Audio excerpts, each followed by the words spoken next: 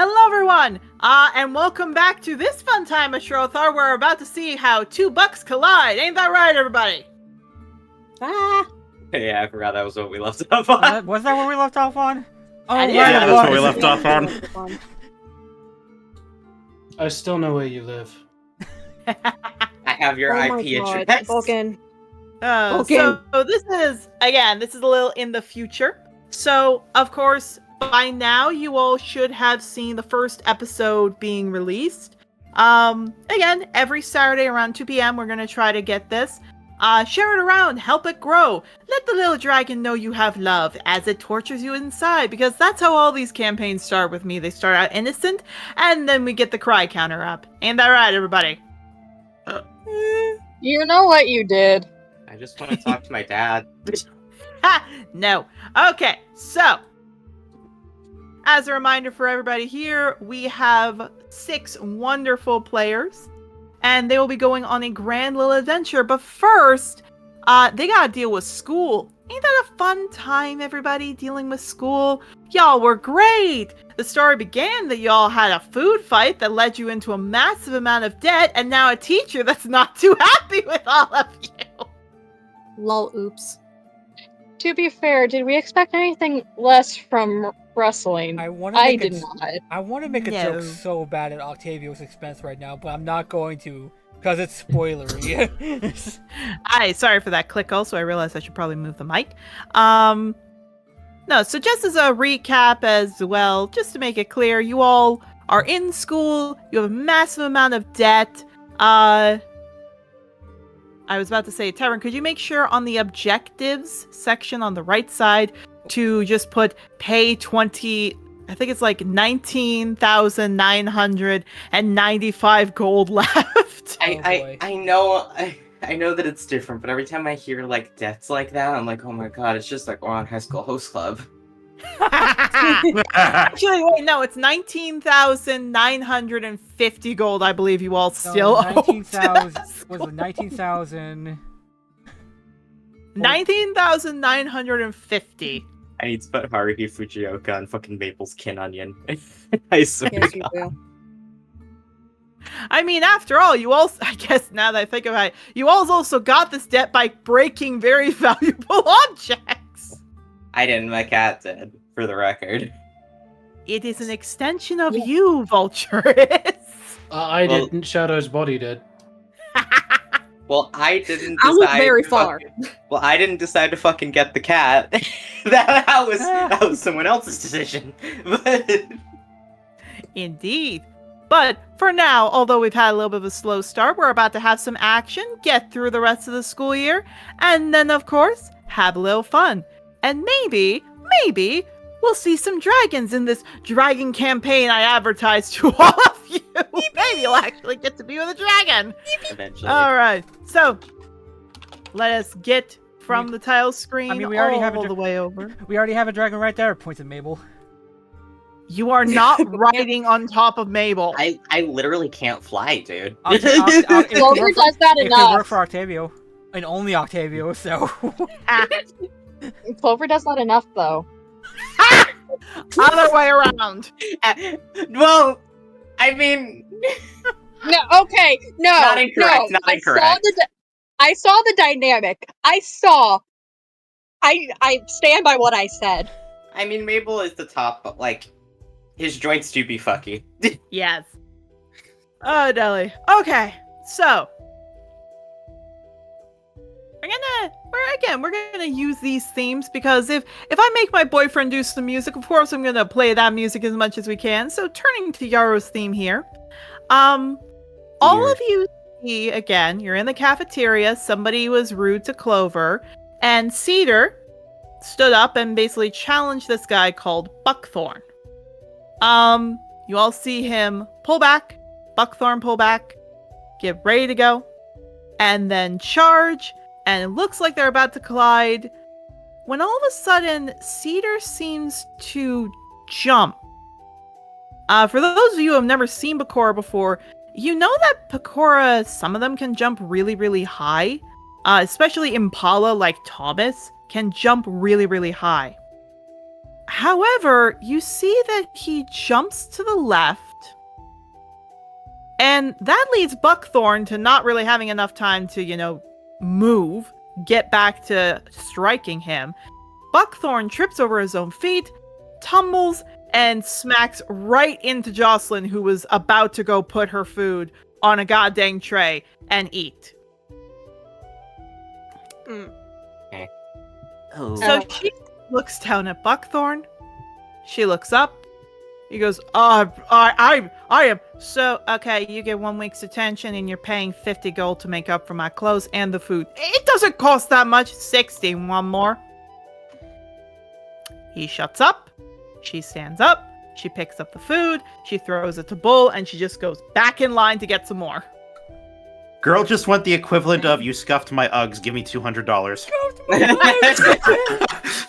Not my Uggs. Not the Uggs. Anything but the Uggs. You cannot pass go. I was about to say rustling first, then Shadow.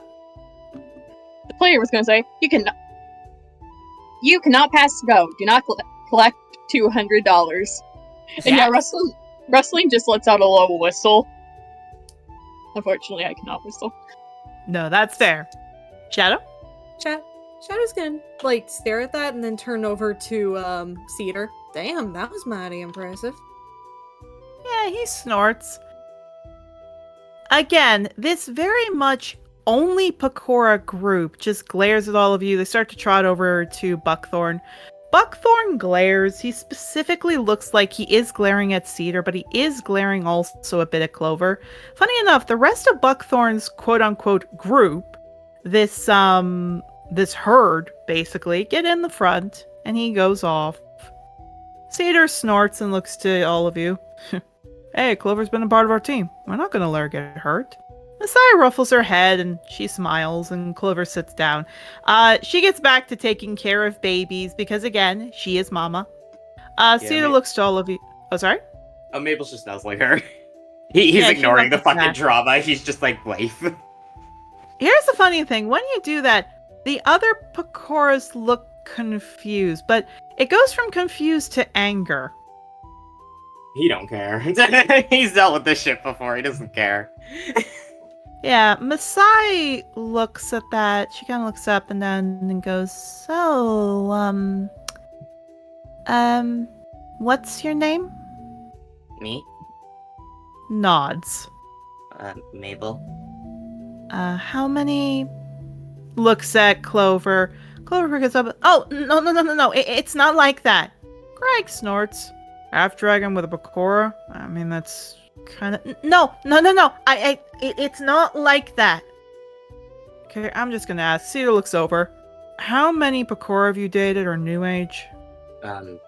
New Age 2. Pecora only Clover.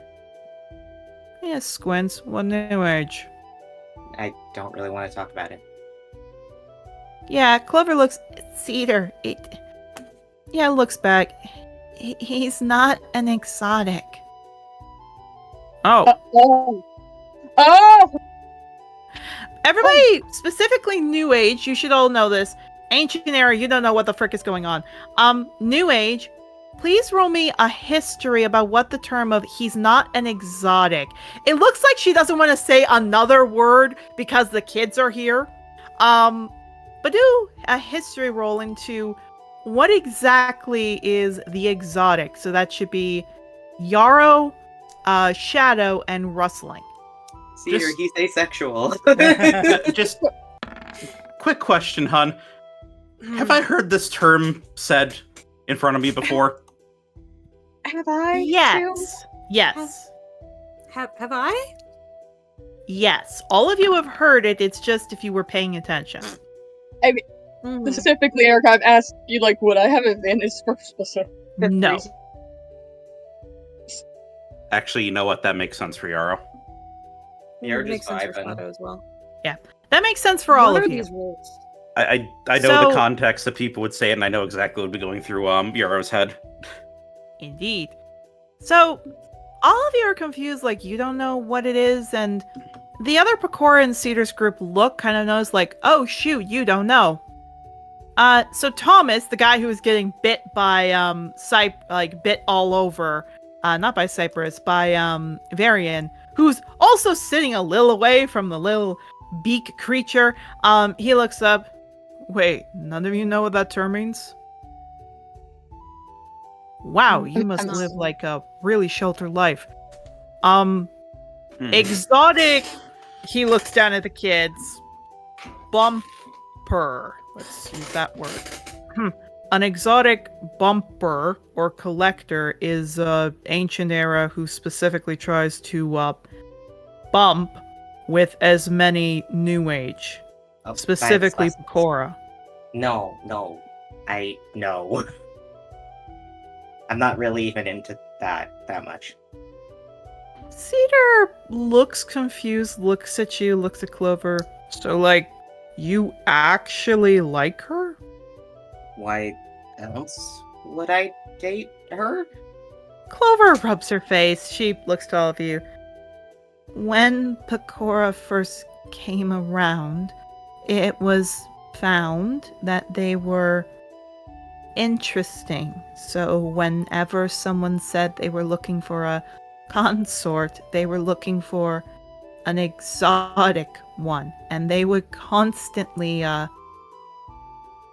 again, looking down at the kids, because she doesn't want to say this, clears her throat, take a new age and keep them in a place to make them their pet. That's horrifying. Disgusting. Yeah, that's not what I'm doing. Yeah, Yeah. Rustling just. Oh, sorry. No, you go. Rustling just furrows her brow. Yeah. People do that all the time. I don't know why there has to be a term for it, though. Mabel makes like a very obvious gagging motion. Like he did not fully understand this. Yeah, Clover rubs her face. Cedar looks, why didn't you tell him? Because, she looks at her kids. They're not really gonna understand it, because as much as I love my boyfriend, he's a bit of a social idiot. No, I'm not. Yes, you are. I'm functional. I want you to repeat that phrase. I'm sorry. As soon as you said that, I could not stop laughing at that. I cannot stress enough. He does not understand. He like blinks in like complete confusion and just goes like, I don't understand. Mabel, none of the rest of us wanted to take that dead rat. Well, but that's like not a social thing. That's like I just have different interests than you. Clover looks. I'm sorry. You wanted to take a what? It was like an undead zombie rat. It's so interesting. Clover just Disgusting. I ate just one. Clover takes her hoops and puts them in her face. Shadow? It was disgusting. I bit one's head off. Yeah, maybe you should go to a doctor for that.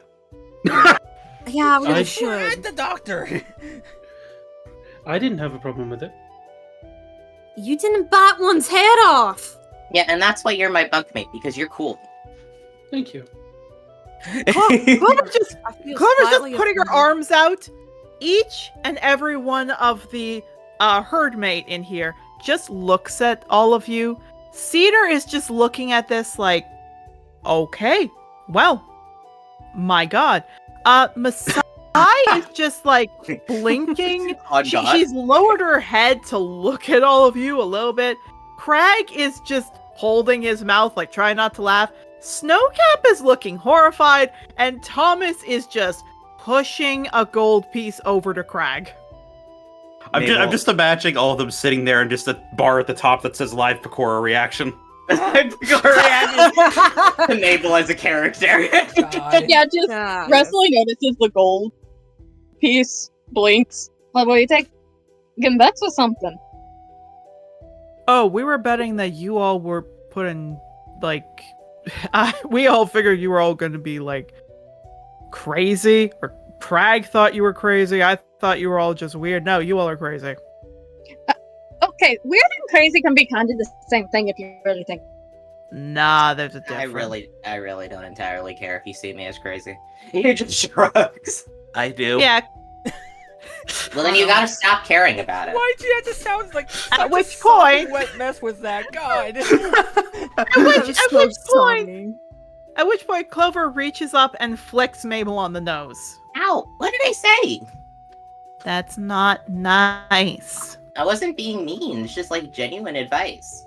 That's not nice in how you said it. Fine. It sounds fun to me. You see, Yarrow, everyone has opinions, but you shouldn't let them affect you. You should just let them roll off your back like water. Kind of like Yeah, like turns lots of- and Yarrow first? kind of like turns and blinks. It's kind of a different thing when you haven't been around your own kind for a while. Yeah. Sarah looks up. By the way, you look like really familiar. I get that a lot. I just kind of have that kind of face. No. Like, he kind of looks over. I mean, like, are you from the capital? Because you look really, really familiar. Nope, I've never been to the capital in my life. I don't think he wants to talk about it. Oh. He kind of looks... Thomas. Yeah? Doesn't he look familiar? I meant that in What? a you should probably back off way. Yeah. Maybe you should drop it. Cedar nods. No, it's just... Did your grandfather live in the capital? Thomas nods. Yeah, he's got the marking. Cool. Yeah, he looks like somebody. What Mabel rolls his Okay. eyes and looks at Clover in the most like you're telling me I'm socially bad. Like, Surprisingly, Clover actually looks over, clears her throat, looks to all of you. I think what Cedar is trying to ask, and she looks maybe to get to your point. Oh, right. Sorry. You look like one of the founding family mates. I couldn't put my hoof on it. But because you're one of the founding family mates of our kingdom, he pulls out a piece of paper and pushes it over to you, Yarrow. You should join the New Age Student Council. The what? See, I may have come from the capital. We all did. They all nod. And there's a New Age Council that fights for the betterment of rights. We're looking for people who can lead a group. One of the things they try to fight for, and he taps the collar on his neck to get these off. thank God. He looks like Wait, he was what? about to say something. And he stops himself and he just kind of looks down at the paper for a second. He's going to pick it up and take a look at it. Yeah, specifically it looks like Wyseer was pushing you, and I'll say Ivy and Shadow, you two were close, so you can take a look. It specifically says that the requirements are 3 things. 1, you have to be a New Age race. 2, you have to have like a clean criminal record, minus anything that happens at the school. So like a clean criminal record. And 3, you have to be from a royal or founding New Age family line. Cedar puts his hand up. All of us are not noble, but we're from one of the founder groups. Our families are long, ancient lines of it, so here we are. I appreciate it, but, 1, I don't really know that side of my family that well, and 2, I kind of don't want to bring too much attention to myself. Hey, I mean, if you don't want to, you don't want to. It's just, we could use as many help as we could get to, fight for our rights. I appreciate the offer. I'll give it some thought. He nods. Cedar smiles. Besides, if you haven't been around most of your kind, you could probably meet a lot of us there. After all, you look like you've got some felt there and you still haven't shaved it off. As he kind of gestures with his own horns that he's already got some of it off. We could show you how to do that. Oh, yeah, I just, haven't really been around a tree since we signed up. Or since we Don't got in worry. here. I mean, if you guys weren't on a team already, I'd say you can join up with us. Clover would probably kill you around too. I Clover would just actually. smiles. Clover smiles. Don't worry. We can help you out. Thank you. I appreciate it a lot, actually. And he actually smiles and looks calmer than probably the rest of the party has seen him yet.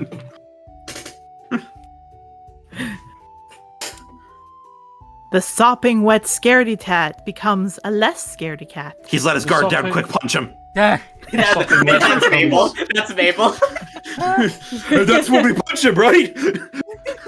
The sopping wet becomes matted. Yes. Ah. It's still sopping wet. Indeed.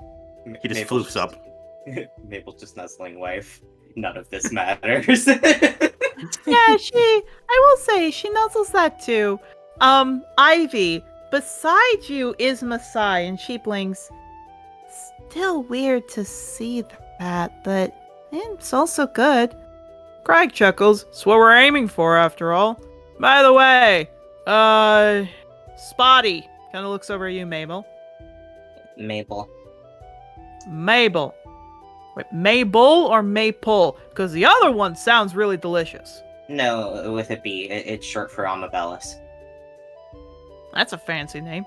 Yeah, I don't like it that much. Fair enough. That's the kind of thing I like. You look pretty scrawny. Yeah, I'm like terminally ill. That's what happens. Well, now I feel like I need to shove my foot up my mouth. It's fine. I wasn't offended. Yeah, Masai looks over. Well, looks like it turned to shit, didn't it, Craig? Oh, shut it. Look, I was saying, rumor goes around that there's a rule all of us need to join a competitive club. Oh, Craig would... I've never actually been part of a sport. Yeah. Cedar looks over. Craig's right. He was taking to some of the second years. Apparently, the school wants you to not only be academically smart, they want you to compete. So you can't continue your year until you join a club. Wait, why? What clubs are there?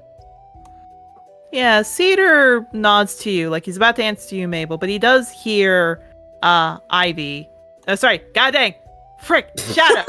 I meant Shadow. The curse continues. I saw the freaking text, Ivy, as I looked to the map for 5 seconds. The curse. The curse. Well, I can be, sir. I'm going to Oh, God. punch you. No. I'm going to punch you, baby. So Craig looks over to you, Shadow. Mm-hmm. Okay, what does he say to me? Shadow weep. Don't Hey, keep that fucking- up. Okay. Craig looks over to you, Shadow. Basically, they do it because Cedar looks like he was about to answer, but Craig held up. They don't want you to be soulless working machines. Or not like some of the other academies. They want you to have time to relax, time to breathe, and time to work. And this is kind of the mixture. That way you also bond with people. Wait. Oh, Sorry. No, he just looks. As for why I was saying it to you, Mabel, you should go for the flying sport games. What? Like, I can't fly though. What do you mean you can't fly? I just never learned, and my joints are also kind of shit, especially in my wings. Wow, your body is just hell and back, isn't it? Yeah, I think God cursed me or some shit. But What's a god? There is no god. There are the shut the fuck up! celestial. Shut the fuck up! I think a celestial. What's a god? I think a celestial cursed me or some shit, probably. They nod. However, Snowcap looks up. It's okay. I think there's some games you could do. Well, you gotta join one or else you're gonna get, well... At which point Thomas looks up, expelled. Fine, I'll join a sport. I don't know how to do sports. You better learn. Question. I'll figure it out. Question: is music considered a sport? No. Funny enough, Cedar shrugs. I don't. When we were at the club hub, I think they said that was one of them. Cool. Really? I can do that. Is there like a weaving one? Snowcap chuckles. No, but there is pancration. What's that? Oh. Mabel in his head. That sounds like pancreas. Same. Yeah, That's my pancake. Crag takes his hoof, slams it into his fist. It's where you basically get no holds back. Do whatever you want to make the other person submit. Oh, I can do that. Like his eyes actually Like- fucking dilate and his tail's wagging. You can tail whip, bite, headbutt, horn, gore, whatever it is, so long as you don't kill him.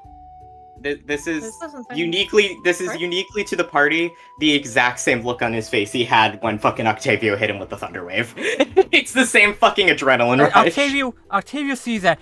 He just doesn't say anything. He just has this very concerned look at him and then looks right at Clover with that. Yeah, I'm joining. This guy? I'm joining with the concerned look at Clover, but then just slowly looking back over at Mabel with the shit. I fucks with this guy. What I will say is Clover is about to break open her egg. She looks at Ruby. Ruby gives her a big eyes, pushes the egg over. Ruby uses her tongue to take the eggshell off and then spit the egg out as Clover eats it. Mabel, maybe you need to work on something that won't hurt you so much. For me, please. He relaxes and puts his tail down and just goes, fine. She looks at that, kisses your cheek. No, I'm fine if you join it if you promise to pack up on healing potions, okay? Fine. I mean, I'll figure it out. I still need to talk to Valdus about a lot of things. Nod. Probably ask him about that. Cedar's group looks at that. They're about to speak when there is a very large thumping noise from behind you, Shadow. Yeah, she'll okay. turn around. Vulcan! Okay, so that's the bit for this episode. Okay. I'm not even doing it this time! I'm sorry, man. Your boyfriend's Shadow- evil. Yeah, he is. Anyways, she turns around.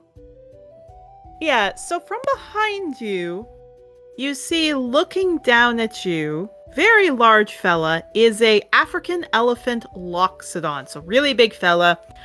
Where Ivy is 7 foot, this guy is close to 9 foot, if not 10 foot. And he just puts his trunk on your shoulder and taps it a bit. As soon as you turn around, which you realize you were turning around, he stops.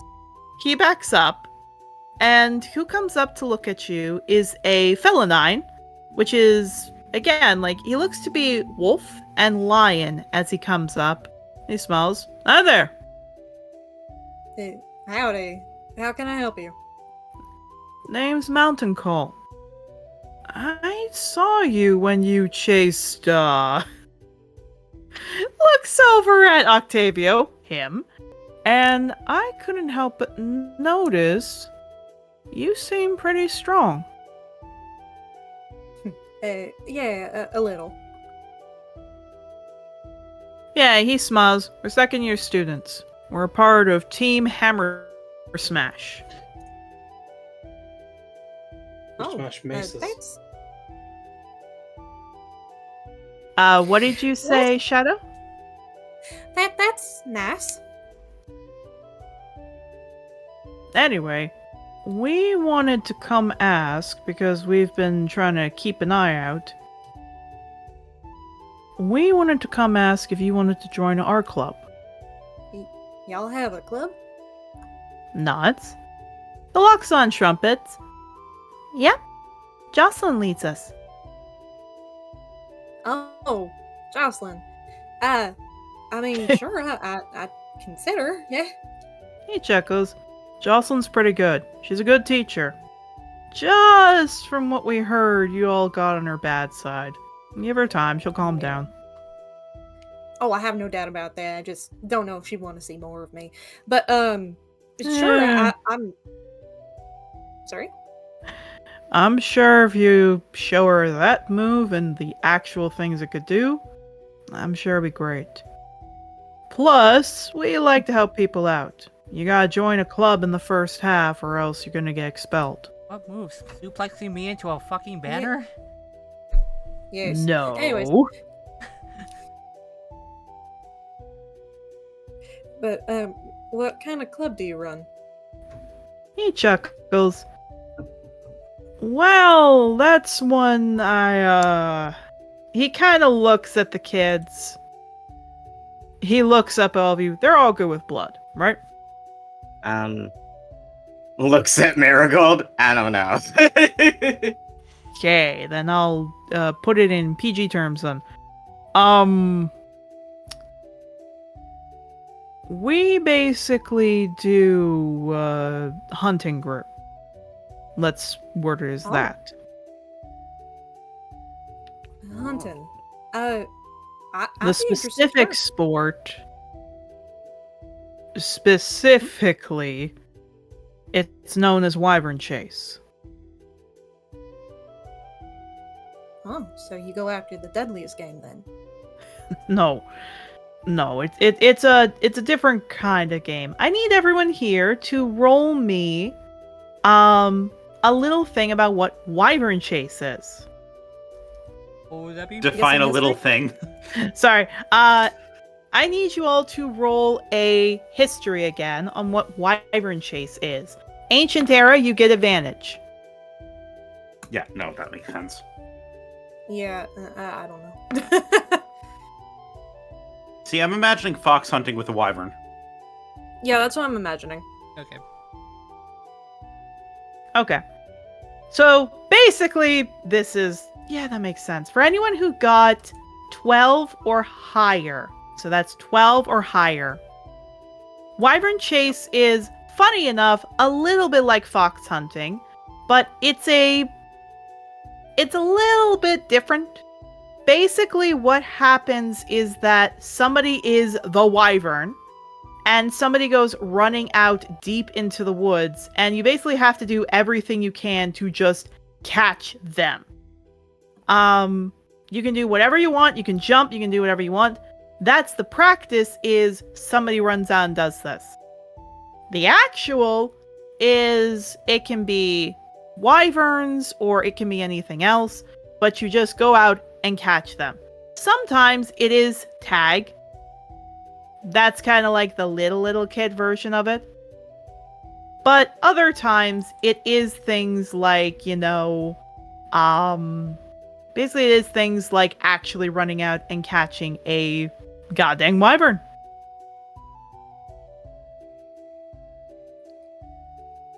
In other words, fun times for you. So no, he looks you up and down. You've got the build. You've got strong kind of body. I think it could go great. Well, sure, why not? I mean, what else am I gonna do, right? He nods. I mean, well, there are lots of other jobs. Well, not jobs. God dang, wrong thing. Lots of other sports you could join. There's climbing, boxing, familiar fetch, kite fighting, seize the egg, Dracodale. All of that could work. Yeah. But how can I turn down a gracious offer? Fair. Besides, he kind of scratches the back of his ear. We fellow knights gotta stick together. Of course. So, he claps his hands together, smiles.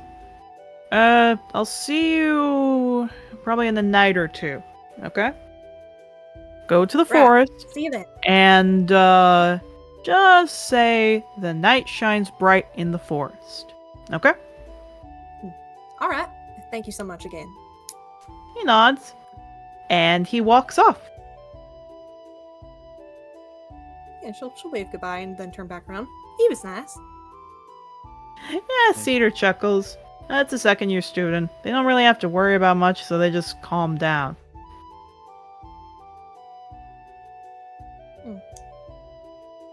Fair enough. Are we, like, allowed to go walk around now? Hey, Blanks. What are you talking about? We got school. Damn it. Look. He chuckles. You'll get time when it's, well, after the last class. When that happens, then you'll be able to go out. Okay? Fine. Why are you so pushy about it anyway? I need to talk with my patron, technically. Nods. And of course, because I do want to keep this going, after that group leaves... Octavio, Oh. there is, from the sounds of it, somebody giving you a whistle. Maybe it's a clack? A chirp? You're not 100% sure. Everybody hitting on us. He just kind of like is looking around. He's here. Just see this little kobold just kind of like looking around, trying to find like the source of the sound. So Yeah, from the other side of a bench across from you, there appears to be a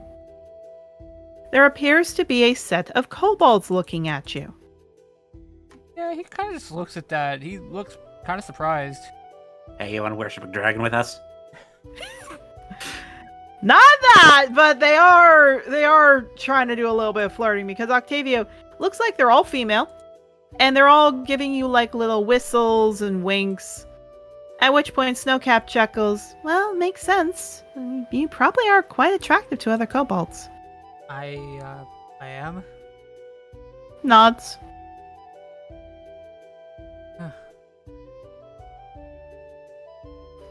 Okay then. Don't really expect that. It just says he kind of just looking at this group of kobolds. Kind of just looks at the party and then just slowly starts like walking over towards them to see what they want. Well, you start to get up, but before you do, suddenly a very much taller species walks up, smiles to you, waves. Hi. Oh, hello. Saw you from across there. I hope we could talk. Certainly. What's your business with me? For everybody here, this is an owlin species. So very big, Aarakocra. She smiles down, looks to you. I heard that you had an instrument coming in here.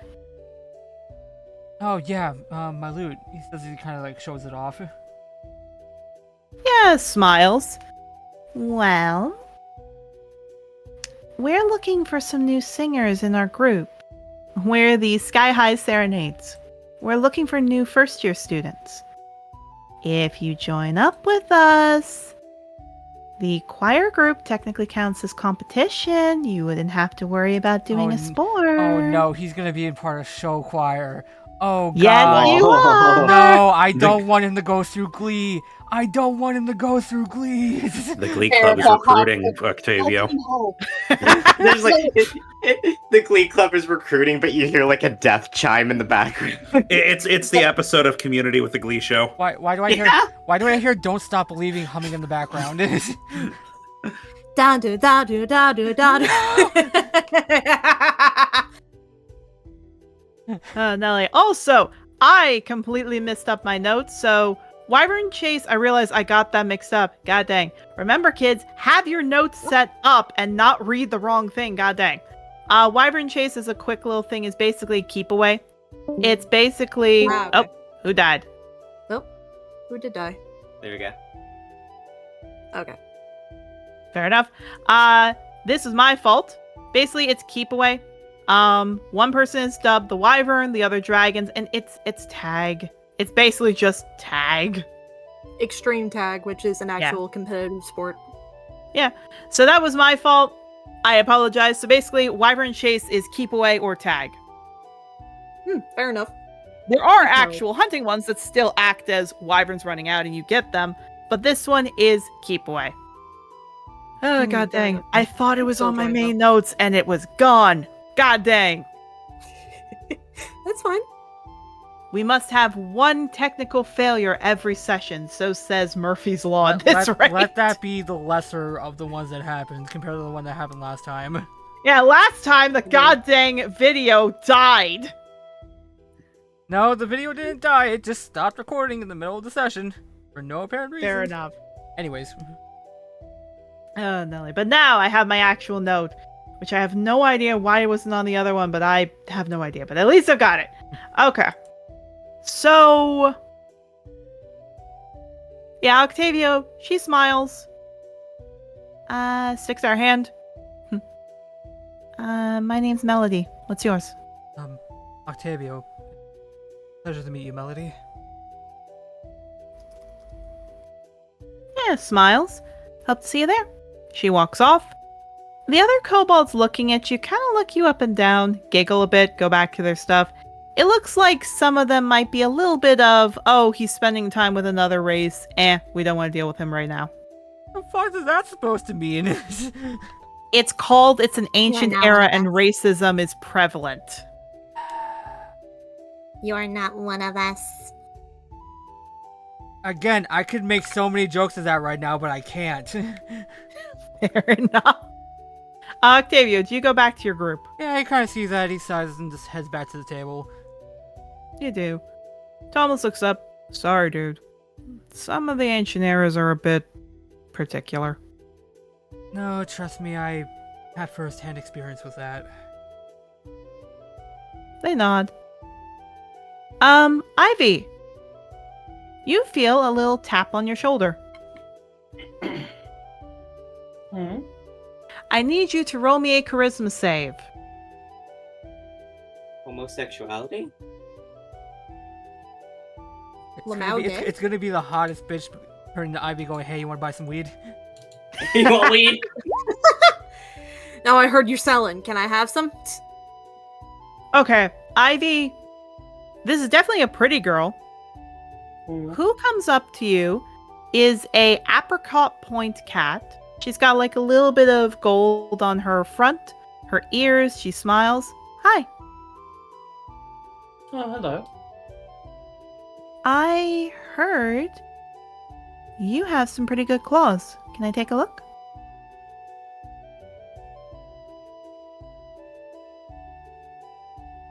You can't see anything wrong with that. Yeah, she sticks out her hand to take a look at your claws. Yeah, she puts her hand in hers. Yeah, she takes a look. Yep, just what I thought. You're a liger, right? Shh, don't tell anyone. Yeah, we've been waiting for one of you to come around. We're looking for one of our base climbers for the climbing team. We're competitive, so it counts. She sticks out her hand. 3rd-year student, apple in the tree. Ivy cast in the wind. Yeah, shakes it. You consider joining up on our team, okay? I'll think about it. Sounds good. She walks up, and as soon as she's gone, Ivy, pouncing on you, is Hollyhock. Hey, buddy! Mabel buries his fucking face in Clover's wool so that he doesn't growl. Hello. Yeah, she pets your darling. head. Yeah, Clover as well keeps eating. She looks up. Hey, there you all are. I was wondering where you went, Clover. You ditched me yesterday. Sarah looks up. Oh, sorry. We pulled her away. Oh, it's fine. I just wanted to keep my promise. She looks over. I told you all I'd make sure she was safe.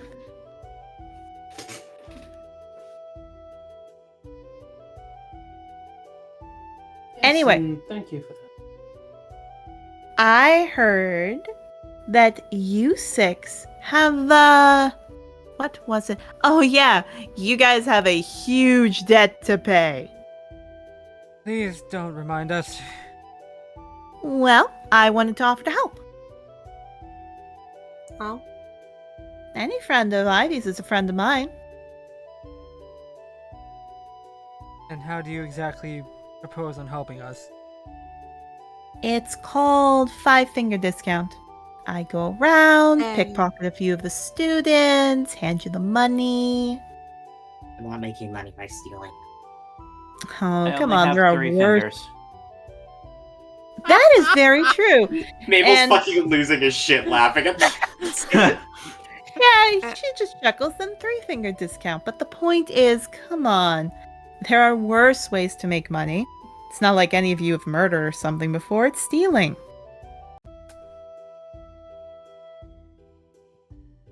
Not making money. by Anyways, Yeah, I feel like Oh. if we did that, we'd end up in even more trouble with even more dead if the professors found out. I was just making a joke, but okay, well, I guess she kind of looks to see her. I guess watch out for them if they hold a knife then. Wouldn't want to be slashed by them, huh? See her chuckles. I guess not. But, yeah, stealing's no. Oh, come on, Ivy and I did it all the time. We never got caught. Isn't that right, Ivy? You ain't supposed to come.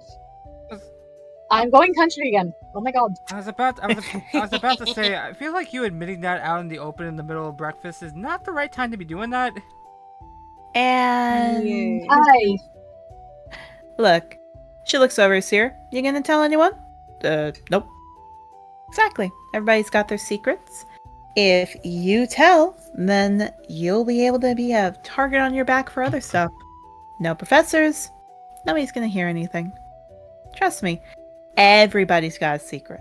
All I'm saying is, Ivy and I ran with an interesting group in the day, and she looks over. Unless grease needs to be put on your wheels, I'm pretty sure you still have the skills to steal.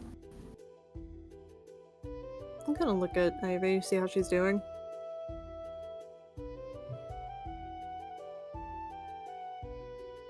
Oh, she looks fine. I'm inciting.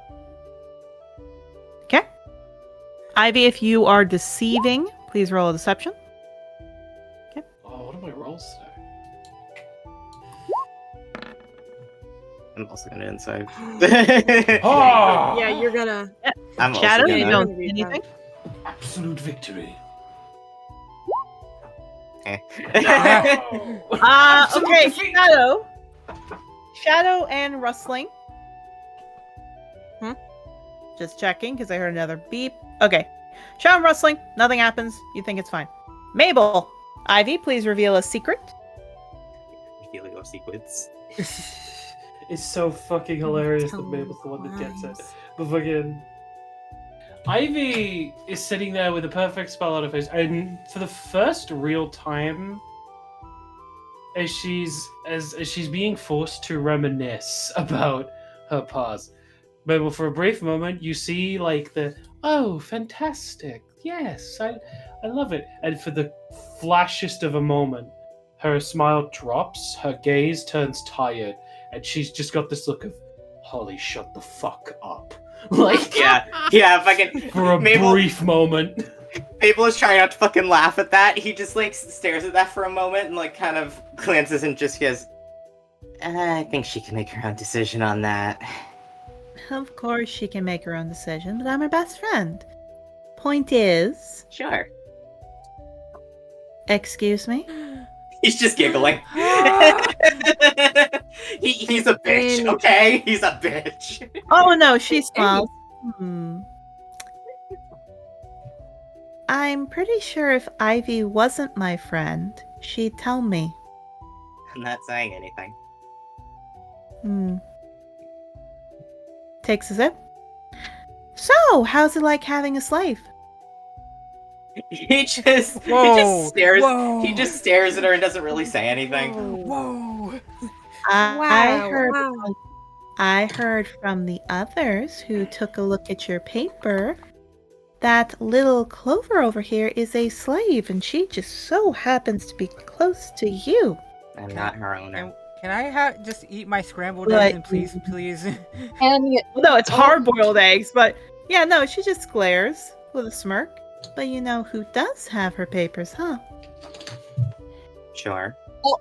Oi, if you're gonna be Hmm. starting something, can you wait until after most of us are awake? I'm not wanting a migraine. She squints. I'm just saying, if somebody wants to talk about giving a choice to someone about sticking around, And I'm stands up. just- and I'm Maybe the Sorry. half-dragon needs to shut up. And maybe you should be doing the same thing. Ever think of that? Oh my god, can we all just drop it and move on and eat our food, please? I agree. Please.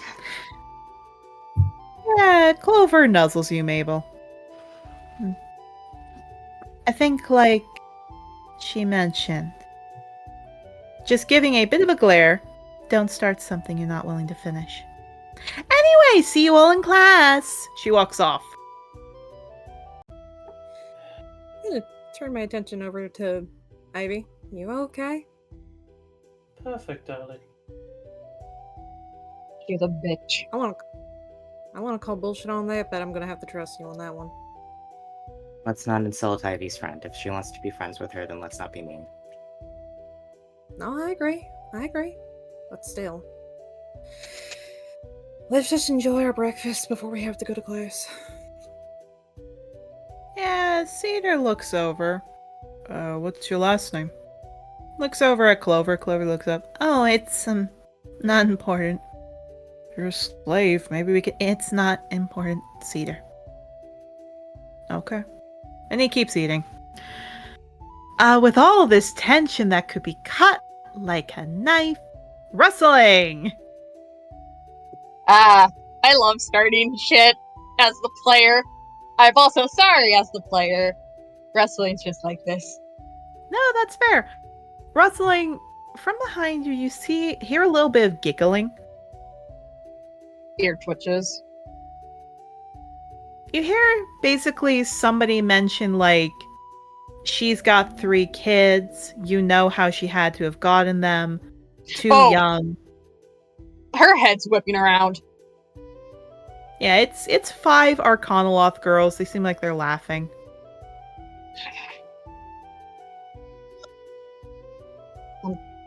Fuck this, I mean somewhere else.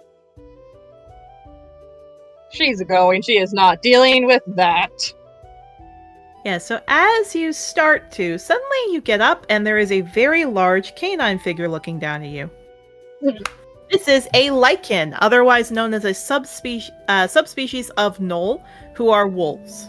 Wolf boy. Oh boy. Wolf boys. Or wolf girl, I don't know. I don't know. Yeah, it is a boy. He looks down. Wolf boy. Hey there. Boy. Hi. You want I'm something? not looking for trouble, just third-year student. Somebody mentioned that you had some garb on that looks a familiar occupation I wanted to ask you about.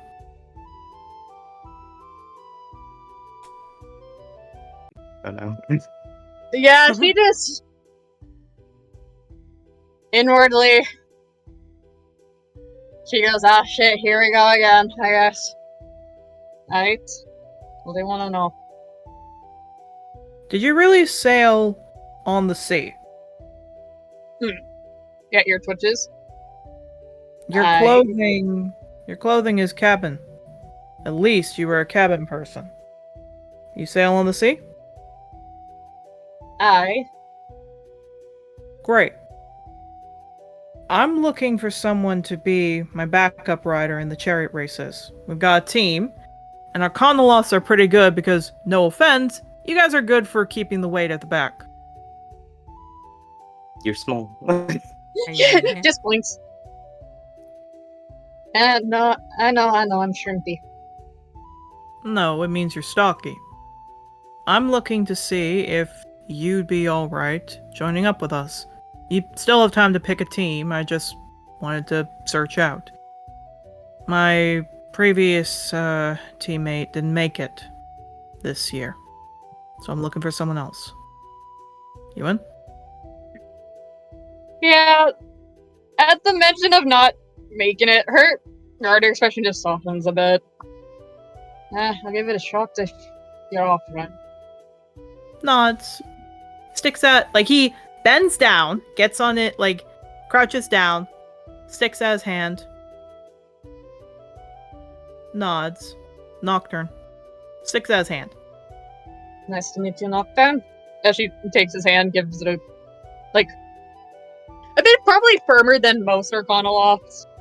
Yeah, he nods. You can Good strength. You can call me Russell. Good strength. He stands up, nods to all of you, gives like 2 fingers in a swish, and walks off. Oh, he looks over. By the way, you guys gotta leave 10 minutes before class begins so that you can drop off your kids at the daycare. I'm gonna be perfectly honest, we were never given an itinerary. Yeah, he chuckles. Yeah. I heard you all messed up the food area. That way. Yeah. Points over to the previous one. Don't worry. There's lots of people who've done stuff. It's okay. You don't have to worry about it, alright? No, I mean, we don't have any sense of time of when anything's happening or where we're supposed to go. I know. I would leave now. You still have time if you head out now with the kids. You're going to hear a very large dragon roar. That's the start of the day. After that, you have 5 minutes to go to your classrooms. Gives a nod and walks off. Okay. Yeah, looking over at kiddos. Yeah, all of them have finished eating their food. However, all of them look confused except Mabel's kids, and Mabel's kids are like, oh god, it's school. All of them are like, what's a daycare? What is school? Yes. Yeah, there's them. There's out. Looks at Atlas, Oceanus, and Daria. Alright, Titik, come here. I need to give you the break. I guess you can pull up the schedule. Yeah, Clover hears that starts packing up the kids, looks to all of you. How about we show them what school is by taking them there? I don't want them late on their first day. And she starts, like, wiping the kids' muzzles. Come on, everyone. Sage looks up. I don't want to go to school. Ghost Yeah, looks good up choice, at... buddy. Ghost looks up. But, Abba, you didn't have to go to school. Yes, I did. Yes. Huh. That doesn't make sense. Why doesn't it make sense? Just picking him up. Auntie Olivia said that if you really went to school, you know the rules of life. And Okay, Clover just well- keeps getting the kids very, going. very, because it's Ghost. Very, very quietly in Ghost's ear, Mabel goes, that's because your aunt's a bitch. And because he didn't hear that too well, or he just looks up, blinks. Baba, Don't what's repeat- bitch? Don't repeat that Oh my word. God. Ah. Oh my Clover god. just looks at you, Mabel, like, what did you do? It's a word for female dog. Yes. But Aunnie's not a dog. Baba, did you really go to school? I don't Oh, think my you Lord. did. You know who didn't go to school? Your dad. Blinks. But I will say this. Sage blinks, but you're my dad. Yeah, your other one. Oh. Well, that makes sense because of who he is. At which point Clover goes, well, I didn't go to school, and I really wish I did. The entire kids look away from you, Mabel, and look up. I really wish I had the chance to. It's the one thing I missed out.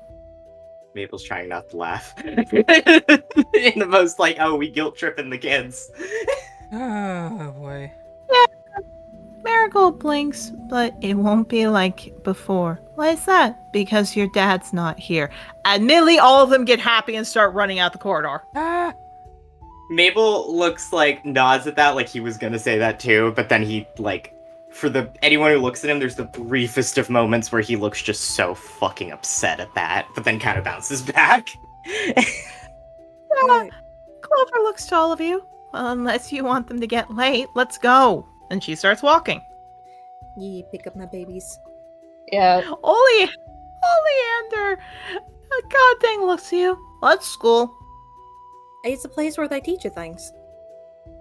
Why? Because you gotta know things. Why? Because it's something your mommy really wants you to do. Blinks. Well, I really don't want to go to school, so we're not going. Sorry, honey, that's not how this works. But I already learned lots of stuff. Oh, what do you know then? Simple. You taught me that if you cry at night, you won't cry in the morning. The entire party just looks up at Shadow. Yeah, she has a look of oh shit on her face as like one of her ears twitches. Did I now? Honey, we really should get you to class. You're gonna Well, have you lots of always fun. cry at night before, and you don't cry in the morning. And Honey, it's not good to cry around other people. So that's why you Hon. cry in your room. well, if you go to school, you're gonna make lots of friends. I already have friends, and he points to his sister. Well, you're gonna want to make more friends. I don't need anyone else. That's what you said. You don't need anybody. She is just twitching in ear as her tail kind of lashes behind her. Honey, it would make me very happy if you went. But you're already happy. It would make me happier. Just blinks at you. I think you might just need to put your foot down. Yeah, she looks at you, Mabel, and kind of gives a bit of a hard glare at you, like, don't tell me what I need to do. He shrugs with a smirk. Like, Ask him what the ask him what the powerhouse of the cell is. What's the powerhouse of the cell, There Oleander? is no cell knowledge here. The fuck is a mitochondria? Anyways. Mabel discovers the mitochondria. That's his contribution. Now, Yeah. can somebody tell me what the fuck a nucleus is? Oh, it's a thing. Nucleus. It's a thing that gives off radiation. No. Okay. Anyways, she turns back to Oleander and just gently pets the top of his head. I'm sorry, sweetie. This is not up for discussion. You're going. No. And he just said, Yeah, she picks him up by the scruff at that point. yeah, he starts like thrashing. Vale looks at you, sees you're distracted, so she starts running away. Vale, if you go any farther, I'm gonna be upset. Climbs up a pillar. Vale! Yeah, she chases after her. You do. Clover stops. She walks up. You need some help? I would love some. Yeah, she looks Mabel has the biggest look of like, oh, so you'll take Clover's help but not mine? Because you're a bitch. No, I'm not. I will say this. Clover looks to you, Mabel. Go make sure Sage doesn't bite the teacher. Yeah, good point, actually. It just walks over, picks up Sage, holds both ghosts. Oh, they already ran, so she's like, go make sure they're okay. Oh, he's fucking going after Sage, that little bitch. He loves his son so much, but oh my god. Ivy has Yeah, just she looks- left. Fair enough. Oh, Clover looks to you, Shadow. Hey, she calls up at Vale. If you go to school, you get to play with toys. Oleander stops thrashing. Vale blinks. Oleander blinks. Toys? It's for recess. You can't have... At which point, now Oleander's like thrashing to get out of your group. Let's go, let's go, let's go! Well, I gotta get your sister first. Vale jumps on your head. Yeah, she feels her on her head and quickly pulls her off and just has them both in her arms. Y'all want to go now? They nod. They jump out and run. Yeah, she follows them. No thank you to Clover. Hold on. I just realized I forgot to thank Clover. She'll quickly like turn her head. I forgot. I'm sorry. Yeah, she turns her head back. She quickly turns her head back around and she's walking. Thank you, Clover. Sorry, I kind of need to follow them to make sure they don't get in trouble. It's alright. And she walks to follow. Yarrow, your babies are easy. They're tiny little things that'll just follow you. Yeah, okay, let's go, kids. You're gonna They get go. something I never got. An education. They walk Ruby just looks at you, climbs up your back, lets out little screes from your head. I'm just imagining him walking, and he's got 3 little Pecoras behind him, and everyone's just turning around and, like, moving away because they see, like, this... Because they see her, like, splitting her mouth open and just, like, flailing like a tentacle tongue in the air. Basically. Flair, I will say this, Flair is, like, following, because he saw people running, so he's following that.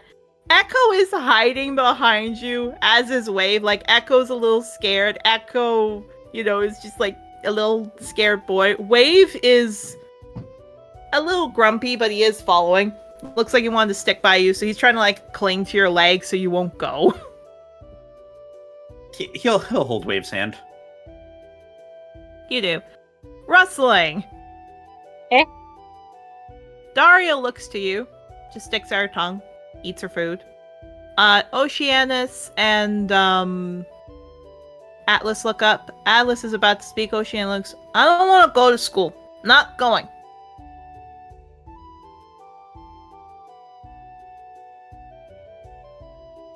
We don't have you don't get a choice in that. You need to get educated. No, we don't. And why is that? Every time you go away, he comes back. Yeah, she tenses at that. Crouches down. Yeah, Oceanus looks at you. Still, or we're talking about after.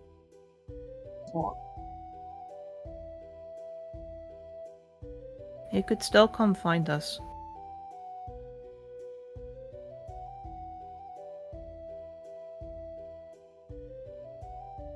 Yeah, just kind of I'm gonna be casting message for the kids, because for all of my kiddos. Great! You also cast a spell. Yeah, I did. Wait, does that apply to D20? cantrips? I make it Yeah. apply to cantrips. Alright. Let me at least reassure my children. Of course. Me being the player forgetting I'm playing a wild magic sorcerer. Oh shit. Indeed. Yes. In the past that's happened, and I'm sorry I put you through that. But here we have people who actively prevent that. That's why my good friend Mr. Snowbrook is here, remember? They look to each other. Look at you. Atlas is a mama's boy. He does whatever his mama says. So he just gets off the bench and takes your hand. Gives a very soft smile. Thank you, kid. Yeah, Daria takes your other hand. Oceanus bites your tail to follow. Okay. Alright, you can do that, hon. But do I need to roll again? D20. Motherfuck! Oh no. Yeah, well, Get Oh, the no. Get the kids out of the blast radius for this kid, guys. Can we wait until after my kids are dropped off, please? No. Crack open the old book. All right, take a look here. Please don't let it affect my kids, that's all I ask. I'm not the one that makes the rules here. You're literally cracking open the rule book! I'm not saying anything. Okay. 4396.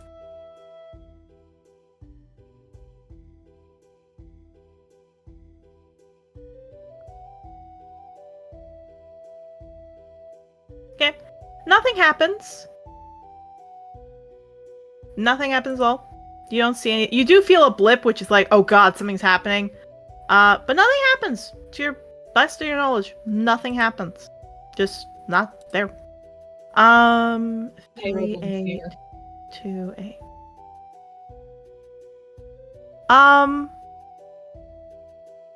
You feel a little reminiscent, but nothing happens. And you take them all to school. Let me change the music for this. I live in fear. You should. Let's use this theme now. Oh boy. Actually, no, let's go with Octavio's.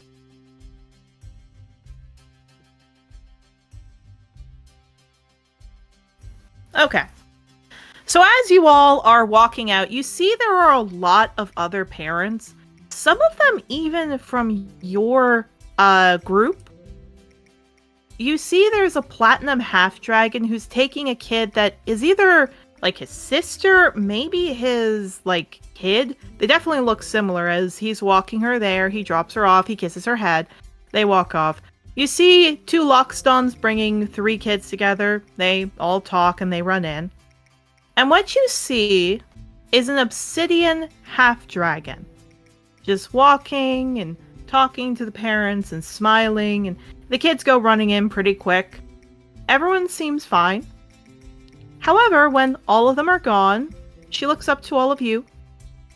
The walls of this area, by the way, are cozy. There's like big paintings of dragons flying through the sky and images of Agnes, so the unicorn celestial. There's seesaws and jungle gyms around. There's swings and all of that. Some of the parents have to push their kids a little bit, but when she looks up to you, she smiles. Big, wide smile. Hi there! She comes up. My name's Miss Coalduster. It's so wonderful to see you. And as soon as she gets down, and who are these future little seeds? Every kid is hiding behind all of you. Yeah, Rustling's... Oh, sorry. Oh no, I just laughed. Go. Rustling's ears go down a bit. As a heads up, my group is a bit wary of, due to circumstances in the past, nervous with half-dragons. It's alright. She looks down. There's nothing to fear, everyone. I'm just here to either teach the next future group of dragon riders or farmers or whatever you want to be. Now, let's see here. 1, 2, 3. Here we go. I've got a few forms for the parents. What? Right. Who wants to register their kids first, huh? Sure. Why not? She looks to Mabel first. Alrighty. 1, 2, 3, 4, 5, 6, 7. She hands you 7 papers on clipboards. Yeah, looks at it. This here is just a form to let me know allergies, phobias, something they might need to be. Also just a small little box to tick if they have a disability or something else. Okay. This might be a weird question. Points vaguely at Cypress. He doesn't talk. You're not. Don't make him talk. Okay. Well, we have to practice talking. Is it a disability or what's going on? He just doesn't like talking. Like he's scared? Has he ever made a noise? I mean, he makes noises. He just doesn't like talking. Oh, he's nonverbal. He knows. Oh, that's fine. Are you the father or? Yeah, technically. Well, then I'm sure you're already medicated. As you know, it's usually through the father's side, so we'll get What? this all set up. Medicated for what?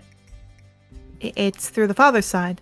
He's probably autistic, nonverbal, maybe ADHD. I don't know yet. This is like the 4th time he's been told this in his whole life, and he's just like, why do people keep saying I'm autistic? Clover immediately speaks up. Probably. I still need to get him tested. Does like a thumb motion over to Mabel. Mabel's like, damn it. Why does everyone think that I'm autistic? It's them that's weird. Literally, that's his brain right now. Why does everybody keep Mabel verbally? Why does everyone keep saying I'm autistic? I'm obviously not autistic. Everyone in the party, that's the most autistic man I've ever met. Yeah, that's the most Meanwhile- autistic thing you just well- ever said. To be fair, Russell... Everyone other than Wrestling, because Wrestling's like, yeah, no, that's perfectly normal behavior. You're also autistic. Oh god. Yeah, she is. She is not No, aware. he just sighs. He just accepts this. Starts like writing down their fucking names and everything. Yeah, but she does look. Though I am afraid we are going to have to try getting him to talk. He's had traumatizing experiences with people trying to make him talk in the past. I'd really rather not. What I mean is, at which point, which is something different you might see, Vervain, Winterberry, all of them head in, followed by Ghost and Sage, who leads them. Except Cypress. Marigold looks back, and she's like, come on, Cypress. Cypress starts to... Mabel, which you know is his tippy taps, which is basically him stomping his feet and waving his hands a bit, because he's very overstimulated. Most professors or tutors you've seen him with, Mabel, they immediately tell him to be quiet. What Miss Cold Duster does, on the other hand, is she gets at a level. She doesn't touch him. She doesn't do everything. She looks at that. She looks at Marigold, looks at that. Sweetheart, what's your name? Marigold? Can you come here? Yeah. Marigold comes over. Cypress immediately calms down. Okay. She sits down. You've got some big feelings, huh? Well, that's okay. But you know, what's in there is a lot of fun stuff. And what she pulls out is what appears to be a lamb, like a stuffed lamb. There's that stuff in there. Cypress calms a little bit, but he still takes it. He looks over to it, like she looks to Marigold. Why don't you take him in your own time? Marigold nods. She tugs Cypress's shoulder, little cloth, and he follows his sister. She stands up. Anyway, what I was saying is we're not going to force him to talk, hurting him. I know that's a practice some use, but we're going to be using speech-language therapy. We'll be improving his sign language to make sure he understands what to sign. And we're going to basically be working on repeating the motions and repeating words over and over again. If he talks, great. If not, he'll know what the words are, and he'll be able to communicate in his own way. Is that all right, sir? That's fine. You're scared. It's okay. I don't know what he's been through, but I'm not going to force him to do anything he doesn't want to do. And just for his own sake, we have a desensitizing room in there. So if he has any panic, he can go in there with Marigold. And if something happens, we'll alert you right away. Okay? That's fine. And if it helps, she smiles, so she takes the forms. Why don't you go in to say goodbye to them? All right? Okay. Yeah, Clover walks in. You go in. Mabel, it's a nice room. It's very different from their tutor rooms. There's toys in there. Heck, half the kids you have are distracted. It looks like there are 2 male students there who take the babies into a resting nursing area. And funny enough, Cypress, you only get to see a little bit. He does look very scared. He looks back at you, but when he sees you're in the room, he seems calmer and he starts running around. He relaxes. Clover touches your hand. They're gonna be fine, Mabel. Maybe. She kisses your cheek. She wipes her eyes. I know. Come on. And she walks off. Yeah, following. If Cypress does have a meltdown or something else, he is at least distracted now. So you guys go off. She looks up. All right, who's next? Yeah, Shadow will walk up. Alrighty there. And she gets a level. Who do we got here? This is Vale and this is Oleander. Yeah, again, they also look scared. Vale hisses. Oleander snarls. Ooh, feisty little ones. And she holds up a stuffed toy. They look annoyed. Oh, I see. And what if I do this? She takes out a little wand, like a little tiny wand, waves it, bubbles pop up. Immediately Shadowlay let go of you and start to try and catch the bubbles. Bubbles! Bubbles! And Yeah. they're... Sorry? No, I was saying is the teacher shoots the bubbles into the room as they start running in. Yeah, you might need to keep them a little more attention based there. I'll see. She puts it away. Trust me, every parent who we drop off, they see their kids immediately go in at times, and they're kind of like, oh, maybe we need to teach about not following strangers with toys. It's an interesting lesson. But don't worry, she hands a clipboard. Allergies, all that. Please put that down. Will do. And thank you very much. No worries. Next.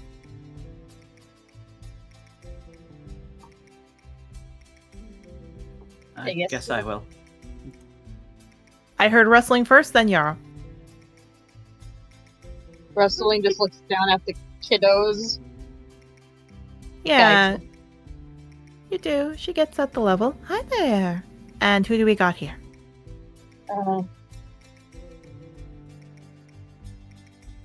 Just points at Daria. This one's Daria Belladonna. Points at Atlas Speedwell, and points at player is Oceanus. Points at Oceanus, and this one is Oceanus Felix. Fair enough. Also, Danny, you're a little bit quiet. If you can move closer to the mic, I'd appreciate it. Hello. Very Hello. good. Just make sure to speak up, okay? Do I need to repeat? No, it's okay. We heard you. No, so she looks at that. Wow, that's very good. She looks at all of them. Now, if you go in, you can have fun like everybody else. We don't want to. You see that post up there? And she points up so there's a dragon statue. Did you know that's a magical guardian? So if something happens, I can whistle and he'll come down? Really? Yep. So no one can come in? No one can come in. Oceanus takes Atlas's hand and they run in. Oh gosh, there's Daria now. My daughter. Yeah, she looks at Daria, stops. We're not allowed to bring personal things in. She's gonna have to leave that with you. Blinks, looks down. She was born with it? Born with it? Oh! Oh, why didn't you say so? Oh! It's good you adopted her. And she starts, giving her a pat in. Go on, dearie. You can go in. Adopt? Well, yeah. If she's got that pelt, it clearly means she's one of the usual two with them. Okay, go in, sweetie. Daria looks to you, rustling, and she walks in. It's so good you adopted her. Adoption's always amazing to do. Yeah, Rusling's confused. She's pretty sure she pushed that girl out of her vagina. That's a god dang phrase I wasn't prepared for today. Welcome to I was like, D&D. I'm pretty sure I remember doing that. It's like, I'm pretty sure I remember bringing life into the world. Danny, it's okay. My mother on every single one of my birthdays constantly reminds me that she did it, so it's pretty obvious that Russell would remember. That's really funny. Me as the player too, it's like, no, I remember that backstory mini session. No, she stops. Why are you looking confused? I didn't adopt her. She was the first one of the litter. What?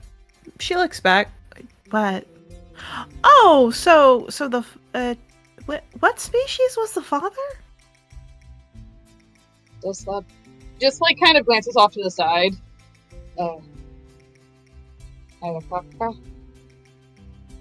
Wait, that.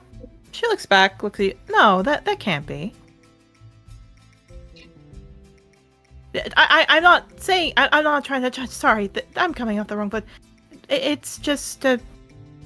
Well, if she's either an Otterfolk or a Selkie, I just wanted to make sure to know what. What? You. Oh, what? That's a Selkie, an Otterfolk. They have pelts. They're born with them. Clearly, she's one of them. Hey, Starling? Starling. Yes. How the fuck did that come out of me? I told you it happened. You just went along with it. Yeah. How did that come out of me is such a question. Where's the family line? Ah, the mic that has suddenly gone into goddamn the mic has suddenly taken off all the voice. What did you say, Danny? Where in the family line? I don't know, but no, she just looks at you. I mean, I assumed, but you don't have a pelt, so that must mean you're not one. But no, I fully apologize. I am so sorry. It's okay. She kind of her brows furrow a bit. I appreciate you letting me know. Would that explain why she's always trying to get to the water?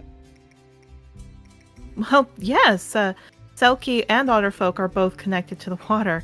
Though, well, if you take a pelt away, they can't really leave you alone. They have to follow you around. So, I'll make sure her pelt doesn't get taken away. At all. I'll make sure the kids know. But, does she talk? No. She's never. At one point, we thought she was close to it, but her ears go down. Something bad happened. Well, clearly, you must have taken her to the ocean. I'm sure she, I don't know why she'd prefer her non-Selkie or Otterfolk form, but clearly if you've taken her to the ocean, she might have been born that way. You know what they say, Selkies don't take their first bark until they're in the water of the ocean.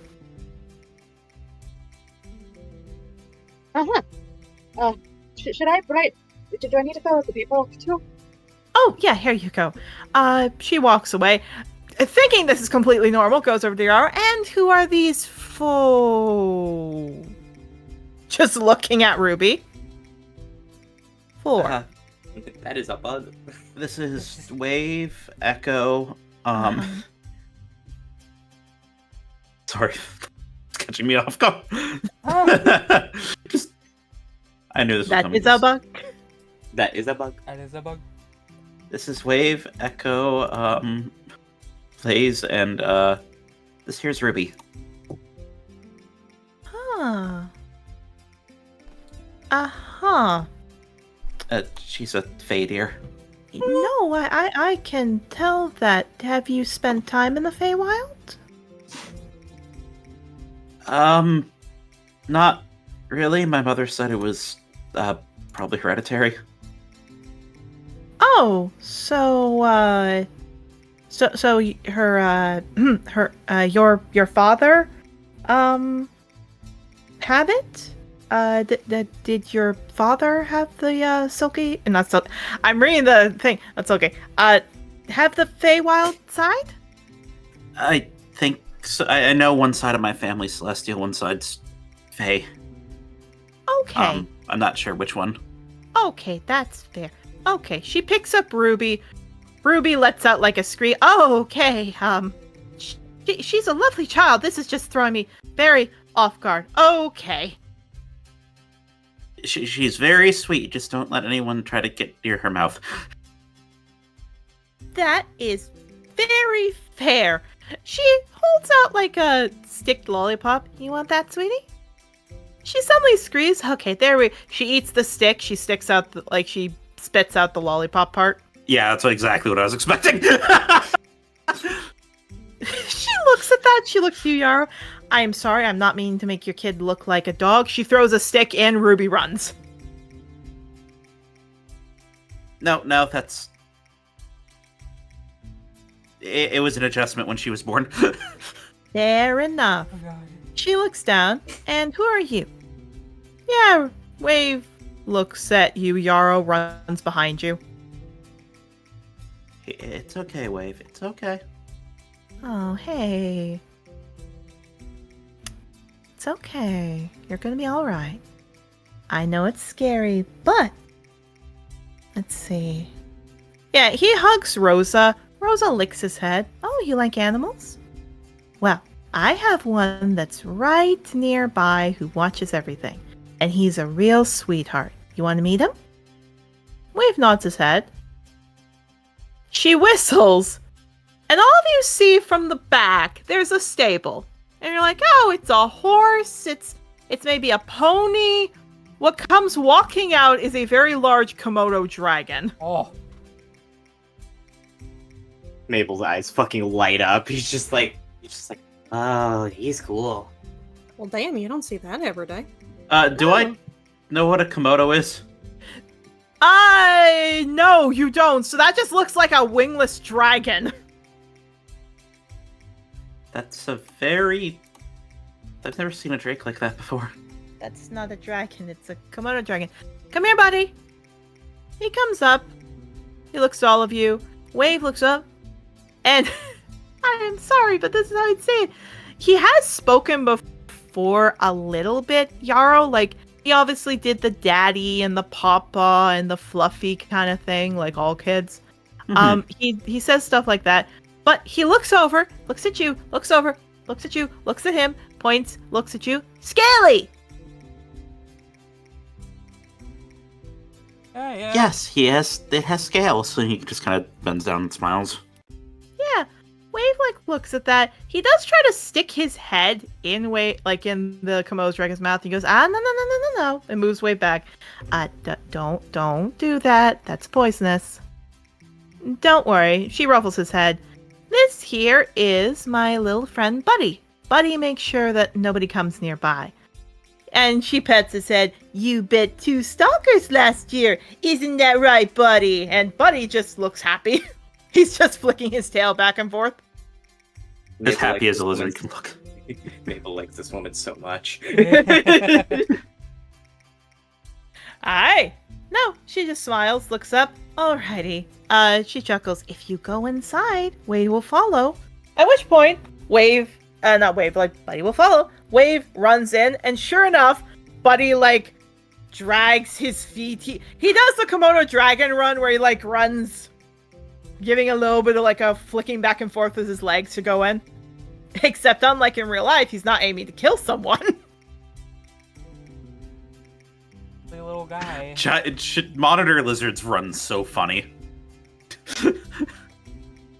Any kind of monitor lizard just runs so funny. Lizards are just funny. Oh, yeah. No, on that note, Flair looks up. I'm not scared. I'll go in. All right, then go. Well, yeah, I will. Okay, go. I'm gonna. At which point she nods. Flair looks up. Papa, you'll be back, right? I will. I know. Really. You wouldn't say that detail because he's still young. He just goes not scared and all that kind of stuff. And he looks up Papa back. So yeah, you say that. He smiles. Papa back? Yeah, I'll be back. It's okay. Yeah. He hugs. I was getting Sage and this one mixed up, which Flair is one thing. He's not Sage's level of destruction. No, so he hugs you, Yarrow, and he runs in.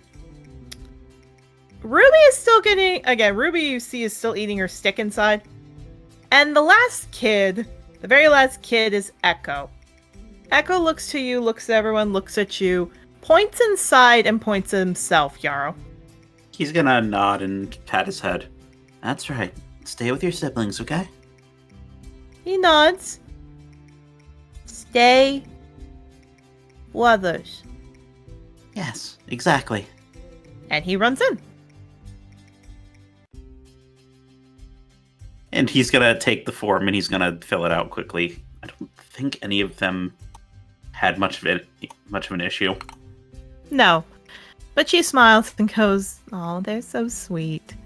Anyway, just so you know, the curriculum goes that we base it on ages. It's a bit of a new concept some of us do. So if they're 0 to 3, they're just going to be in the play area. It's basically just so they can have fun.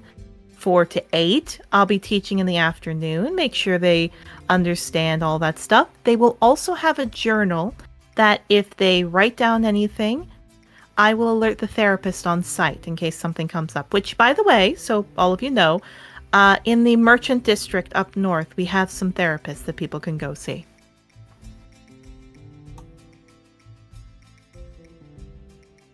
I highly advise any parent who looks at you, Rustling, who might have had a bit of a hard time earlier in their life with their children, to take them there at some point.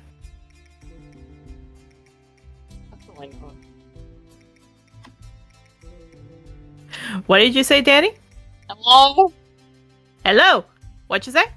Wrestling nod. Yeah. And she looks up, and it's open to students. Just schedule a time, and we'll be set. All right? What's therapy? It's where you go to talk to someone about your feelings and your emotion and your trauma. Do we have to do that? Well, children learn by watching, so if you all don't go to therapy, you can't expect them to go to therapy. I see. If it's for my kids, I'll set an example. Whatever, fine. She nods. They might not need to go. It's just offering. But anyway, class is about to begin. She takes a bell. She rings it. For children 9 to 12, and she rings the bell again, we have morning and then afternoon that they will be taught by me and a secondary writer in the morning. Again, books, art, everything else they can do. And then 13 to higher. Basically, that's where they'll be moved to Dawnford. It's a city you all probably came in on the boats. That's where more of the adult children will be kept.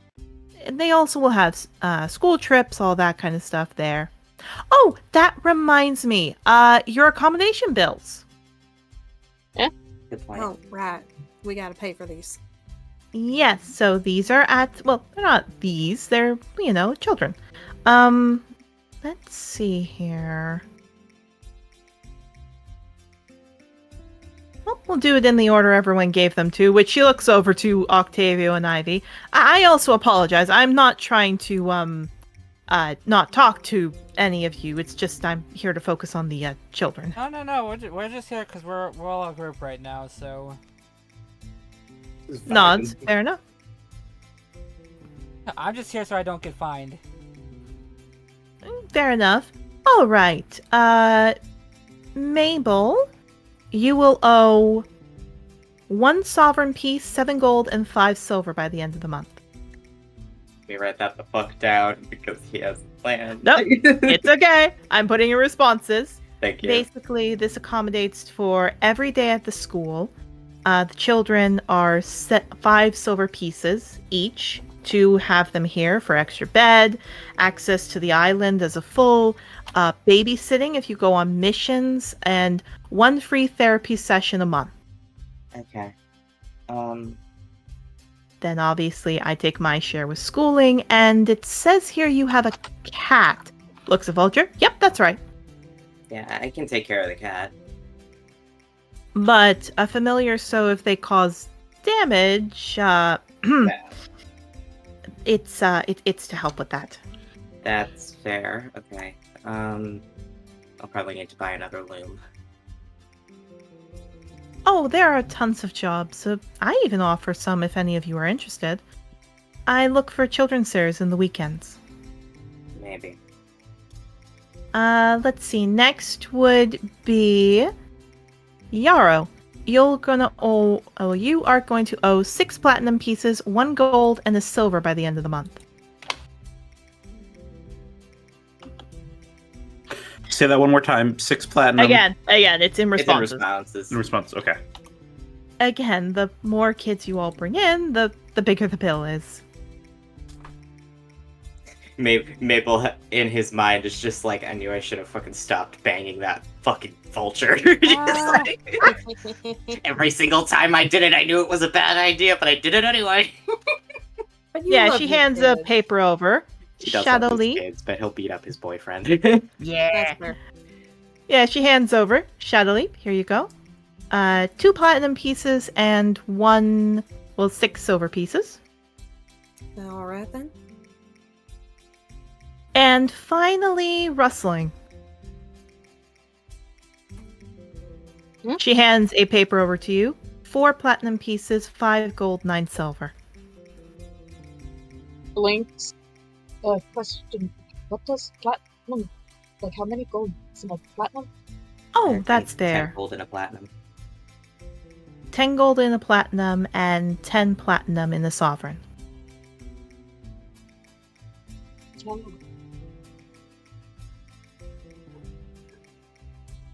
She looks down. Huh.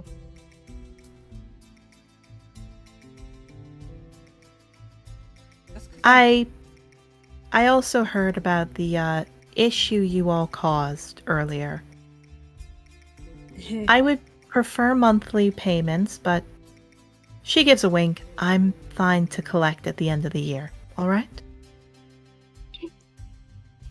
This is such me sitting here. Thank God for teachers. We don't appreciate them enough. We really don't. Yeah, she smiles. Just because I'm asking. I'm willing to wait. That's all I ask. All right? Of course. Because I'm here and all that, what's the jobs, especially your, looking over kids on the weekends, how much pay would that be? Just so I know all I'm asking. I don't get paid a lot, so unfortunately it's maybe only about 2 copper an hour, though if I understood it, you all are doing the old ways. I don't think you'll be coming in for me, but suddenly there is a loud roar. Go! All of you need to go! If you don't go, you'll be late! Yep, let's go. Okay. Oh, okay. I realized, do you have a list of your classes? No. No. Well, these are my last ones. She walks up, she hands over to all of you a scroll. Take this, you all are first year. Don't worry, you'll be fine. Thank you. Bless your heart. And remember, by bringing your kids here, they're also going to be used in the family studies, which means people will be learning to take care of kids. So don't worry, if your kid's there, they'll be given 5 silver at the end. They'll go to you. That's fine. That's perfect. Thank you. She nods. There's another roar. I assume you all are heading straight to your first class. Yep. Yeah. Running and looking at the schedule to see where the fuck the first class even is. Here's a funny thing. The school is designed so that there are levels based on what you all have to do. So the big thing in the center is a circle, because first years go to the first level, second years go to the second, third and fourth go to the third, fourth level, and at the very top is a library. So funny enough, you guys don't have to run up and down rooms. It's just, you're looking for history. Goddamn, instead of the way my high school worked. I have I just took a guess with it. So basically,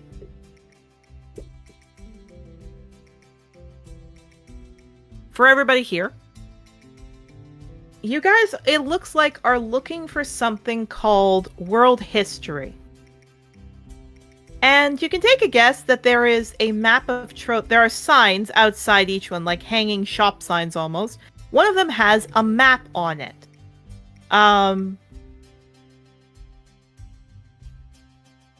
You do see that the symbol that's beside world history is a scrolled up map, so you guys can assume it's that together. Yee. And we're going to switch to Mabel's. Me. All right. Everybody, you have a chance as everybody's running to their classroom to interact. Go ahead. I'm gonna be honest, I haven't even owned that much money in my life. I did once. I did was- once as well. Of course, I'd spend it on an entire house. So Shadow first. I mainly was using it to take care of my partner at the time. I've never actually handled money myself, so. Admittedly, this setup is a lot nicer than what I used to deal with, so. to be fair, I got lucky with my money, so Fair. I was practically Alright. I was practically handed monies. I mean, too, with the whole nobility thing. He makes like a Well, face. that's the thing. I wasn't even nobility. I was just another worker. All I was. Indeed. I will say all of you get there. Specifically, I also forgot to mention that Clover, once you all had gone, decided to head to class, because Mabel was dropping off the kids, so she would take care of the rest. And here is the classroom, everybody! Oh boy. It'll look the basic setup looks the same no matter where you go, but here you go! Wow. Dargan. Bargain. So in this room, you guys see there is a large oval room, and an ancient Orium dragon sits in the center looking around. There is a Loxodon who you can't see the left side of the face, you just see, or you can't see the right side because the dragon is working. There's You see seat he's next to writing- my wife. Pardon? There's no seat next to my wife. I'm joking. Go ahead. Sorry. Unfortunately, there isn't, as Clover waves to all of you. The Loxodon looks like you guys are some of the last students there. Writes his name. He smiles to all of you. Ah! You must be the last set. Go up there, to the top. Wherever you want, take a seat. Players, you can move your tokens up to wherever you want to sit. Big open space right here. Where are we? Wham. We're all over here. Top right corner. Top right corner. Come on, Vulture, get over here. You get your own seat, buddy boy. Indeed. You guys can sit together. You can sit separate.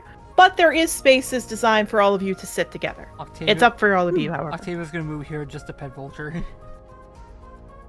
I'm Yeah, actually gonna. Oh, go ahead. I'm actually gonna go up here and I'm gonna sit with the other Pecora. Fair enough. Ivy sitting with me. Well, if they let me. I'll go Well, the here. funny Why not? Just to describe this, all of you run up. Mabel, Octavio, Ivy, you do sit together. Yarrow, there is a group of Pecora that all look at you. They kind of chuckle. Buckthorn's in there as he gives you a side eye. Sure enough, Clover's group is up at the top. They smile to you, they wave. Yeah, he's gonna kind of light up a little bit and wave back as he runs up to join them. Alright. Just taking a look where everyone else sat. Rustling, it looks like you sat behind Holly. Holly's in the middle row across from what looks to be a lichen and a badger. As she just smiles to you.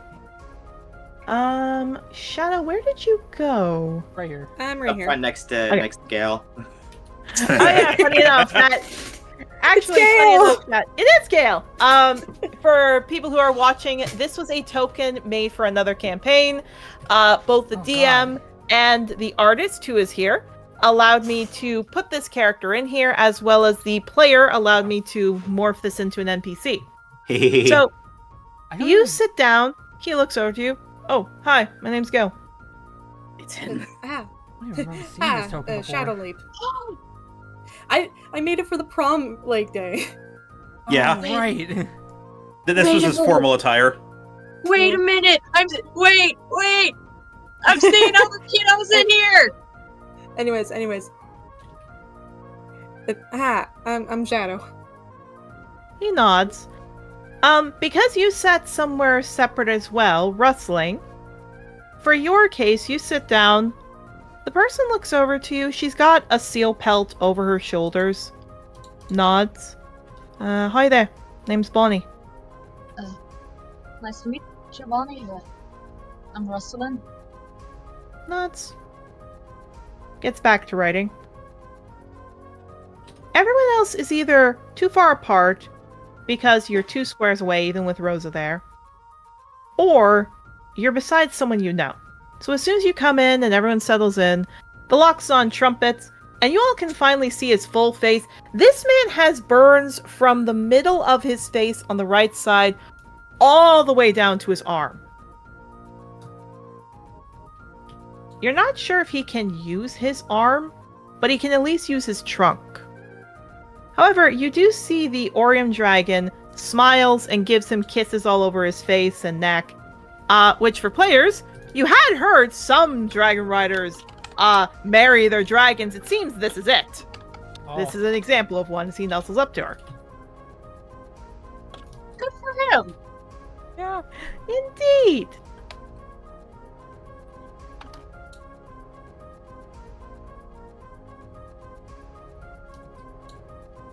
Nelly. So no, he looks up. Welcome everyone. My name is Bonyu Budi. And this is my dragon. Just pets her. Pictograph. We are the ancient root dragon riders. Now, can anyone tell me why history is important to the world? Starling, I'm so sorry. Bum your buddy? Bonyu Budai. Ah, okay. Okay. Bonyu Budai. Bum your buddy. No. Okay. He points out with his trunk to other statues and dragons. All of these artifacts you see here. These are things from the ancient past. Who can tell me why it's important to study them? Do we need to roll anything?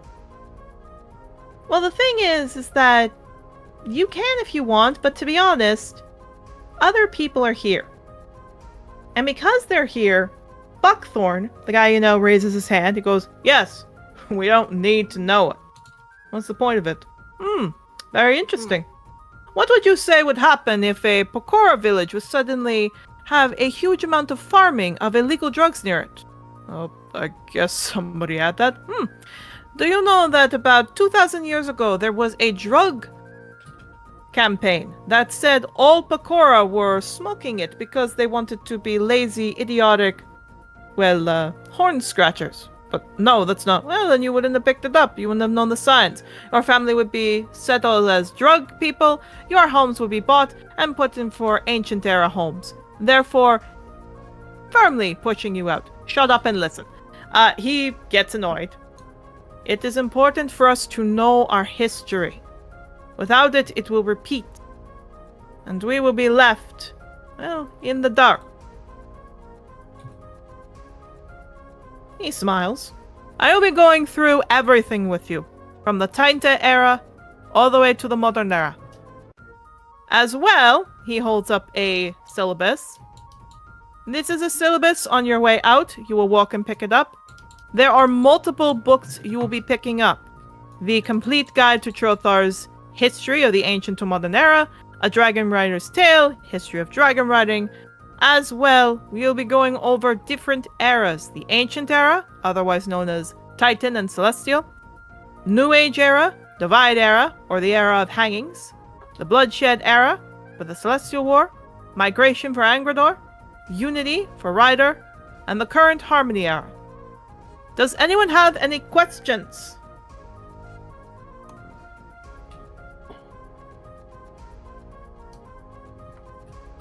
I will say, with nobody answering, suddenly raising her hand is a yellow half-dragon up in the front. Yes? How'd you get that cool burn? Oh, God. Our classmates are idiots. Welcome God. welcome How to did you get Fan- that massive facial scarring? Mabel fucking looks at Ivy with the most, who the fuck are these people? Ivy is just sitting there like, oh, I'm sitting in a room with no tact. That's hilarious. Indeed. Do manners You- just not exist? Yeah, he looks at that. Pictograph does glare a bit. He goes, no, Pictor, it's okay. I got this through a fight. In fact, he scritches Pictograph with his trunk. It was a fight for my wife. My job is to teach you the ancient ways of our kingdoms, our lands. And to make sure each and every one of you do not fail as the riders before us do. To learn the truth in the ancient past. Because if we forget our history, we will repeat it. The same half-dragon waves her hand. He points. You said that twice. Yes. And you all seem to forget I said it. And he keeps going. The class basically goes over just the general thing he'll be going over. He explains that participation covers maybe about 2% and attendance 1%, but most of it will be on essays, tests, everything else. That you will not get any class field trips this year, but you will get it next year. And unless anyone has any questions for Bonyu, we'll be moving on to the next class. Going once, going twice. Okay. The class closes up. For players, don't worry. I will send the book list reading that you'll need at break time. Okay? Mhm. Yay, college will- book fees. Yes. It does say that if you don't have money to buy the books, you can put the books at loan and pay for them at the end of the year. Were these not included in the welcome, like the voucher for the welcome package? No, Or they're was it not. just- Oh, wonderful. Oh, just I like think we can college. call Okay. it Exactly. So, There's Okay. there's like this black market within the school because there's no internet of just like hard copies. That way people get them for free. 'Cause we Not can't, really. That's a because we tempting can't idea. because we can't pass around a PDF file at all. I'm just waiting for one of the professors to go, now wherever you do not go to this website. It has all the books, but you absolutely should not use it. I cannot, as an educator, tell you to go to this website, which has all of your books for free. oh no, here's the funny thing. As you take the paper, which, just to check, are any of you waiting for a specific student, or are you guys just heading to your next class? So there is a Selkie? Yeah, there is a Selkie, Bonnie. Might see if she, like, what class she has next. Oh, here's the funny thing. All of you are in one grouping. You realize this says syllabus for group. Funny enough, it says syllabus for group A. I don't want to do class 1A because then that's just a ripoff of My Hero Academia. So it looks like it's group 1A. Oh no. So we're going to have all of these people in all of our classes.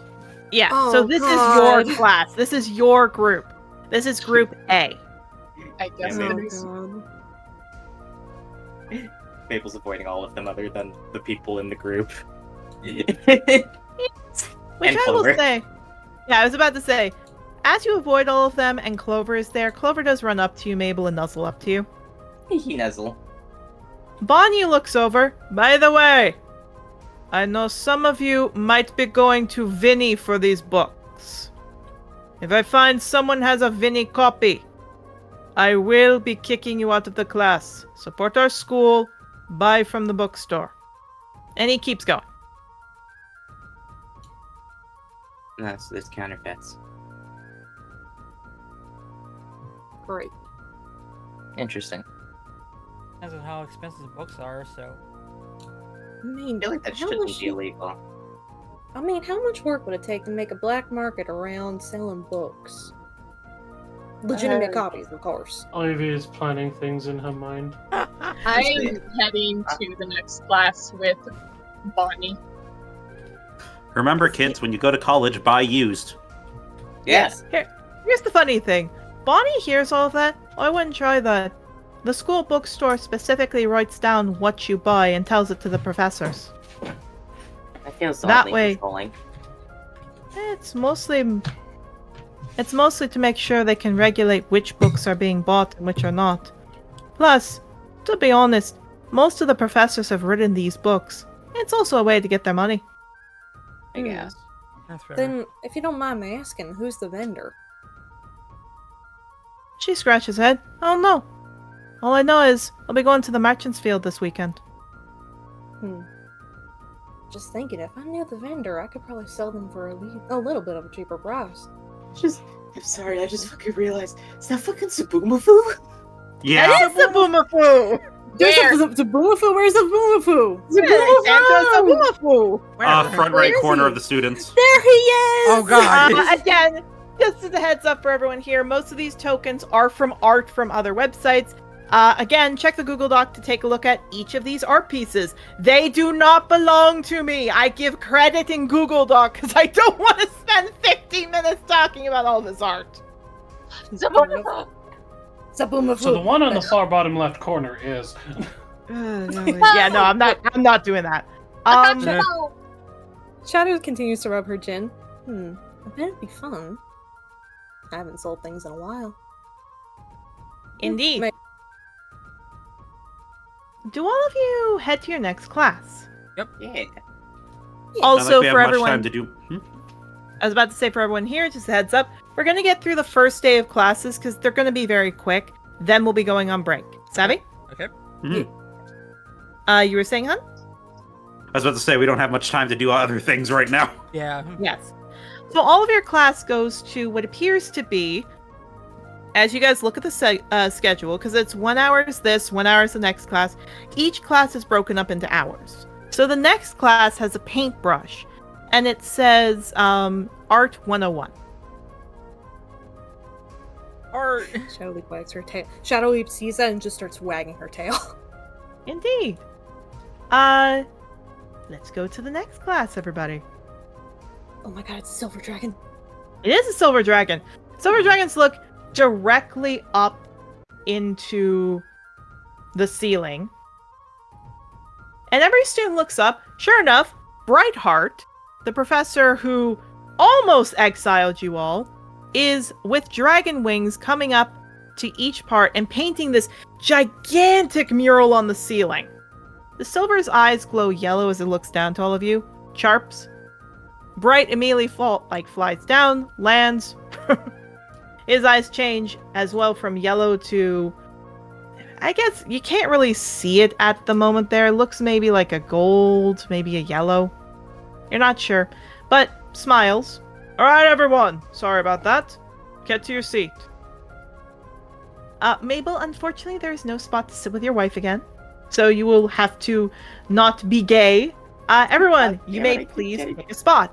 Oh, wait, these guys moved. Octavio's going right here first.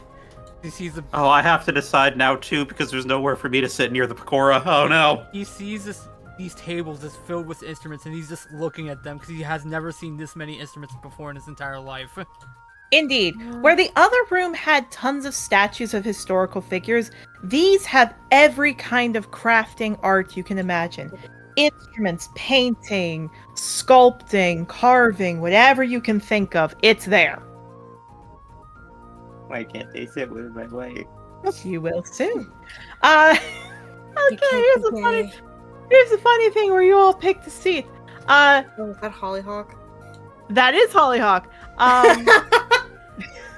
Shadow, you're just like, okay, I'm gonna sit here. Oh no. Hollyhock sits down beside you, Shadow and Rustling. Hi. Hi. Hi. Look, you're the only one she likes. I know. I think it's sweet. Nelly. But no, so hold on. Ivy and Mabel, you guys sit down. Funny enough, you guys sit beside a bunch of half-dragons. So, Ivy, you sit down beside a platinum half-dragon. He looks to you, nods. Good evening, my lady. He did not just say that. He Milady. did. Lady. He did. What? I'm sorry. Do you not identify as a woman? I can say my lord. I just I'm assumed. sorry. Who are you? My name's Brilliant. Mabel's fucking snorting. Yeah, he nods. Can Octavia hear this? Because he'd be also laughing in the front row. You can, but here's something that might not make you laugh. As Brilliant nods, a Starkeeper?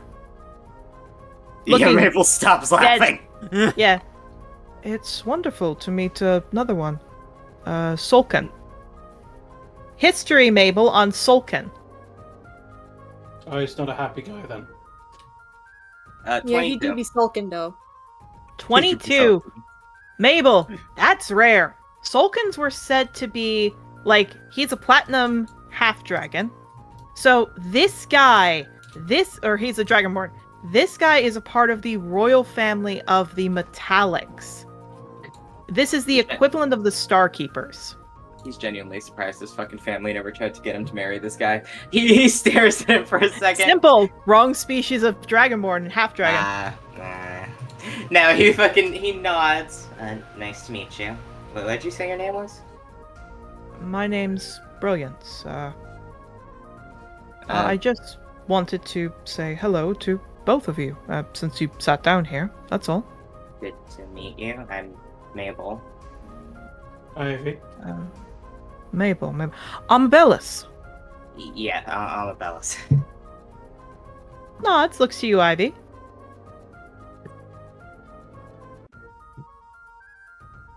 Yeah, she already said her name, Ivy. Yeah, Nod smiles. Before he can speak more, however, the one who asked, "How'd you get the burn on your face?" looks over. "You look really hot." Looks to you, Ivy. Really, it just looks at this like, no! Okay, Octavio stands on the seats, looks back at this dragon, like, does this, like, dragonborn. It's like, okay, is this how your deal is gonna be the entire year, or? Mabel's fucking... Oh, go ahead, sorry. No, you go. Mabel's fucking laughing. He turns to her and just goes, "Who are you?" Name's Ray. Yeah, that's fair. Oh my god. It's Ray from the War Stars. Oh my god. Okay. She just smiles. I'm just really happy to be here. Think we get to blow something up? Or do some artwork? Or what are we gonna do? I don't know. At which point everyone's just ignoring her. Man, I wish The we one- could blow something up. Yeah, smiles. You get me! Looks at you, Octavio. That's a cool instrument. Thank you. Yeah, she smiles. The the one in the middle, the green one looks, nice to meet all of you.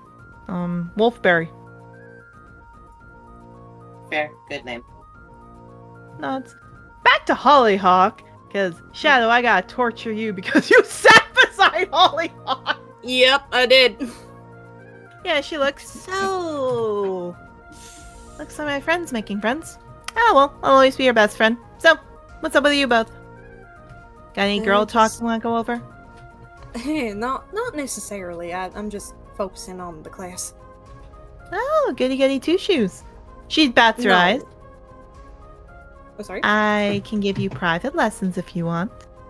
That's lovely of you, but no, I really like art actually. Huh. Good to know. At which point, the guy up front goes, all right. Who here is a fan of art? Hollyhock takes your hand, raises it up. She Mabel also grabs my raised hand his and raised it. Octavio raises his hand. Yarrow. Wait. Hollyhock grabbed Shadowleap's hand and raised it. Yeah. Yeah, her ears immediately snap back as she looks at Hollyhock, a little shocked. Yeah, she smiles. Brightheart points to you, Shadow. Well, that's good to see. Enthusiasm. I'm happy to see that. I may be old, but I don't have too bad an eyesight. Hey, thank you, sir. Yeah, nods. As he's about to speak, suddenly from within the group, you all see there's a furbolg. He's kind of waving really quickly at Brightheart. As he's waving really quick, a Wolverine, like a Wolverine sleek folk, goes, "Hey, stop it!" He stops and goes, It's all right, Huxford. It's all right, Basil. Yes, for those of you who don't know, some of you I'm a little more close with. Regardless, I'm here to teach you how to perform art, so the muses look down in peace. Not all of you will become dragon riders. Some of you may not make it through the year, and you will have to be turned away. These skills are to teach you how to improve yourself. Be creative, and for some of you, this will be your form of therapy. Now, don't think it's all going to be fun and games. It'll basically be broken into 2 30-minute sessions. How we'll be working it through is the first 20 minutes will be understanding literature. As people groan, yes, you have class books for this one. And the next 30 minutes will be practicing. It'll be 20, 30, and 10 minutes of review. Now, we will have the ethics of Cowpit's descendants, or specifically known as the Muse debate. We will have the complete works of Blackpaw, Julia Sherwood, the Golden Mithril, Holly Litmore, and many others, as well as Bowstring and all that. He closes it. your job is to learn. My job is to teach. Your job is to have fun. My job is to make sure you understand it. Each and every one of you, whether you're with weaving or painting, dyeing or carving, whatever it is, I want to make sure you have fun. But understand, each one of you are going to have to work harder than anyone in the world to get your spot. And today, I think it's only fair to do some painting. So come on up and let's get started. So excited. So excited. Indeed. I mean, he's a big Felinine. He just smiles. He does look maybe like because he's a big one. He's definitely like some kind of a wolf. Don't know what kind of part because it's a little hard to tell. But he's definitely a big guy. Painting goes great for all of you. For some of you who are more adapted to painting, does great. Some of you who aren't, I will say as a fun note, Octavio, he does definitely like how you're doing it. He pats your head. Shadow, he actually really likes your painting. He even says it's probably the best painting in the class. And he said you should be proud of it. Yeah, she'd give him a smile and just purr a thank you out. Indeed. Class ends. Gives you all your syllabus. I assume next class for everybody. Yeah. Okay. Just as you all are about to go, you do see the Platinum Dragonborn run up. Excuse me, Yula. Yeah. I just wanted to let the Lord Starkeeper and he looks over you, Octavio, you as well, my lord, to understand that there's a Dragon Council, a Dragonborn Half-Dragon Council, and technically Kobold too. If you two want to join with it, just let me know. And he walks. Okay. Become a politician, Mabel.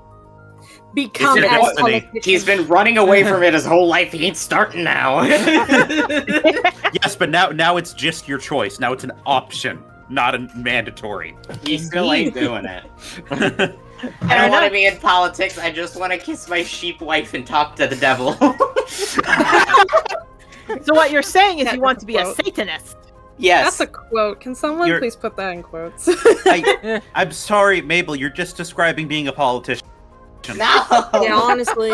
I don't want to be in charge of anyone. I just want to hang out with with fucking Satan. Okay, Marius. Okay, Marius. Yeah, but Alright. Marius is like cute about it. Mabel's a bitch. I'm Alright, just so moving imagining. on. He's a bitch. Moving on. The next one appears to have a tree. You realize maybe like a tree in mountains, you're like, oh, it's botany, or maybe it's nature. Or you all enter a room, and it's Jocelyn. Jocelyn is writing her name up on the board. Bull is beside her. Oh fuck. He's like, I'm gonna die. We're all gonna die. Yeah. Here's the funny thing. Before you all go to your seat, she goes, hold. Oh. You 6. Come here, now. Like sighs and like up walks over. there, or Yeah, she crouches down on the stage so you guys can get down her level. I'm not your technical parole officer, I'm your teacher.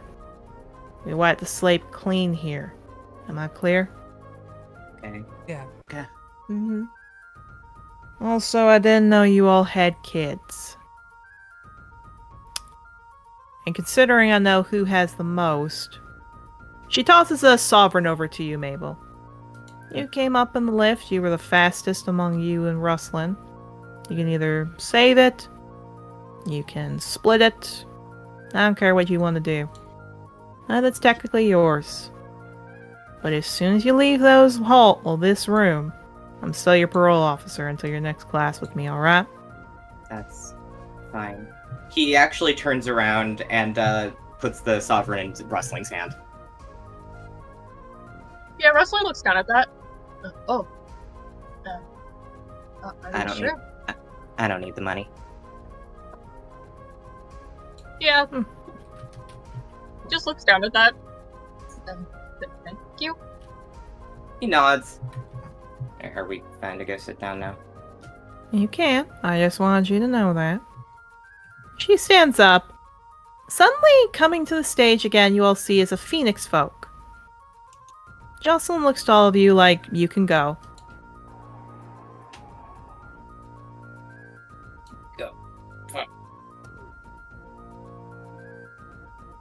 I'll go here, why not? I will describe the scene as I get this set. Right here.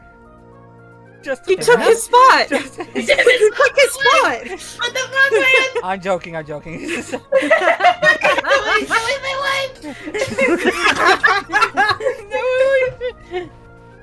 If anyone was to clip that on YouTube, that'd be great. Me squeaking, I want to sit with my wife. Like Octavio. He's like a wife guy, but like times 300%. he throws Octavio out of the way, and then he pushes Gale to the side so he can have ultrasound. Get out of here! Get out of here, cat boy! You're not the real cat boy. Okay. Alright. So, the Phoenix folk seems to talk to Jocelyn, and funny enough,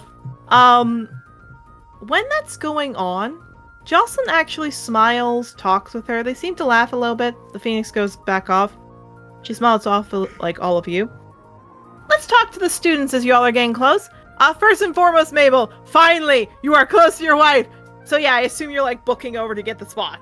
My mental health is no longer in a decline. Yeah. My favorite person has finally acknowledged me. Yeah. Mabel, you run up, you sit beside Clover, she This chuckles. is not codependent, I swear. That's Vulture, she nuzzles you. Gale is right beside you, looking confused at you, Mabel. He just blinks. Hi. Octavia, you sit down. Hi. Hello. Mabel's still nuzzling Clover, just waves and then goes back to nuzzling Clover. Don't worry about them. They're just a thing, you know. Oh. Good for them. Everybody needs a good girlfriend or boyfriend. He starts writing down. My sister and brother's kind of like that. When are you gonna date Kasuma? Anyways. When are you gonna take the elephant? When are you gonna date the elephant? Funny enough, Yarrow, Thomas looks over to you. Yeah, don't worry. We're used to sing with our own kind.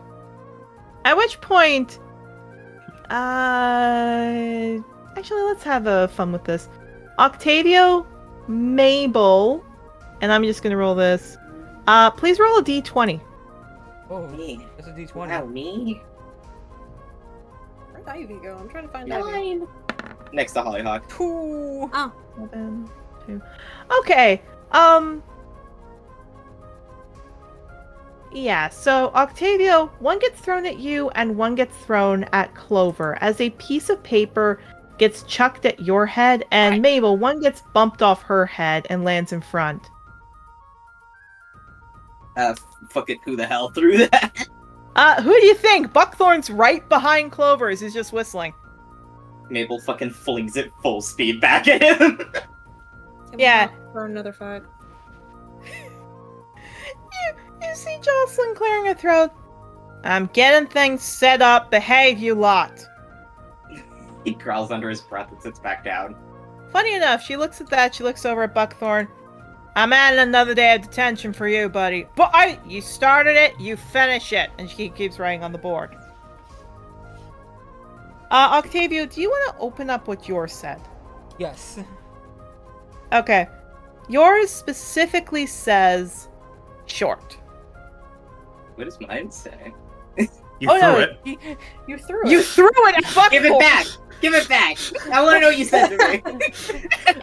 He wasn't saying it What'd you to say to me, punk? He What'd you say to me? wasn't Say it in my saying it face. to you. He was trying to say it to Clover. I know. I want to say he kind of just looks at that. He stands up on his chair, just kind of shows it back to Buckthorn. Just looks like, really? I already know this. Why did you just write this down? Thanks, that's racist. Racist. He just smirks.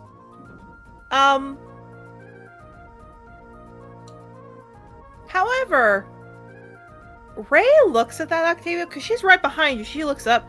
She goes, "Oh, that's a really bad thing he said to you." Oh, this poor bean. Kind of looks at that, and he just asks, "That is?" Yeah, like for kobolds, that's kind of a microaggression. Oh shit, you should bite him. We weren't already. Me looking at how much we're in debt. If we weren't over 19,000 gold in debt, then probably I would. I know, I was joking. Was that not clear? No, Clover, shake your head. No. Damn it. And then no, I did Yeah, get Buck- an able. Okay, thank you. Buckthorn chuckles. At which point, Thomas looks to you, Yarrow. Hey, can I borrow your pen for a sec, or your quill for a second?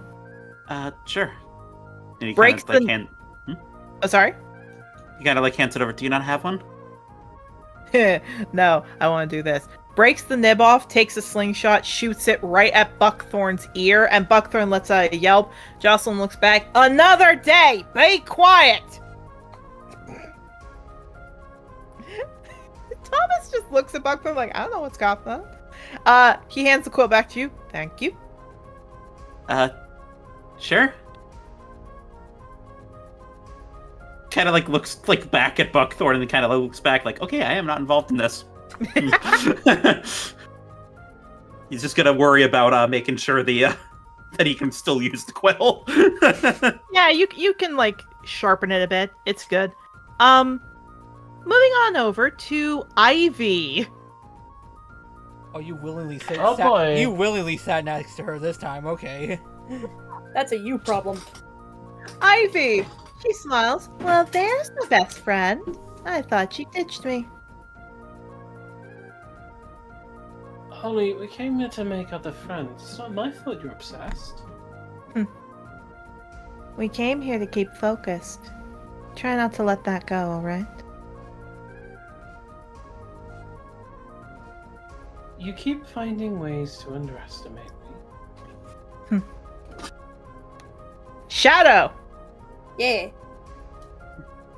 When you're there, you're taking your time. You're like, okay, you know, that's all blocked up. I'm gonna sit down in the front row. So as you do, you sit down in the front row. Yeah. There appears to be a badger right beside you. Or at least a badger folk. Big God. She blinks and kind of turns her head to look at them. The badger, funny enough, is as tall as you, if not a little taller. And they look down. Blinks. Oi there. Hi. A pleasure to meet you. I'm Shadowleap. Barrel. She sticks out her hand to you. Yeah, she'll hold out her hand to shake it. You do? And you get shook up and down your seat because this is not only a big chunky lady at the stomach, this is a lady who has good muscle as she shakes up and down. Yeah, she sees that and just goes, I think we're gonna be very good friends, actually. Yeah. Smiles, happy. Ha! I thought you were one of those prissy little ones who weren't going to take anything. What gave you that impression? Oh, your fur looks smoothed down like it's cleaned a lot. I've been told I need to start taking care of it more, so I decided to. Smart. Your fur looks rather nice, actually. Oh, thank you. And she keeps writing her notes. You see there's lots of students in the first row, like many of them are talking with each other. But yeah. Pardon? Yeah. Crap, brothers. No, they're all talking. Rustling. I chose to sit alone. Yeah, you don't get that. So Oh no. apparently, you know, this one was talking over to the centaur. Suddenly stops, looks, keeps talking, looks to you, blinks, sits up, and purposely sits beside you. Hi. Looks up from where she was, right? Like getting things set up. Oh, you have to look very up. This is a big girl. This is a big 6.5 foot girl. Oh, Lord. Hi. Hi. I'm sorry. She points at the star on her head. Oh, I didn't realize there were other demigods here. God, I wasn't aware of that until I came here. That's like, she counts on her fingers for the party, as the player has to, like, remember the number 6. There's, 6 of it, like, in total. Oh, In really? total. Yeah. My name's Cafeteria. Could you introduce me to all of them when you're done? Sure. And you said your name's Cafeteria? Cafeteria, yeah. I don't assume your Celestials have, claimed you? Blinks. No. This kind of blinks. Furrows brow. Admittedly, I'm not sure I really want one of them to claim me. It's not so bad. My mom and dad are pretty good. Oh? Who are they? If you're comfortable with... Flurry and Avamon. Do I know either of those? You have no idea who either of them are. Except Avamon. Because of your celestial connection, you do know this. Avamon is the brother of Daria. Oh. That... just blinks. Furrows brow. If I have to be thinking about dynamics, that's my... He's the brother of my mom. Oh! Oh, you're connected to Daria? A celestial, like, birth, or a religious one? So, connected to the High Prophet? High Prophet. Oh, well, that's okay. It's still really nice to meet you. She just smiles. At which point, Jocelyn blows a whistle. Alright, enough chit-chat!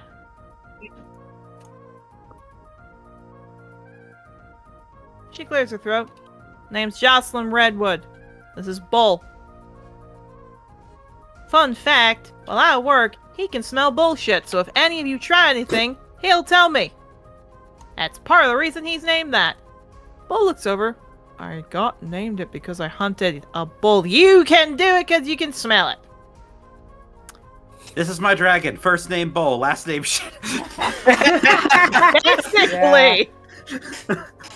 I love this dynamic already. Trying to figure Anyway. out what's the dynamic. middle name fucking.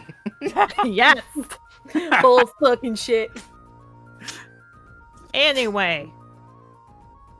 I am on probation. Some of you may or may not know this. For a few instances we're not going over. That means I'm supposed to help out if anyone gets in detention. Like those 6. Points directly at all of you.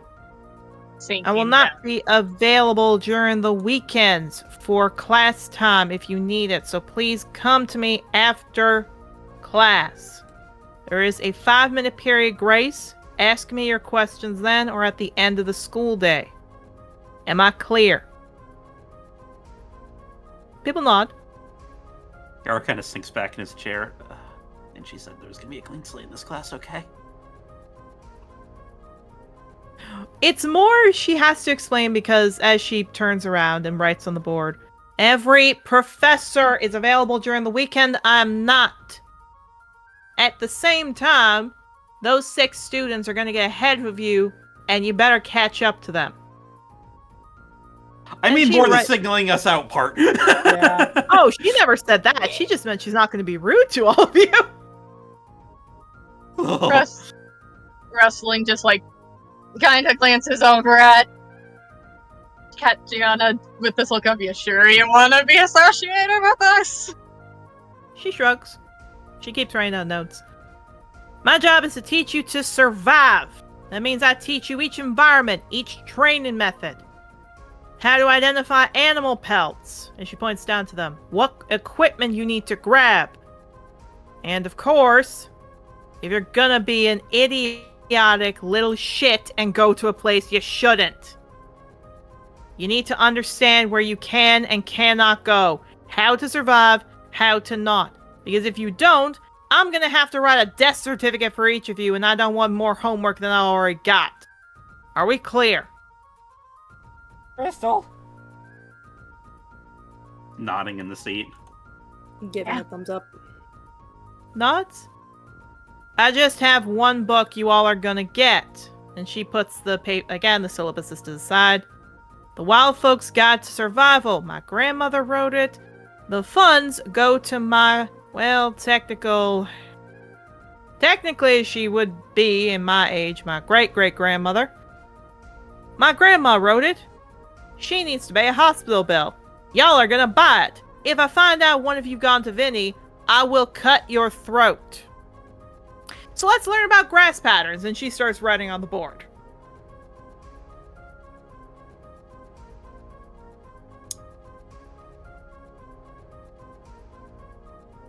Okay then. That was sure a sentence coming from this woman. Yep. Indeed. Doesn't surprise me. So, class ends, she hands the syllabus out, she nods to each of you. Rustling, do you want to introduce Catriona? Yes. All of you see Rustling is coming up with someone new.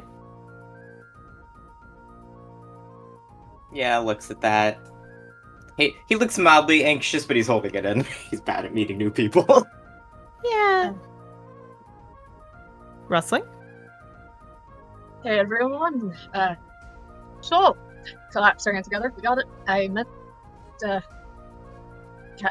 Catriona. Sorry, I'm making sure I'm not saying it right. No, you are. She walks up, and all of you are confused about why, and then she takes her hand and pushes the fur fluff on top. So you all see a 10-point star. Huh. I didn't realize there were other demigods here this year. Temi Celestials are rare. I just wanted to say hi. I admit I wasn't aware that I was a demigod. I thought I was just an Azamar. I didn't know what a demigod was until I got here, so... It's alright. You were saying, Shao? Yeah, I've known since I was little. Anyways. Well, I was gonna go to the Holy Acolyte in a few days. I thought maybe we could all go. I've already been claimed by my celestial parents, but I wouldn't mind some time together. Sure. She bows. Avamon and Flurry. Those are my parents. Can I roll history on that? You may all roll religion on who those are. Religion. Mabel, you dumb fuck, I need to give you a religion proficiency. Please stop rolling religious things! Why is that? Good boy. Why is that a GM roll? Why is it on GM roll? What the fuck? I don't know, but you ain't the GM. You are having intimacy with the GM, but you're not the GM. That was gay. 17. Roll 20, you can tell. Okay. All right. We have 1, 2, 3, 4, 5. Ivy, waiting on you. Sorry, what was the roll? Religion. Sorry if you heard a squeak. I accidentally fucking squeaked the toy. It's okay. Okay. Except for Shadow, all of you know who Avamon and Flurry are. Flurry is technically a third generation Celestial, so she was born from 2 Celestials, specifically the Minor Celestials. And Avamon is the brother of Daria. What's confusing, however, is Avamon is gay. He is like gay as a gay goddamn pride flag. He's what the conservatives thinks gay people are. And Flurry, to the best of your knowledge, is a lesbian. She is the pink and yellow and white and orange is all that. She is a lesbian sunset. They shouldn't be having kids if one's gay and one's lesbian. Interesting. That's a rather unique combination. Yeah. See, Celestials don't always, stick with their sexualities. They didn't actually have sex. They just, from what I gather from my dad, technically he did have sex. I'm ruining this. Point is, my mom, Flurry, it's a bye. Ah. And I don't really know what my mom identifies with. Just it was consensual. I swear it was. Just I didn't assume it wasn't. I'm happy about that. Some don't. But I just wanted to say hi, and I'd love to go to the Holy Acolyte with all you sometime. And she walks off. Are we required to go to the Holy Acolyte? I think we probably should. I'm We not looking forward to it though. Yeah, better say, I've had no connection to my celestial parents ever in my life. I was told I wasn't supposed to talk to my father until the time was right, and I guess that means after I do a quest. I wasn't told when the time was going to be right. I have a fairly good idea on who one of my parents is, but I don't want to think about the others. I mean, He leans back. Let's just go. yeah, it's better than mine. I have no clue. Okay, I actually have to change the music to Ivy's music. Oh no. Wow. Welcome to drugs class. Why Ivy? Drugs. Okay, Welcome to drugs, Drugs. kids. so first and Drugs. foremost, Welcome to Drugs 101, kids. Let's talk about selling. hold on. So first and foremost, all of you see that where you're supposed to go appears to be a potion. It looks like a potion, like a little kind of scientist stuff. And sure enough, on the board, it says this class is science. Inside this room, you see, when it loads, Hey. this kind of stuff. Giant containers with specimens in them, books, potions, chemistry sets. And funny enough, standing, talking to someone, there appears to be a dragon, indigo based, so a chromatic dragon of indigo color. He's specifically looking, or she's specifically looking up at the desk, and you see that there appears to be a raven Aarakocra. And that raven Aarakocra is talking to an elf. They seem to be talking quite, rapidly. They seem to be talking very rapidly. However, the elf is holding up the dead cranium rat. Yeah, Oh, God. Maple's like staring at the fucking specimens, and then looks up and sees that and starts walking over like, oh shit, that's mine. Oh, these Yeah. are the people I was supposed to talk to. Yeah. Funny enough, do you all want to follow Mabel? Yeah, follow me. No, I'm good. I am not being involved with this. Yeah, I'm good. Joining the I'm good. Bakura. I'm going back to Barrel. The group is like 9 involved with this bitch. That's all. No. Yeah, Yara just kind of like starts walking over the Bakura, sees what Mabel's doing, starts walking faster. Yeah, funny enough, Yarrow, can you move Rosa over one seat? Oh, yeah. Yeah. Clover actually sees that, rubs her face, suddenly looks over to you, smiles. Clover picks up her stuff and sits right beside you, Yarrow. Your wife is mine now, Mabel. I mean, Mr. Steel Girl with the good for soggiest you, man. she's good. Mr. Stereo Girl with the He- soggiest man alive. He ain't gonna be upset about it. He's like, yeah, my wife slaps, she's cool. Nelly. I just want to make sure Mabel doesn't Mabel too hard. That's fair. He's Before we go gonna. down, Mablin. before we go down to Mabel, sure enough, you see the badger again. She waves. You sit down and you're like, okay, this is fine. And then all of a sudden, you look to the right, and looking up at you is a little guy. He just smiles. Just- Hi, Ah, name's Guava. okay, guava like the fruit.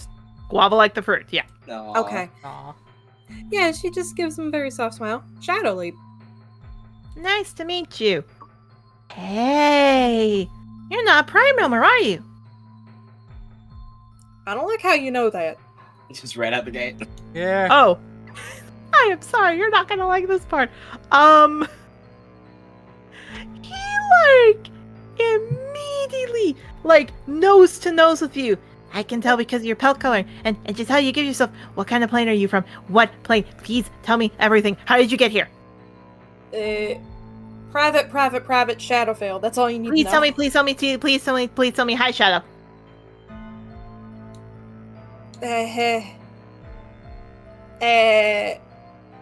Maybe over some coffee, maybe? What's Shadow, coffee? doesn't personal exist. hell. Yeah. Wait, no, coffee doesn't exist. Maybe over some tea, maybe? Sure. Tea. Yeah. Perfect. I'll do anything you want. Just tell me about what plane you came from. How you got here. I love them so much.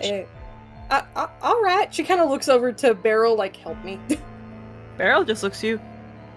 No offense. I just met you. You're on your own. And keeps writing notes. Fair enough.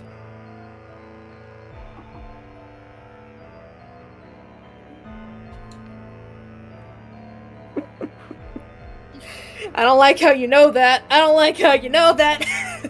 Yeah. Guava looks up. I want to be a plane jumper. Oh. And I want to say everything with the planes. So, since you carry yourself different and you don't have a celestial aim or look like us, that must mean you not be from us plane, unless you're agnostic, which I'm sorry for assuming, but I assume you're not agnostic. Are you agnostic? No, I'm not. Okay, so I was right. Okay, so tell me everything over tea, and he starts writing down his notes. Alright. Hey, you guys sit beside him, I play him out! I love him, actually. Shadow's just uncomfortable. Yeah. Oh wait, he's Sid from Ice Age. I get it. Yeah. No, he's the Actually, he's actually Varian. Good. I love Varian. I love that. I love him so much. You've just befriended Guava. You will now die for Yes. Guava. I will No, now it die really- for Guava. It really is the meme of, you're my friend now, we're having soft tacos later. And putting oh shit, did not mean to hit the mic. That's fine. Okay. Yeah, we're having. Fuck you, Vulcan. So, you all go there. You hear the elf go, I don't know what this is, but I'll figure it out. They both look down to you. Can I help you? I think that's mine. I got told by Jocelyn to ask you if I could have it back. The Aarakocra takes it. What do you want it for? I was just gonna look at it. I wasn't really gonna do anything. Lying to me is not good. Why do you want this? I'm not lying. He really is. I'm country. Hang on. He really is. Trust us when he's saying he just wants to look at it. He just wants to look at it. Looks at that. Looks to you. He looks to Gildor. Gildor sticks his hand up. Mabel, you can feel magic shoot through you. Please, I believe it's wisdom. Oh, is this a fucking circle of truth? Yeah. He's relenting. Hey, look. What's your name? I'm a Bella Starkeeper. Do you have a girlfriend? Yes, Is it the sheep up there? she is one of them. Yeah, Mabel, you're like, oh, I'm not used to saying this. He's look I'm used to being horrifically honest, but not to this degree. Yeah, they look to each other. The Kenku, the Aarakocra looks, you really just wanted it. I mean, I might, look at the skeleton, but that's the furthest I was gonna go. We were told you were a necromancer. I mean, yeah, but I'm pardoned and allowed to continue practicing it. Yeah, the Aarakocra perks up. Where's your mark? Pulls out the card, holds it up. They read it. The Aarakocra blinks. I wish I got this when I got my mark. I, made a deal with the Sovereign to not get a brand. I won't ask for personal information. He hands it back to you. I would rather you didn't. Just puts it in his pocket. Yeah, he looks. Gilder nods. He does look a little annoyed as he walks off. The Aarakocra looks. You all may sit down. And half-dragon.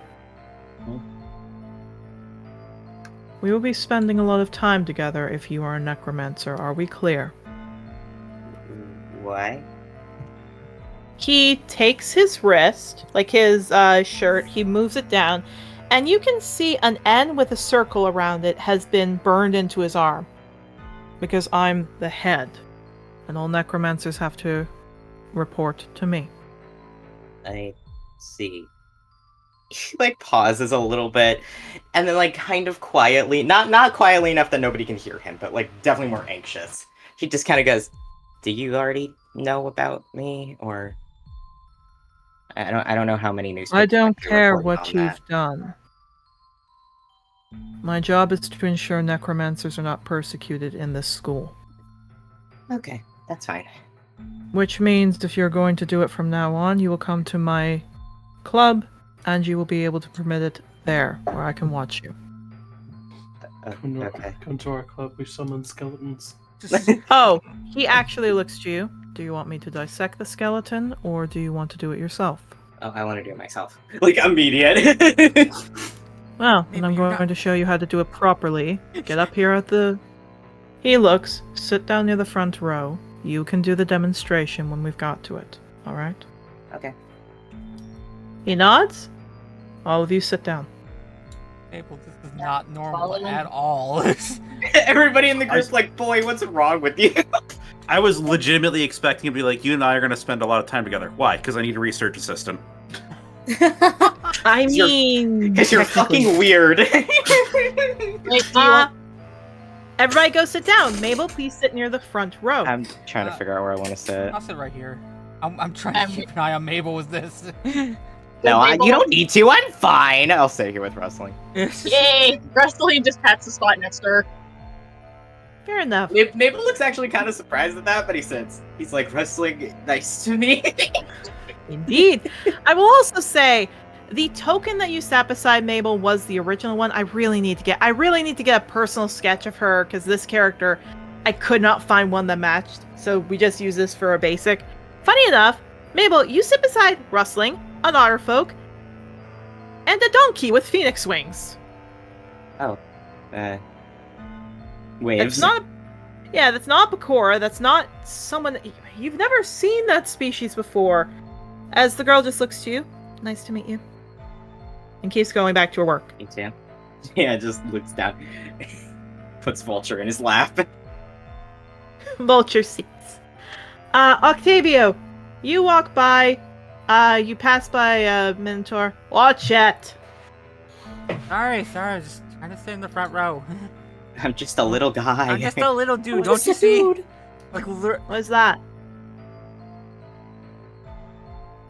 I beg your pardon? What is that? Kind of looks up at them.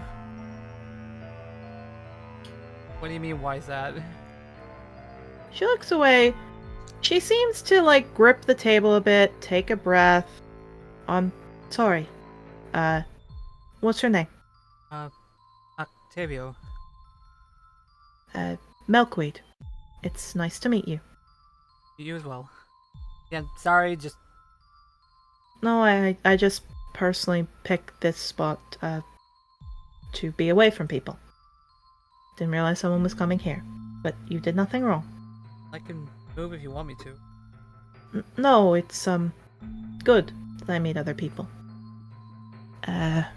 You probably wouldn't want to spend time with me. But if you want to, I won't fault you. Kind of blinks at that, it's like, well, I mean... You want to talk to me, don't be shy or anything like that, so...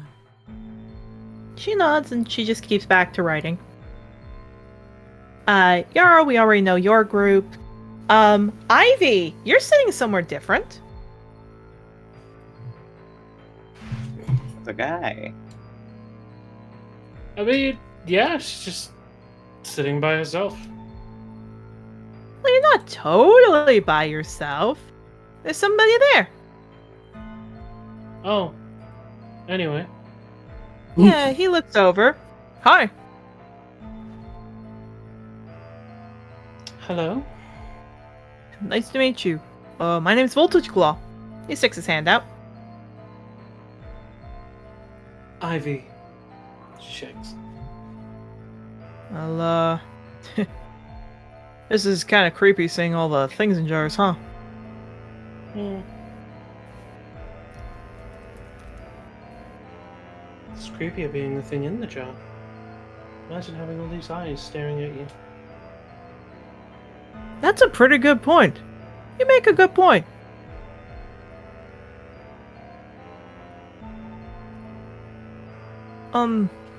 This is a weird question because I don't want to sound racist, but could I ask a question?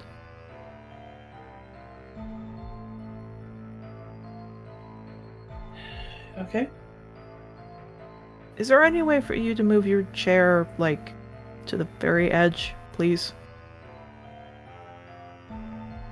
Is he allergic?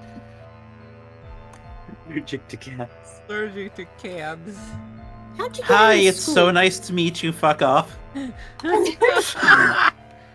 no, he looks. That's You're gonna laugh at me. I haven't had good experiences with women. And I'd I'm really. sorry for laughing at you, sir. Okay. That's how my sister responds. I'm humbly apologize. This is my apology video. This Everyone's is my like, haha, apology video as well. allergic to cats. Everyone afterwards, I'm a dick. Yeah, This is our just first apology video. Before he moves, I'm trying to get better. I promise. Just you know, a lot of people on the first day. Mm-hmm. Thank you, Ivy. Yeah, she just walks and sits down. Yeah, you do. All right. The Aarakocra looks up. Hello, everyone. My name is Bartholomew Blackfeather. Writes down. If you're going to be in my class, we'll probably only see each other a little bit. I teach many different fields, sciences, all that. Because I'm trying to teach you about how to use your skills when magic is not around. For those of you who have no magic, this is an important skill to learn to get yourself out of it. Those with magic need to learn sciences to improve yourself and to find ways around when you can't use your spells.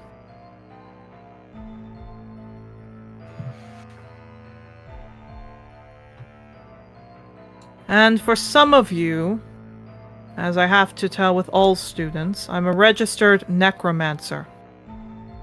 He holds up the rat, which means I can do this.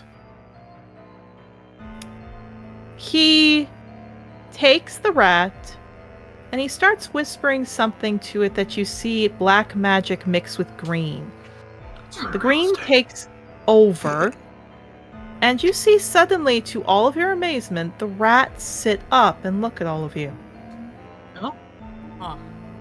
oh, that's actually pretty.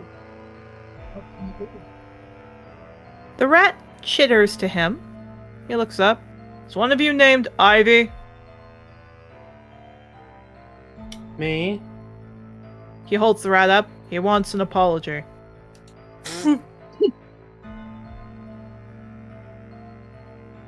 Mabel's fucking snorting. Yeah, wrestling does too.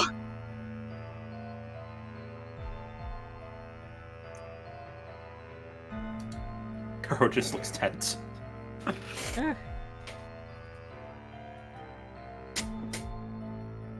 He looks you. I'm waiting. Come on, Ivy.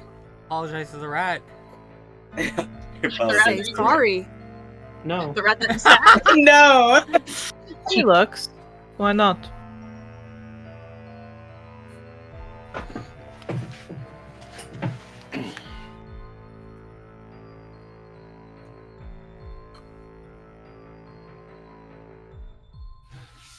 Doesn't really have any impact, does it? It's already dead. Death must be respected. It did live.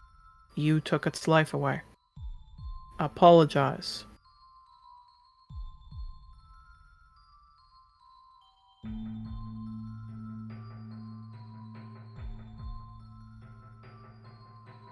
No. Is saying sorry such a difficult concept for you?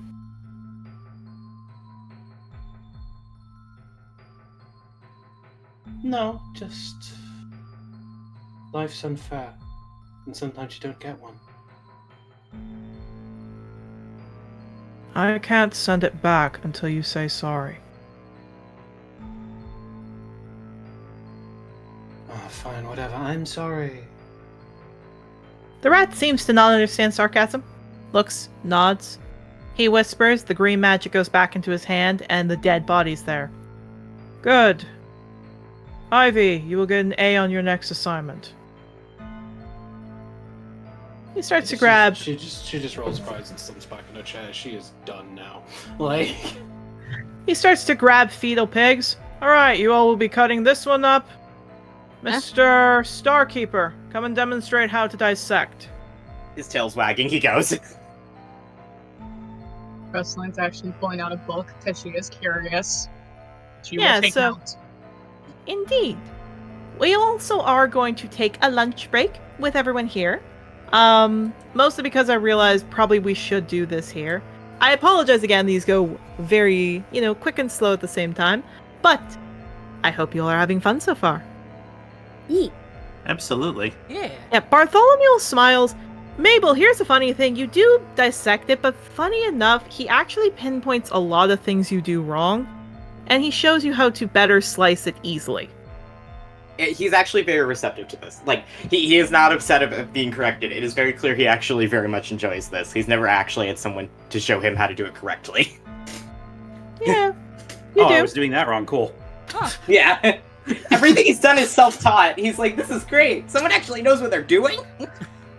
Indeed. Oh, that makes more sense. That's why this keeps happening. Yeah. Yeah. The syllabus, again, it looks like reads that it's magic versus science, the debates of ethics for using it, just like magic, a book on sciences, complete works of study of certain things like chemistry, dissection. As you all go, all of a sudden, just before you all leave, you hear him clear his throat. Ivy, come here. Yeah, she gets up and goes down. I want to tell you two things. One, I do not know what you went through, but I am sorry for whatever you did. Oh, that doesn't matter. Someone needs to tell it to you, and I'm sorry you haven't had that yet. Okay. And two, I'm sorry for putting you on the spot like that. I didn't realize that's the request you wanted. Hmm. You did good. And he leaves. I will say this. Cedar comes up to all of you. It's lunchtime, come on! And he starts running off. Lunch. You need a smoke. Indeed. You get your smoke. People get their lunch. People do seem a little bit calmer.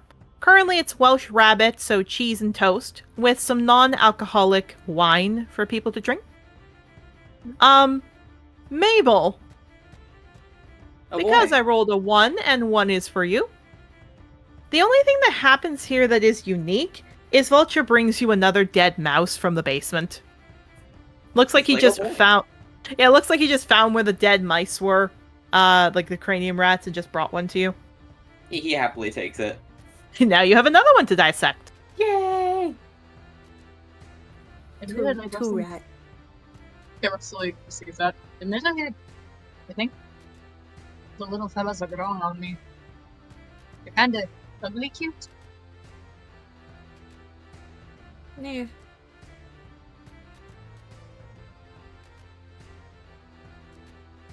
Indeed. But, for now, Players, we will introduce the next class, and then you can all head off for your 15-minute break. So, for everybody here, lunch happens. You see there is what looks to be a hammer, and you think maybe it's blacksmithing. Nope, it's law class. You all see, first and foremost, appears to be a elven man standing up straight, dusting himself off, looking very prim and proper. And beside him is a large adult gray dragon. To give you an idea about like the differences between them, or like the very large gap in appearance. This guy looks prim, proper, nice, approachable. The other one has spikes all over them because they're a gray dragon, and they've got a ribbon on their tail, but looks like he's gonna kill anyone. He's got like murder in his eyes. I'm going to move so I can save Mabel a spot next to his wife. Fair enough. All of you, please move your tokens to wherever you want to sit. He's like, oh my. I'm sitting, but Where the fuck is my wife? They're just. Back. Yeah, Russell, he kind of moves so he can see her. He's thankful for this. Just gotta stay with the group with this one. Fair enough. So you stick with the group. Due to the fact that people are 2 spots away from new people, we have no new introductions. Shadow, Ivy, how you two doing? You two chilling.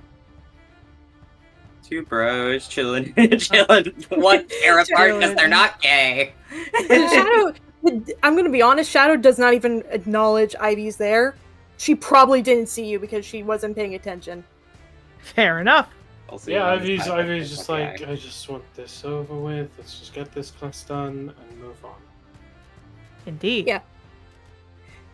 Shadow will eventually like look over and see her, and then just look back to her notes. Nice to see you. Hmm.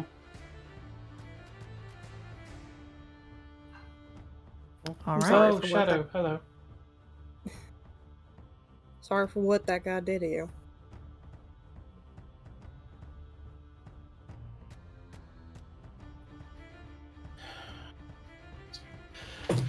Let's just take it, okay. You don't want to talk about it. We don't have to. Don't assume you know what I'm annoyed about. I appreciate the concern. That's not why I'm annoyed. Fair enough, I guess. I wasn't trying to be rude. No, but you still assumed that you knew what was bothering me.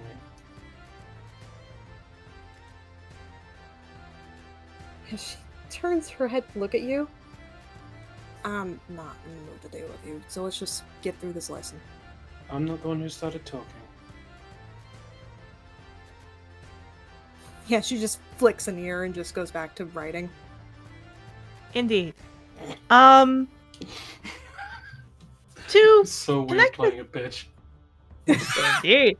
To wrap this up, the guy claps his hand and goes, okay, everybody, I don't mean to tell you what to do, but I am the professor, so I need you all to calm down and let me. His dragon just roars, everyone stops. Thank you, Knife. Hi, my name's Benjamin. You to listen to me. Indeed. My name's Benjamin. It's an honor to meet all of you. Me and my dragon are the Slashing Sand Dragon Riders. I'm gonna teach you about law and how to, well, keep yourself safe and know what is illegal and what is not illegal and what you, as a Dragon Rider, are allowed to do. Has anyone been connected with the law before? Mabel raises his hand. Octavio sighs and raises his hand. Most of the people don't raise their hand, except an insecta, which is basically a very large anthro bug. Looks like he's an atlas moth insecta, and he raises his hand. No, Mabel's having a moment about it. Anyway. Wait, involved how? He doesn't say, he just says involved. Russell's gonna keep her hand down then.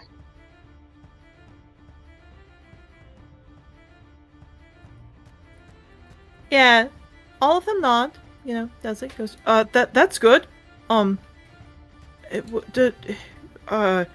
Does anyone have an interest in law? Quickly puts her hand back down. Everyone, Yeah, same. everyone in the room shakes their head no. Well, actually, okay, wait.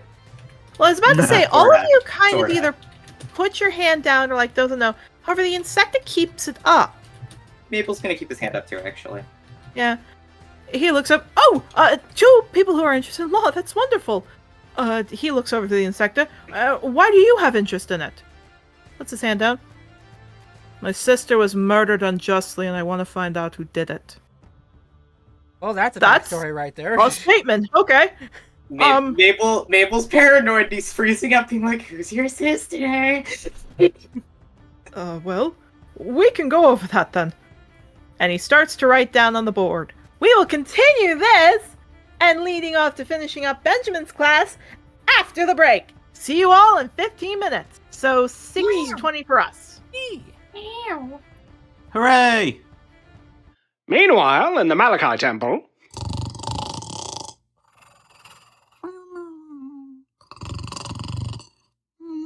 Hey, wake up! What do you want? The students, they're in another class. I know they're in class, that's why I'm sleeping. Can't get in, it's boring. But they're learning about the philosophical debate between the nature of afflicting the dead with arcane, some would say horrific powers to satisfy morbid curiosity. What do you take me for, one of Lorelei's ravens? Okay, listen here, you little fuck. The Trothar Chronicles will be back after these messages. To all our Pecora students, that time of the year is soon approaching. So get your antlers ready to impress those ladies, as the Dracodale annual running competition is on its way. Those of you who get to experience the season will have the chance to compete against your fellow classmates in a controlled, safe, and highly publicized arena, with winners of each competition winning flowers to collect. The Pecora who gathers the most by the end of the competition will not only net themselves glory and be the star of your peers, but will also win a full 10 sovereign piece prize. Get the felt off and get to bucking, and be prepared to compete soon. Hey now, I know that look. Budget's getting you down? Looking to make some extra money this year on your off time? Well, our student questing boards will be available to browse this coming week. Get some hands-on experience being the adventurers of tomorrow by helping the people of Dracodale feel safe today. Each posting will include a bounty to be paid to your team. The better reputation you build, the better chance of being able to tackle high-priority quests. As well, for those less combat-orientated, part-time openings will be available around the school, as well as the Drake Merchant Field starting this weekend. It pays to be well-rounded both in reputation and in coin, so if you want to dip your hand, claw, or talons into some hands-on experience, consult your local student questing board later this week. Students, are you looking to make a name for yourself and write off that pesky physical credit?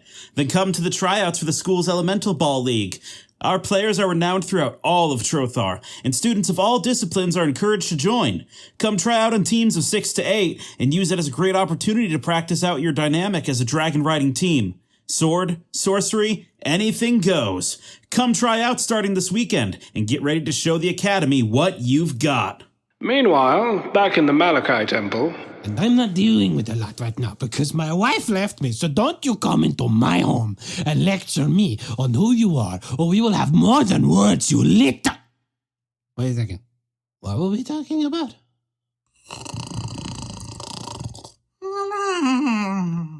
Okay, screw this. Someone get me some ink. I am going to draw all over this chicken shit. Join us next week for more Tales of the Hawks.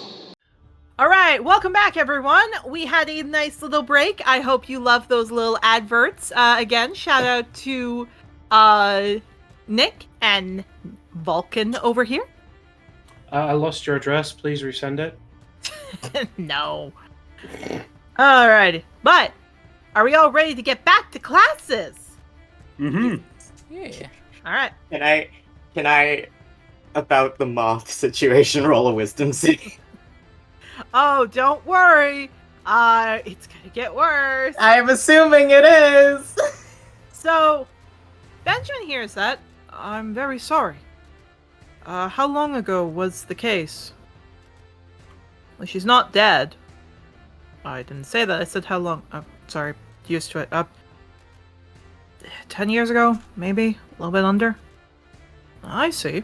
I'll have to look into that. He's freezing. But I know she's not dead. Well, maybe we can help you find her. You help me find the main people who did this. Maybe we can help that too. That is a case of if any of you need a lawyer, or maybe we're in a, well, law situation before, please talk with me. I can help anyone out. I can represent you, whatever you need. Raise it. Yeah, he looks up. Yes? Will we be learning things such as, like, contracts and stuff? Why, yes indeed. That's actually a part of the group. I'll be going over contract laws and sea laws and any kind of law you can think of. Whatever could help you out. I promise we'll be going over it. Now, as for books, he looks over. Is something... Yeah, he looks over to you, Ivy. Something wrong? I thought you laughed.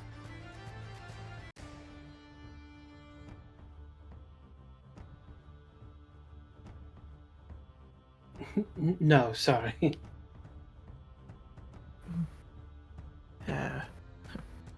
I mean, I will say, Knife is glaring a bit. He's snarling. Knife, it's okay, it's okay. I mean,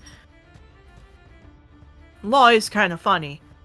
We expect these sets of rules to, well, keep us safe.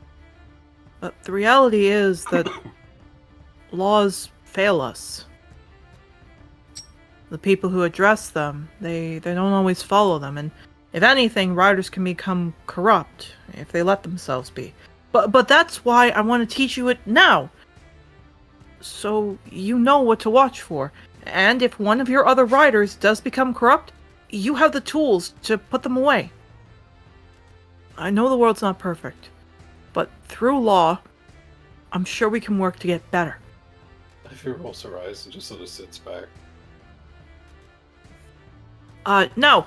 We'll be focusing on Angador law to start you off with, as he writes on the board. I have some charts. I understand all of you are new students. You don't have to worry about paying for stuff. Just look at the charters and the books, and that's all I ask you to do. You can rent out anyone you want, and use that for your homework, okay? He smiles and keeps writing on the board. I love this man. He is a good one. He is a good boy. Indeed! Everyone takes notes. Everyone does their stuff. Class is done. Everyone starts to leave. Before you go to the next class, does anyone want to do anything? Looking over at Mabel. He's considering. Lad, you good? He like twitches an ear like he didn't quite hear you for a second, and then kind of snaps out of it and goes, "Huh?" Yeah, seemed kind of out of it since the fuzzy moth up front talked. I might know their sister. I'm trying to figure out if that's. And I don't think I should talk to them now. I will say, on that note, Clover immediately hugs you, Mabel. He's just like. She sees your notes, looks at her notes, pushes her notes. You can copy off of mine tonight. Thank you. And she kisses you. He's considering. I'm trying to figure out if I want him to do that or not. Also, Yarrow, Thomas looks to you. You keep sitting beside me, like... Just to ask, like, do you want to sit beside someone else? Not that I'm complaining, just like, you keep sitting beside me. I just you okay? I just kind of wanted to sit with the whole group, and you're usually the one on the end. I mean, like, if you want me to move over, you can sit beside, like, Crag or Asai or any of them. I'm good sitting wherever, just wherever there's an open seat. You really expect Yarrow of all people to take initiative on that. Yeah, he looks. Funny enough, you mentioned it. Also, I'm not trying to be, like, sexist, but man, you act more like a doe than a buck. Just saying. Yeah, I've gotten that a lot. I mean, it's not like a bad thing. Just, I mean, compared to Cedar, like you're definitely not a buck. Just like very neutral expression. Uh-huh. Thomas just looks at him, gives him a hit in the ear. Ow! Don't be rude to him. I'm just saying, like, compared to Cedar, she hits him again in the ear. Not hard. I need to preface this, Yarrow. You know there's no feeling in your antlers, so she's not smacking him hard. She's just, like, giving him a smack. He's over-exaggerating some of it. He just goes, ow! And then goes, ow! Leave him alone. She looks over. Why don't you sit beside me and Craig next, okay? Sure. Thank you. Yeah, nods. Everybody starts to leave. Does anyone have anything else? I'm gonna talk to the moth. Oh boy. I'm gonna wait for Mabel to make sure he's okay. Here's the thing. I rolled a nat 1 for wisdom. He's not doing. He needs to talk to his god real bad. Don't worry. Clover's gonna help you out because she sees you. She sees you looking at the moth. She sees you looking at you. She grabs your wrist. No. I just need to ask. No, you don't. She said that she's not dead if that's moonlight. Yeah. She grabs your muzzle with a hoof, looks you dead in the eyes. Mabel, look at me. Please. Mabel. Fine. Calm down. Fine. She looks around, make sure no one's around. Shove your head in her chest. Okay. Mabel, please accept roll. this. Perception to see. Mabel, please roll an advantage wisdom. Love women. 17. Women. Yeah, Mabel. Woman. Mabel, your heartbeat slows down very quick. You feel okay. You're like, yeah, if you go over there now, he's gonna kill you. Maybe not now. Mabel's brain right now repeating that I want to find the people responsible. Mabel, I am the one responsible. Yeah, so, like, Clover just pets your head, lets you up after 3 minutes. Better? A little. Good. If you do it, I'll be disappointed. And just walks off with Cedar. He, like, rubs his face. You're good? Yeah, I'm fine.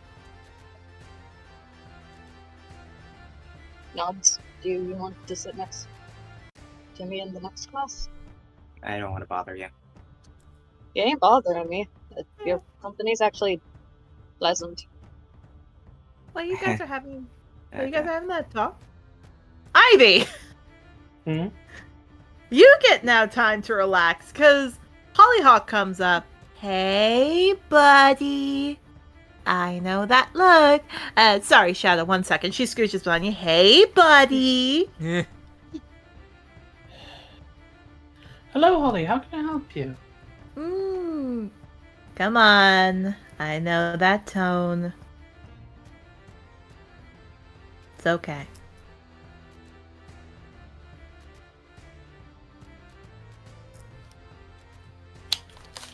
I'm fine, Holly, really. I just need some privacy.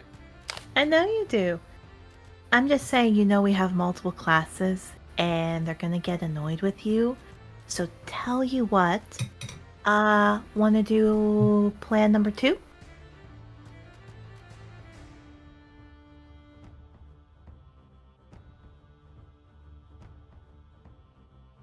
She takes a deep fucking breath. How about you just trust me? And then walks away. Oh, we need a plan number 6. Okay. She walks up to you, Ivy, pinches at your neck, you fall down. Looks over to you. Do the rest of us see that? You do. She looks at the rest of you. No, it's okay. Just walk ahead. She'll get up in about 5 minutes. She just goes, no. Go. Just we don't have give her 5 minutes. We have to get to class. It's plan number 4. Go. What are these plan numbers? Again, I know her the best. Go.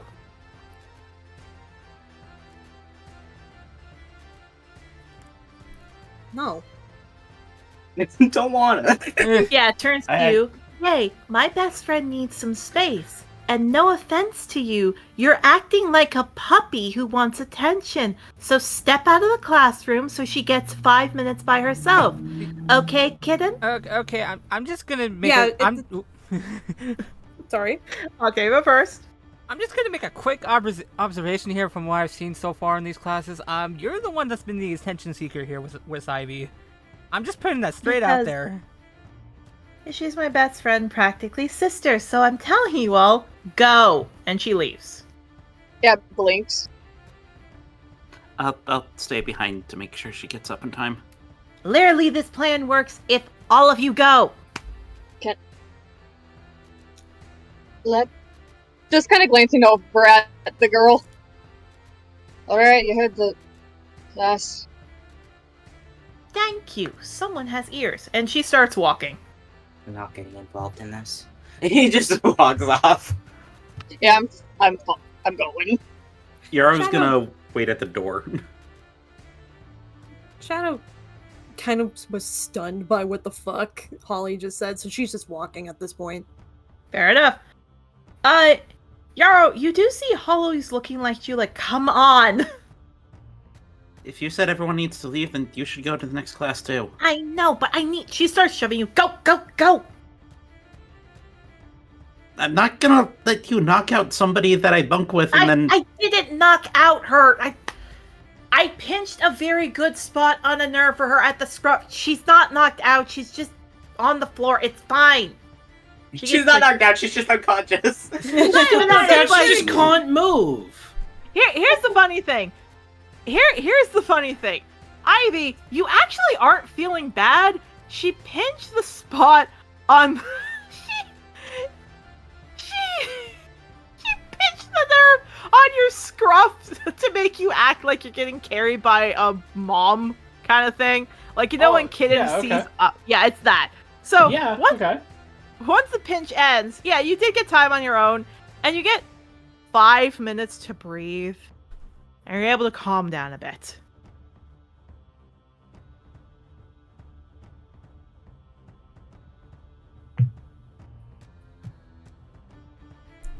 She's still pissed. You are. 5 minutes later, do you start heading to the class? Oh yeah, she just goes. Indeed. So, here's the funny thing. We gotta move to the next one. Which you all see is a sparkle, which means it's magic studies. Magic, wow. Magic, yeah. You all head into the room, you know, Ivy shoving you in. She goes running up to go to her own spot to sit down. Now here's the funny thing. Just before she does, Gilder nods and goes, 1, 2, 3, I'm missing someone. He starts writing it down. She suddenly walks up and you all can hear this. Oh, hi, Professor. Greencloak, right? Yeah, where is... Oh, one of us fell behind. It's her time of the month. Oh, yeah, she can take as much time as you want. Thank you. And she walks up. Bitch. Yeah. You know what? She might be a bitch, but she's a girl's girl. Yeah. She's basically saying not time of the month as in grumpy. She's saying time of the month as in, oh, she went off to the washroom. And he's go, oh, yeah, no, give her as much time as she wants. Players, you may move yourself to sit wherever you like. Right, Mabel, looks like your wife's spot got taken. He's like, God damn it. There's not actually a chair there. I'm just waiting for them to move because they were offering me a seat like with them. Oh, yeah, okay. Yeah, we'll move it down. Who wants to sit beside? God, who was it the ones that offered it to me? Also, Mabel, if you would like, there will be a spot open beside Clover in a second. No, it's okay. I think I was offered a seat between the two goats, wasn't I? Yeah, one's a goat, one's a sheep. One's a goat, one's a sheep. It's okay. It's funny if you can't sit near Clover. No, that's fair. Clover gets Rosa. However, you are very close over to the moth, by the way. damn it! The He's moth. not even trying! Where's the moth? Where's the moth is back row, far right side. Oh, I see, yes. Yeah. Sits next to the moth. What was your sister's name? Don't tell my wife I'm asking. Oh, actually. No. So Shadow, you. Oh, no. Oh, Ivy. No, Ivy. Oh, that's gonna be fun. Okay, so Shadow, you sit there. You know her. Mabel, you sit beside Rustling. Rustling, you sit beside an elf who's sitting beside Bonnie. She writes a note. She looks up. Oh, hi there. She looks to both of you. Nice to meet you both. Nice to meet you too. Rest of them. Julia. She looks over at you, Mabel. He's still fucking out of it. He looks over, he just goes, Nice to meet you both. Nods. You both take it easy. But, of course, if you need help, just let me know. And she looks over at you, Mabel. Also, I saw you in class. If you don't know how to read or write, that's okay. You can copy off me. Like, I can tell you what to put down. I know how to read and write, I'm okay. Oh, you just froze up last class. I was thinking about things. It's not that big a deal. Okay. She keeps, she gets her notes ready. I was having an existential crisis. I was having an active panic attack, actually. Yeah, I feel like Rustling, if she knows that, she's just gonna let the tail kind of just, her tail be towards the, you know, like how when the seats, like, you have the little divide where you can rest something? Yeah. She's gonna rest her tail there next to Mabel in case he needs to pet something. Don't make me roll a fucking charisma save for Rustling. Do you? The circle of shipping begins! We're getting Here there. we go. We're getting there. I might.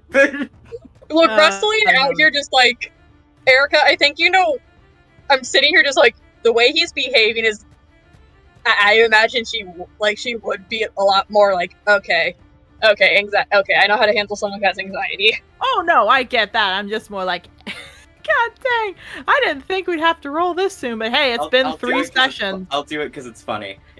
11. Yeah. No, I'm just like, hey, it's been 3 sessions. That does take a little bit of time. Yeah, but again, relationships take time, and technically it's only thing I'd say. No, I No, but don't. no, I'm joking. Okay. I'm more joking. Y'all can roll for each other. I don't care. But it has been days, so so I will plan stuff later. Goddamn, I'm more joking. All right. I'm pulling a Laura Bailey, unintentionally, but I'm doing it. Good for you. Look, any of you could technically pull Laura Bailey's. Oh god dang. All right. As soon as moving to Octavio. As soon as you sit down, there is a little tabaxi there. Honestly, smallest tabaxi you've ever seen, Octavio. Actually, your size of a tabaxi, if we will. He kind of looks over and sees. He saw that there was a tabaxi there. Just didn't realize they were that small. Yeah, he sits, looks at you. Like, he looks up, looks at you. Hey! I didn't think someone was gonna sit beside me, but hi. Hi. No offense. You just been kind of off by yourself, so I thought might as well for this class. Meet up with new people. You a bard? That I am. Oh, finally! Tumbleweed. Tumbleweed. My name's Octavio. Nice to meet you. Nice to meet you, Octavio. I worked in a circus. How about you?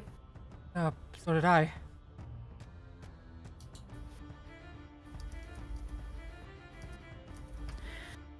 Which one? I worked at the Circus of Glamour. Circus of Glamour? That's right. It was full time there for a while, then it was like a part-time thing. I thought they changed their name. That's okay. That He kind of blinks at that. It technically is that they have two names, Glamour or Majestic. Oh, right. They also go by Circus Majestic, right? Yeah, that's it. I know them from both of their names, so. Wow. Good for you. To be honest, kind of like scratches under his chin, I worked for Radiance, Circus of the Radiance. We lived mostly on the chromatic side. Let me tell you, I have some stories for you. Oh, please do tell. Oh, yeah. Like this one time, I got to see a raid of a scourge race in the rock caverns. He blinks at that. Oh, really now? Oh, yeah. Some of them got taken south. Happen to know what kind of scourge race they were? I don't know. They look kind of like you, but fluffy. Like had feathers all over them. You know, like bigger kobolds with feathers. Octavio just looks straight at the professor now. He's not interested in this conversation anymore. Dude, you okay? Yeah, no, fine. It looks like he's starting. Oh. No, he still looks like he's getting his stuff set up. You okay? No, totally fine. Okay, and he goes back to his notes.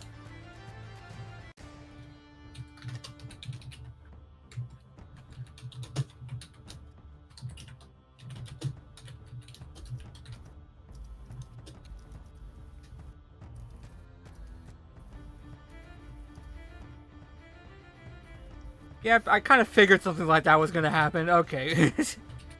Indeed. Hey, I have to give you all attention. Whether it is planning out ships early, or doing random scrambles because I forget what wyvern catches. I know my stuff to plan out.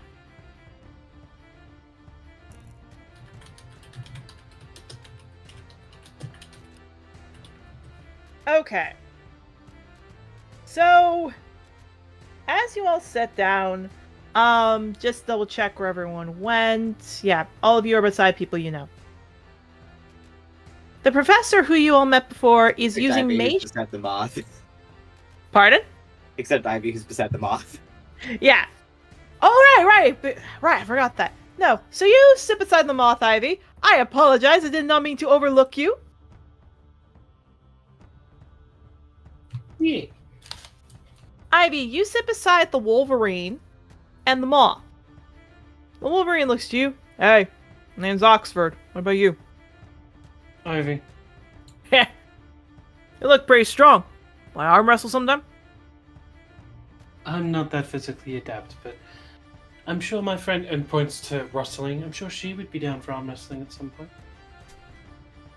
That little twig? Nah, Yes. I want someone strong. I mean, you could give my colleague Shadow, points to Shadow, a try, but she has a bit of a temper. Yeah, she looks good. And because Oxford doesn't understand this, he looks over. Hey, you! The other students look over. He's pointing at you, Shadow. Yeah, she'll, like, jump a little before whipping her head over. I'm gonna beat you up so bad when we're done with... At this point, the professor goes, excuse me, I in pancreation. I'm gonna beat you so hard, excuse me. Right, and he sits down. Yeah, she kind of says Lily to Beryl, did I piss that guy off or something? Oh, no, it's a sleek fur. One of our kind. Wolverine sleek furs usually have a lot of energy. You're okay. I think he just wants to fight. Ah, fair. Maybe I'll take you up on that. Nods. The moth looks to you, Ivy. Don't mind him. Oxford's been like that all day. Nice to meet you. Nice to meet you too. I'm sorry about your sister. She's not dead. No, I She mean, can't- I'm sorry that it happened. I don't actually know what happened. I just know that my Really? sister got arrested. And And about 2 years ago, my family found out because apparently New Age races shouldn't be alerted when their sister gets hanged. But she can't be dead. Okay? She can't. There's no way I would have known if... He just grabbed his quill and starts scribbling. It's okay. Like, gently puts a hand on him. It's alright. I'm sorry. But I'm here if you want to talk about it. Thank you. Not used to ancient era being nice. Thank you. I grew up in an untraditional environment for what's expected of me. I grew up cleaning windows. Oh, you got to clean windows. Yeah. I wish I had that luxury. She goes to start writing. Probably not the right thing to say, my dude. Oh no, he actually looks. Oh. Well. I guess I hope the right thing happened to you.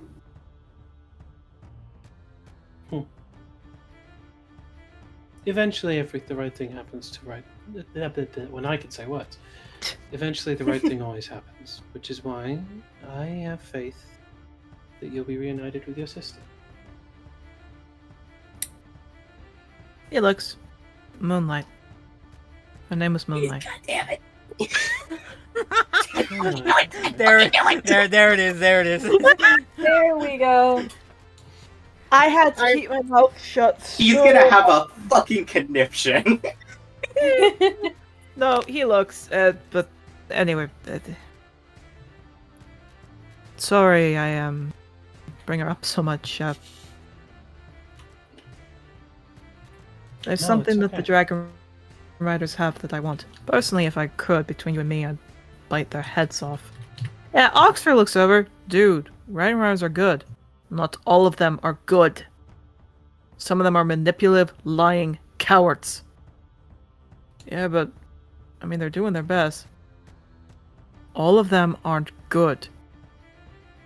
The only people worse are the Sovereign's group. Oxford, you can't say that, dude. We're gonna get in trouble. If it wasn't because my sister got killed. Yeah, Oxford blinks. I thought you said she wasn't killed. She's not. She'd never let someone do this to her. Dude, if you get arrested and tried, it's not like they're actually doing it on purpose. She would have found a way out. Yeah, if she does. Yeah. The Moth starts to get angry. He calms down. Oxford goes back to his notes. He looks to you, Ivy. Pinecone, by the way. My name's Pinecone.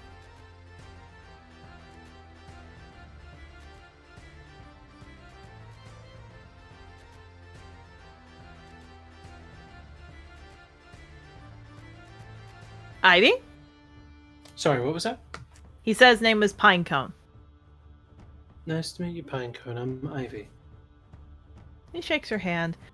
At which point, Gilder looks at that, seems to clear his throat. Alright now. My name is Gilder Green Cloak. I am one of the few people in the school that does not have a dragon. I am no rider. I'm simply a man of science and magic. And he points over to the two entrances. Those are anti-magic myths. Once you walk in, your magic has been tempered so you cannot use it. Pinecone looks at this... Oh, sorry? Is that going to affect me in any way?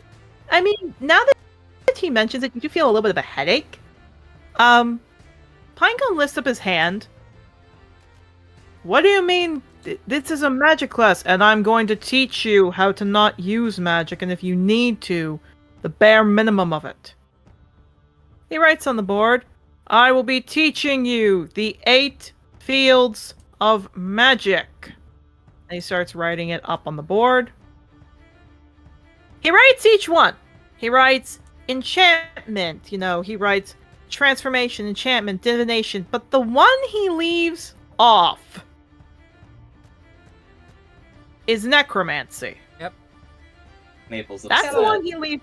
That's the one he leads off. There are only 8 fields of magic, and he writes it. Does a scratch. Arboration, conjuration, divination, enchantment, evocation, illusion, necromancy. Psionic is not magic. It is a separate field, as he points to arrow. Transmutation, and chronomancy. Does anyone have any questions before I get to my rules? Shadow will raise her hand. Looks over. Yes. You didn't include necromancy. That's not magic, it's filth. Rustling raises a hand.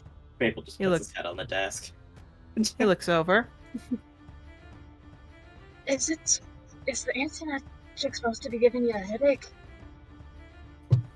Those who have high amounts of magic, this will affect you. You will get used to it. It'll come back off when you get out. Anyway, magic is meant to help and aid people. Necromancy does nothing but hurt and harm. How bad is your mental health, Maple? Pretty bad if you gotten that one before. How argumentative are you about to be, Maple? Mabel's gonna feel like as this man's going on, just the frickin' tail flop right into his lap. Mabel, you did get on that one before. He sees that, he raises his hand. Yes. But revival magic is necromancy, though. Doesn't give a choice if the person gets revived or not. And the effects of necromancy is worse. Anytime something gets brought back to life by the necromancers, something worse comes from it. Where's your proof? You want proof? Yes. He does not give a shit at this point. Well, I was planning on this being at a later session. Hang on, I have to change the music. Oh no. You brought in Moonlight. You're not expecting him to be this fucking bad. I wasn't expecting it. Oh, let's get shadows up. Ben, you really He looks need to put over. these in the chat. He looks over. You, points at Craig. Come up here. Craig looks confused. It murders Craig on stage. He comes up and looks over. You, points at you, Yarrow. Come up. Murders Yarrow Okay. on stage. Murders both to prove a point. Murders Forever Yarrow, brings changing. Yarrow back, Yarrow comes back hard. That could be taken in so many ways. I know, that's why I said it that way. Why? This seems kind of racist considering he's a human picking up 2 new age races. That seems a bit racist. Come up here, deer. No. Deer and goat. Deer and goat. He looks to you. Specifically at you, Yarrow. I want you to go to the wall and tell me when you hear chittering. Okay. Does he mean like the wall by the chalkboards? The actual wall by the chalkboards. Okay, so like over here? Yeah. Okay, he's gonna start heading that way. As you listen and listen, you're moving left. Suddenly, right by the chalkboard, you hear like a scratching noise. Like a jittering, scratching, crawling noise of something on the other side of the wall. There's a lot of it. Is it like rats? Is it the rats from before in the wall? Like it's something. No, it's something bigger than a rat. It's something bigger than a rat for sure. Hey, hon. Yes. You remember that, You remember the ability that I woke up with? Yeah. What's the chittering saying? It's saying, find them, find them, find them, find them, find them, find them, find them, find them, find them, find them, find, find, find, find, find, find, find, find, find, find, find, find, find, find. It sounds like there's maybe a bunch of rats in here looking for something. They're just rats. saying find them. Yeah. Okay, he tosses you a piece of chalk. Put an X right there. Okay. And he's gonna draw an X in the spot where he hears it the loudest. Thank you. What's your name? Looks at Craig. Oh, Craig. Good. Can you charge your head right into that wall? But that's gonna cause, like, property... Just charge into the wall. Moving out of the way for this. I get to cause property damage. You get to cause property damage. And, like, no repercussions. Nope. Really. I mean it. Yeah, he looks happy. He leans back, smiles, and charges. And then all of a sudden you hear him screaming as he's trying to, like, get his head out. Yeah, Yaro's gonna run over and try to help pull him out.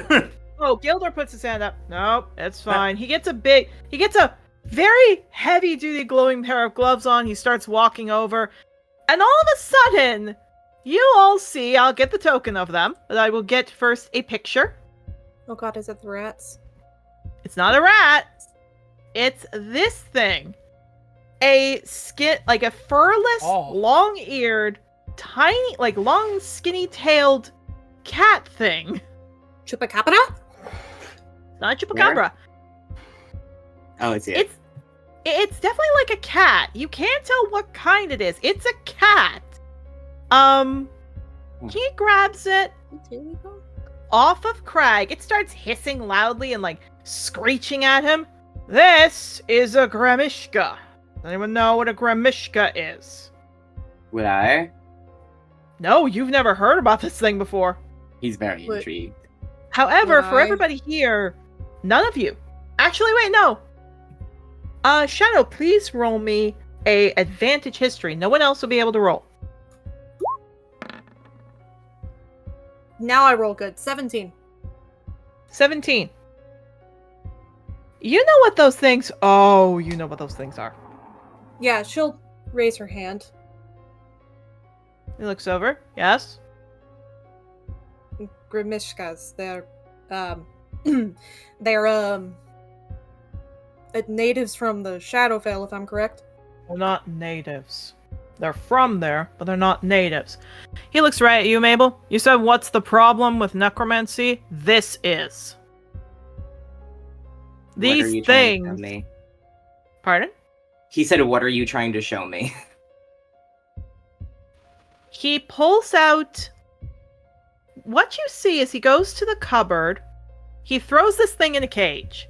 It starts to hiss at all of you. Everybody watch it. He puts another cage. He takes a bird from the cabinet. It's twittering around. It looks at all of you. He goes, snaps its neck. Yeah, Rustling flinches at that. So does Mabel. He takes the bird. He brings it to the table. He puts the body back where it should. He starts casting. Green and black smoke come down. It swirls around the bird. It works with it. It suddenly shines a bright green. Bird hops up, perfectly fine. Lands on his shoulder again, looking around. And in a black light in the cage, suddenly this light turns into another Grimishka.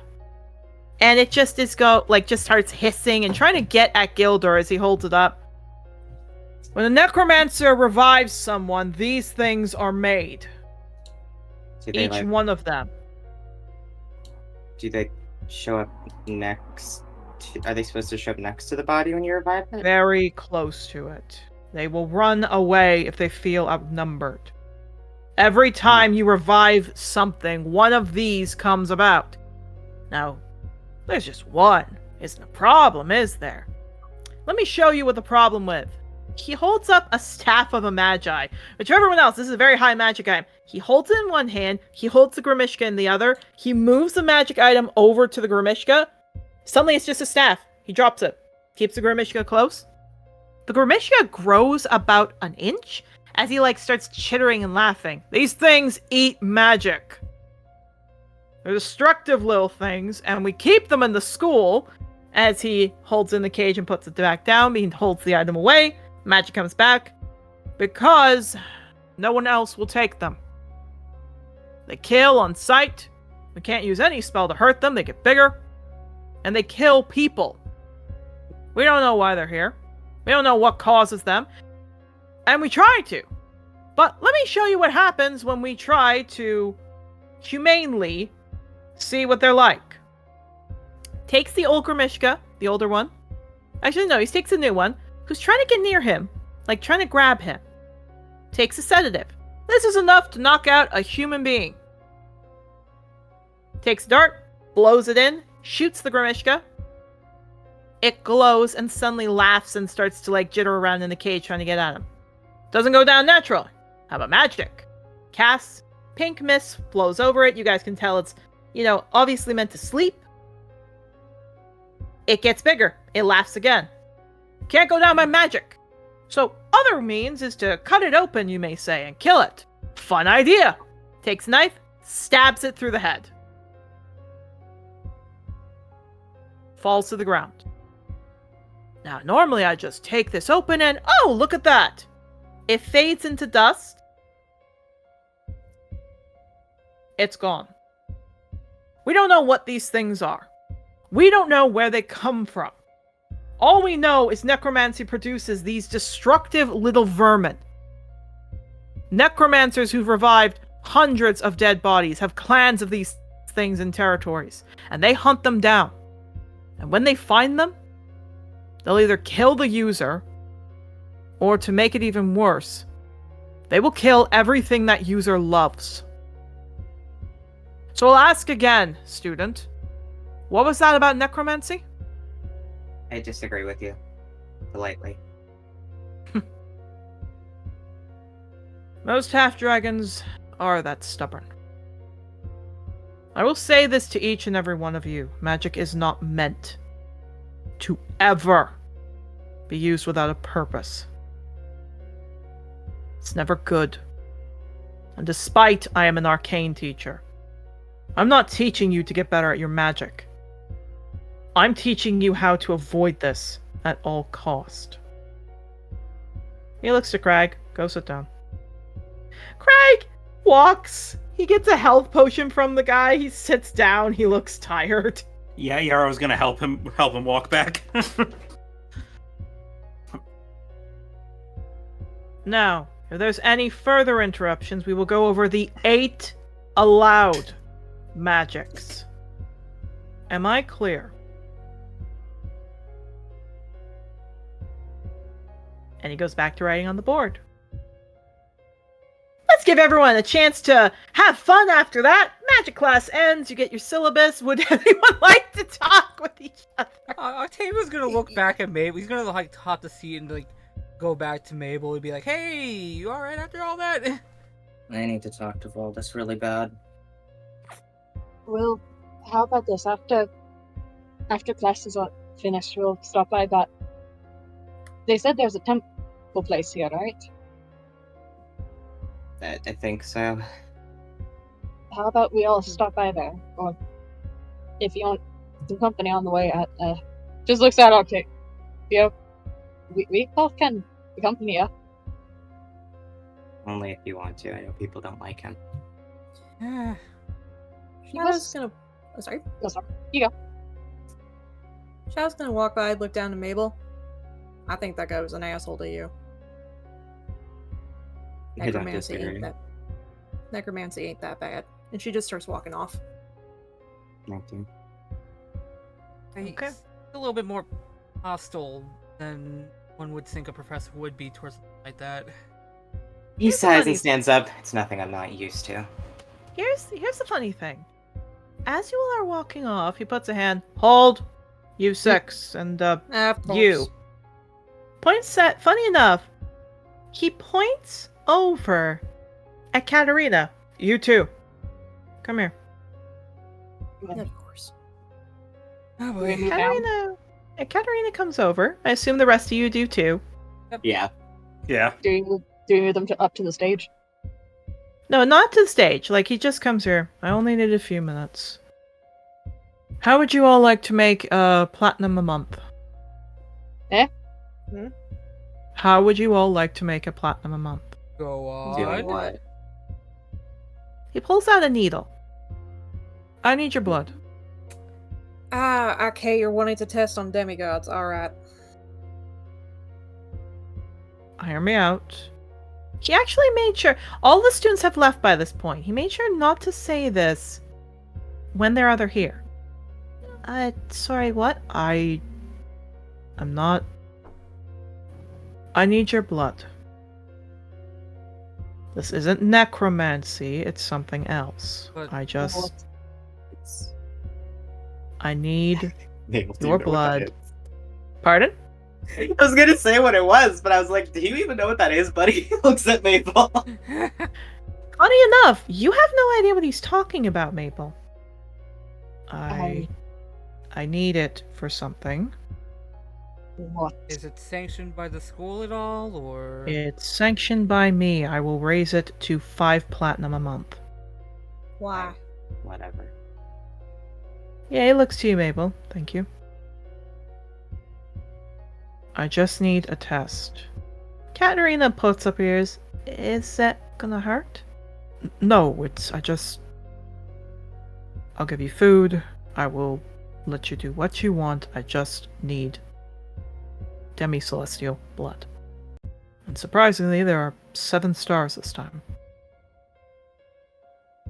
You don't have to do it. I just ask you don't tell the other professors. Alright? If you're interested.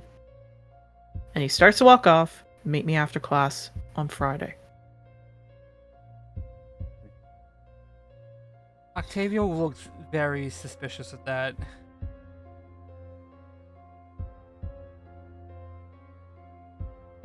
Money's money. I don't think we're in the position of being beggars.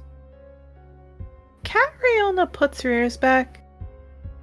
I don't know. She walks off. Papa always said never to let anyone use our blood. Yeah. They say that. Oh, she's gone. She left. Okay. Also, I need to step away for a second. Everybody interact. I don't like this room. I hate how it's making me feel. Yeah, I was looking forward to it when he said he was a magic class, and then just everything afterward is. Sorry. That's not. That's What? not on you. It's the way that he was acting and treating magic in general. About to say way more on him.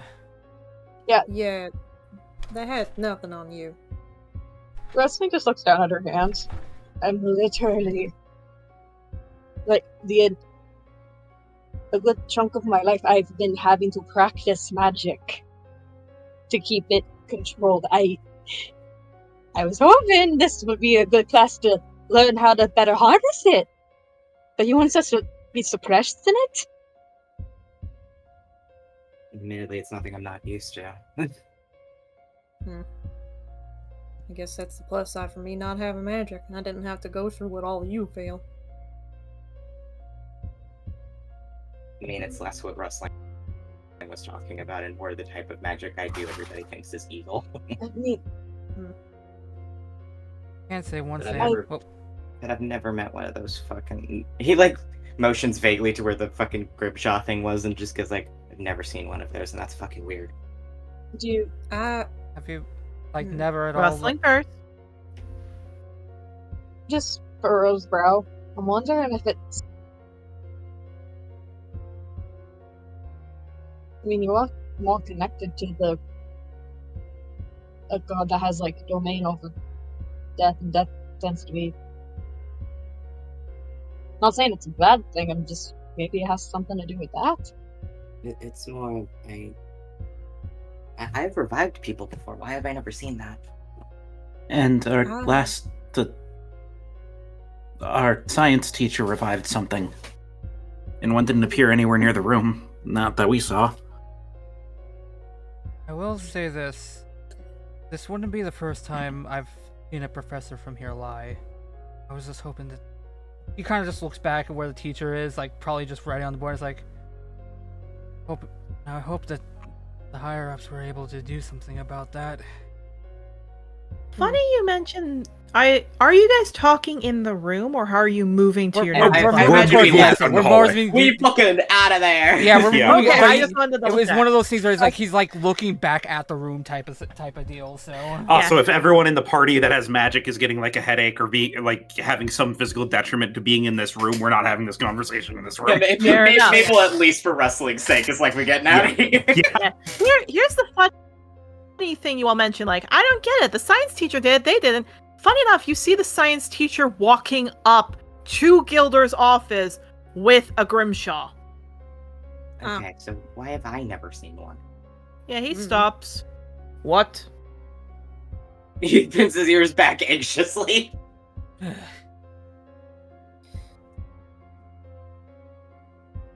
Were you with other people when you revived someone? Occasionally. Perhaps someone was collecting them away from you then. He walks off. Oh, he fucking freezes. He knows exactly who. I know what they are. I've just never seen one in person. God damn it. I need to talk to Valdis. He rubs his face. It's fine. In my head, we still have. Looks at the paper to see how many more classes we have for the day. Funny enough, not that many. Only 4 more classes. How much trouble would I be in if I just skipped all of them? Probably a lot. Probably a lot. You're right. We need to get the syllabus to let us know what we need. Don't skip the next one. I like the next one. He's my Mabel's favorite. like, I want to talk to my dad. I wouldn't risk doing anything now until we're got less eyes on us. That's fair. Yeah. I'll go with you to the temples after this if you need. So, here's the funny thing for everyone. You go to the next class, and I have to keep the music going. Next class comes around. And this one has tech. Here's the funny thing, however, because you guys are a little bit late, you see the dragon going, Victor. Guy keeps slamming down the hammer. Victor keeps slamming down a hammer. There is a bed, like a dog bed, close to the entrance. You guys see a robotic skunk with the name Petunia on the bed, sleeping. Beloved. Mabel's actually perking up on all this. Oh. Yeah. He blink, like the dragon rubs his face. Victor! He looks up, looks. Oh, is class starting? Yeah, it's starting. Thank you, Chisel. No worries. He looks up. Oh, class has started, but you 6 are late. Why? I was a bit disoriented from the magic suppressors in last class. That makes sense. He's quite rude. And he just grabs his hammer. Let's just get to our seats. Yeah. Where is Mabel? There's a seat. Mabel, there's a seat open next to your wife. There's a seat open next to my wife. Go to your wife. Where is my wife? That's a couple. I know. I'm trying to find my wife. Oh, she's over here. And there she is. I don't know, man. I'm colorblind. There we go. That's okay. Ivy, where do you want to sit?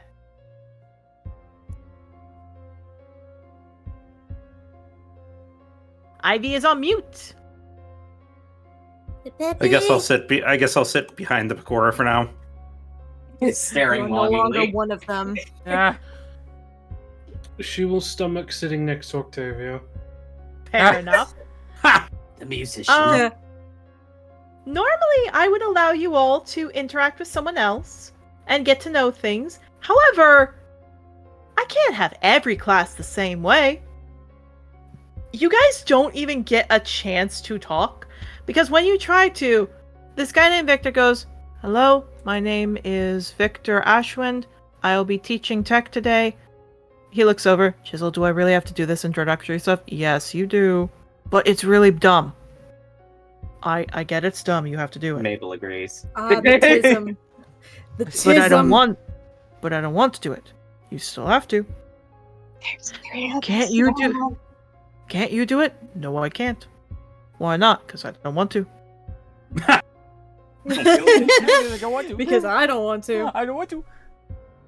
They're both tism. No, it's called one of them has autism and the other has just done this many times. Fair. There's Absolutely 3 autism dynamic. creatures in the room. Yeah. No one is really that talkative after the magic class. And he just links up. Okay, I will teach you about warforges as well as how to maintain soul cavities to help increase productivity of the time. Chisel clears his throat. That's okay, Chisel. No, I'm saying... Chisel rubs his face. What is your... Oh, my title is the Spark Dragon Rider with my dragon Chisel. Why do you all look sad? Clover It just came from magic. Oh. Do none of you like magic? Because I like magic, I just hate the professor. We don't like the professor. I feel like Same opinion. I feel like after that we're all kind of in the same opinion on that. The entire class just starts nodding. Kind of. Except they freeze when he goes, yeah, I don't like that he hates all my Grimshaws. Mabel perks up. Wait, you keep them? They're in the school. All of the ones in the school are mine. He's wagging his tail. Oh. I have revived 5,658 animals and people. Do not ask me how much is the difference between them. Oh, is he a fortune main cleric? He's not that. He whistles over. Petunia. Petunia perks up, and she trots over. This is Petunia. I found her dead by a farm, and then I gave her a body. Mabel's petting Vulture. Yeah. Puts Petunia down. Petunia runs off. Chisel rubs his face. How about we get to... Oh, right. May the Sovereign bless you all, for he is the greatest of kin. And now let's get to work. Happy. And he stops being happy. And nope. Hey, you lost us. He wants to go back. He was the doctor's dad. Here's the funny thing. Do all of you want to look at Victor? Yeah. Yeah. Fellow Now that he- autism. Now that he mentions the Sovereign, he has Sovereign keep clothes. He has Sovereign keep wear. But he also has the symbol of the Sovereign on his back. So either this guy is in the Sovereign's court, or he's someone close to the Sovereign. Because normally only people close to the Sovereign have that symbol. Can I roll a history?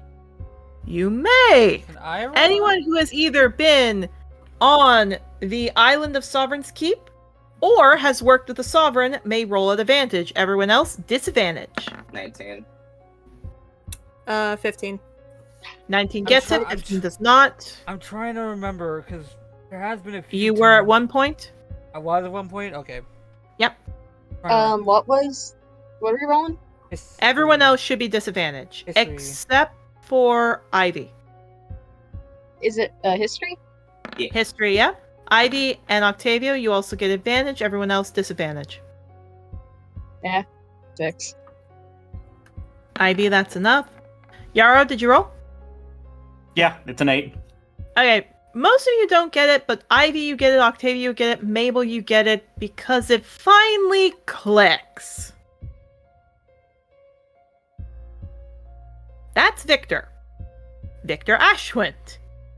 A man shrouded in mystery to most of Sovereign's Keep, but known for one particular thing. He's the son or adoptive son of the Sovereign. Mabel has such a look on his face right now. No one has ever seen Victor, but the rumor goes about that one day, about 300 years-ish ago, the Sovereign had looked for a child. Many years passed, roughly about 250, now that you remember it, no, more like 240, when all of a sudden the Sovereign has said that he has found a child to foster. And then eventually when the child hit 18, it was, I have adopted this child, but he cannot take anything of my place. Like, he can't take my power, my throne, I still need to find a wife. This guy is the adoptive child of the sovereign, because you did hear he went off to do something, but you all thought he was like doing missionary missions or something, not teaching at a school. Apparently, he's teaching at a school. He's not saying anything, but he's just putting his head on the desk like, oh god, I wish I was dead. Indeed. Victor immediately starts off. Your syllabus is here. He sends out like a whistle, and all of you see like 40 different mechanical birds flying about and dropping the syllabus in front of all of you. Oh. Looks like there are things like sword and bone, the use of monster parts in the average magic user. Warforges, a study of race and advanced technology, a future of metal, where technology and science can combine for the future, all that. And he writes on the board, okay, so let's talk about what happens when you add too much gunpowder into what I like to call a boomstick. And he starts writing on the board. I like them already. He just wants to info dump. He wants to do something. Professor, why does that one barrel say Fluffernutter on it? Oh my god. Oh no! He points to the barrel. It wouldn't say Fluffernutter. What it does say, however, is explosive. And he just points to that. All tieflings and any fire people stay away from that. And he just keeps writing. Yeah, damn, that reference went over everyone's head in here. Okay. No, it didn't. It did not. I was dying inwardly, my guy. Oh, Nelly. But no.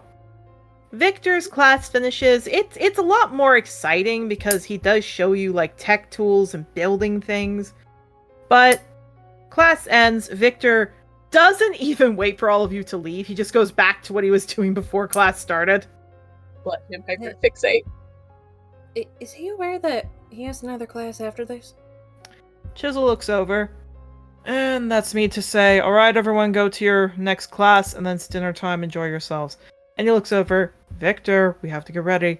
Nope. Victor. Nope, I just need a bit more. Victor. Okay, everyone just go. Victor. And he just starts talking. He going. Okay. Also, I'm seeing the image of what do you call those things again? Grimishka?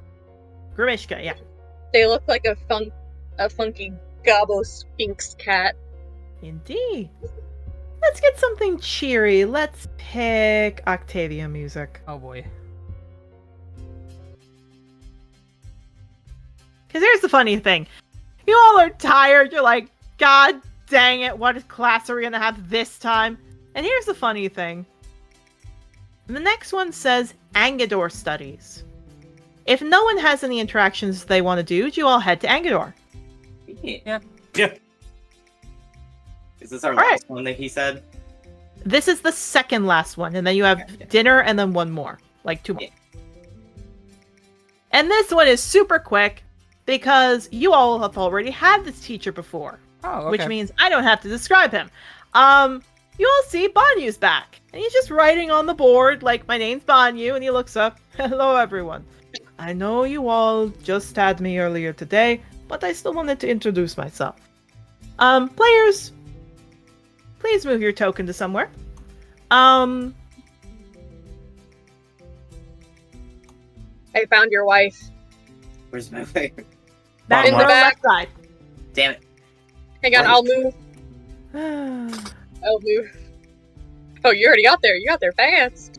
Aye. So... Oh, am I on someone? No, I'm not. Okay. Yeah. Again, most of you go by students that you're close to. Students you've known. So there's no real need for me to, like, go over, you know, stuff. Some of you decide to be antisocial and go elsewhere. I'm looking at you, Ivy. I'm sorry, after the public embarrassment that fucking Holly gave her, fuck yeah, she's staying by herself. No, I know. I got yeeted. That's okay. So, Banyu just smiles to all of you. By the way, I have something important for all of you. He just starts whipping mangoes over to each of you. It's close to dinner time. All of you take a break. Eyes get big and sparkly. tears into mango. Thank you. I actually kind of needed this out after the magic class, so thank you. Just start Oh, tearing into it. I heard one of you made a big, well, Gildor very upset. I don't He regret doesn't... it. Well, everyone's allowed to different things. Gildor's had a very bad experience with necromancy. It's important as riders that we understand where someone's coming from. But tomorrow will be a better day. And he just points, I'm here to teach you about Engador. Come to talk to me as we do our classes to go over everything you can learn. This is a pretty short class. Again, you guys know Banyu, you know the whole thing. I don't need to give another introduction to him. He teaches you everything. He teaches you that the different flags you see in the room are the actual flags of Engador. He shows you the different spots, all that. Rolling 86. It's a 3. That means that's Yarrow. Oh no. Yarrow, your interaction is when you are eating lunch, or in this case dinner, because I assume unless anyone has anything they really want to do, you guys just go to dinner after Banyu's class. Yeah. Yeah. Would they let me skip dinner to go talk to Valdez or no? No. Yeah, so he just goes to dinner.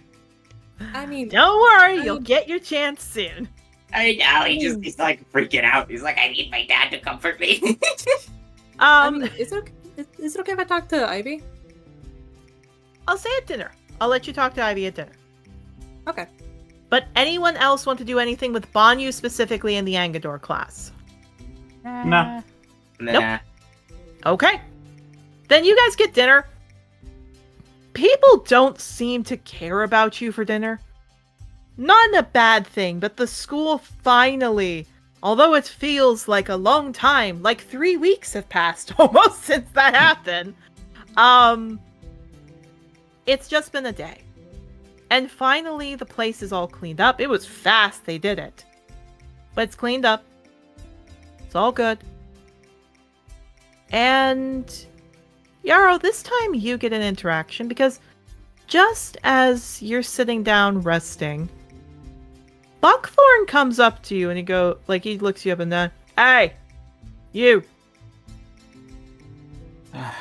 What do you want? He walks up to you. I know I'm probably weird saying this.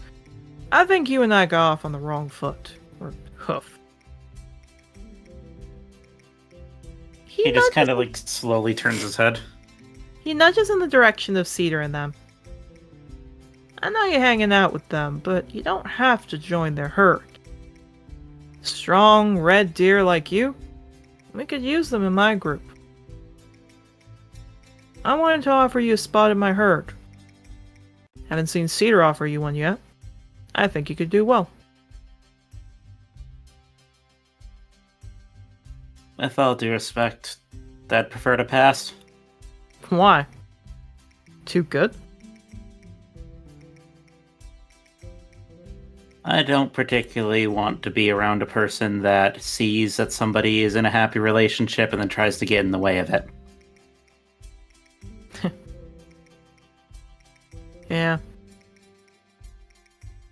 Well, I wouldn't want to be a forgotten son of Methuselah either. And he walks off. He freezes the moment that's said. He looks back. It's the red fur. Giveaway. And he walks off. Kind of like stays still for a moment, then he just kind of like takes a breath and rubs his face before he tries to eat, though his appetite's gone away. For everyone here, the food is again very simple. It's just ham and potatoes. It's the quickest thing it looks like they could make. The chef is looking really annoyed that that's all he can make, but that's literally all he can make now that the kitchen's back up and running. Poor man. Potatoes. After dinner, that's where half the school goes and half the school goes to class and the other half goes to bed. It looks like third and fourth year students don't have to do nighttime classes, but all of you do. However, the next class has a skull beside it. Saul's dungeon crawling. Oh. Okay. Okay. Her tail's wagging a bit.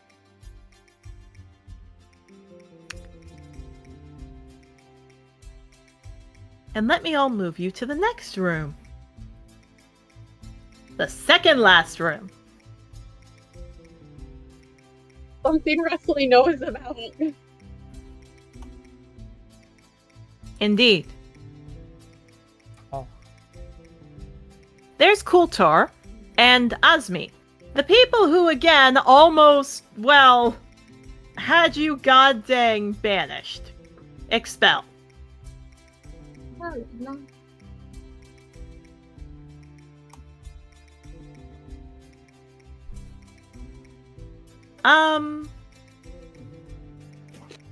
This is another quick one, because, again, you know Coulter. I don't need to describe her that much. And here's the funny thing with that. Also, Yara, where did you want to sit? Okay, there you go. Well, I was gonna ask for some of the people to move over, but then everyone started to sit there, and it's like, okay. That's okay. Which Bakura did you want to sit beside?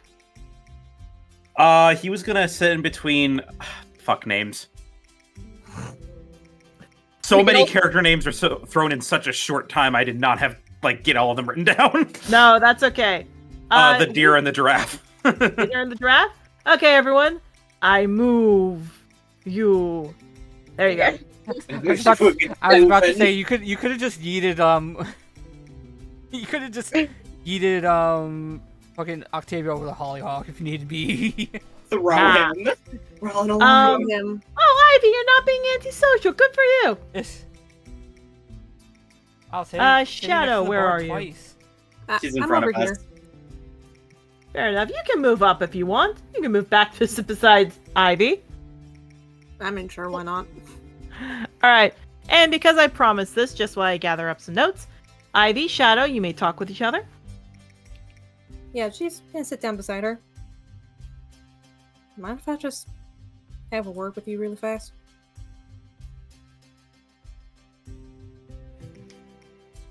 Go for it. I'm sorry if I made you upset. You didn't. You seem to be a little pointed with the things you say, so I wanted to apologize if I've made you upset. Well, I'm sorry if the things I said have offended you. That's not my intention. I'm not. I just.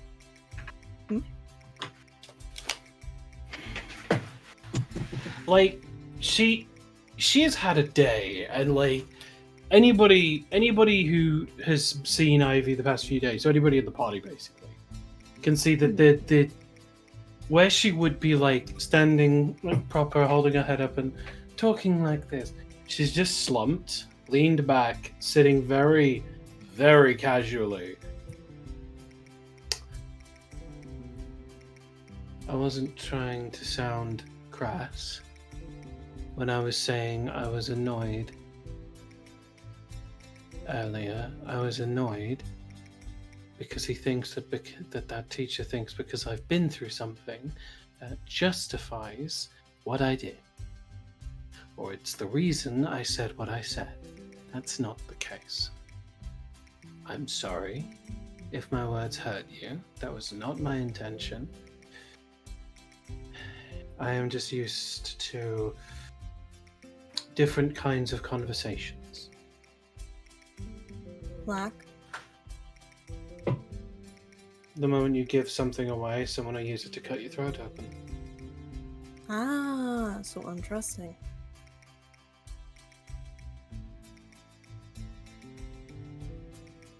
Well, like everyone here in this group. I can't blame you. Okay. I want to keep almost everyone here in this group at arm's length, but looks like I'm gonna have to let people in. Okay. As much as I want this interaction to continue, we're just gonna keep going. Because I think you're all gonna like this. Oh boy. So, Coulter blows a whistle. You all focus up. You all know me. I know some of you. 6 of you especially well. Can we not get called out? Don't get saying that. Just saying, it's Yeah, been happening, there's- been happening a lot today, so... Yeah. My name's Coulter Crestborn. This is Asmi. We're the dazzling arcane dragon rider. I am going to make your life the entire time I teach you like you are living through the 9 hells. 'Cause that's the way I got taught. It's the way you got taught. She looks over. Asmi, the rock. Asmi looks down to the rock. She points to it. This is a hole. You're going to go in the hole. I'm going to throw something down in there for you to fight. You're going to come up. You're done. That's all my class is. There's no book reading, no nothing. You won't get a say in what you fight. She gestures around the room. Could be any of this. Could be something new. That's all we do every class. This is your one saving grace that I'm not going to make you fight today. Anyone have any questions? Raises hands. Yeah, she looks at that. Yep. When you do get down into... Oh, I'm talking country. Sorry, my player had a moment where they heard shadow. Fair enough. When we do go down there, is there any like restraints for it? No. You fight or you die.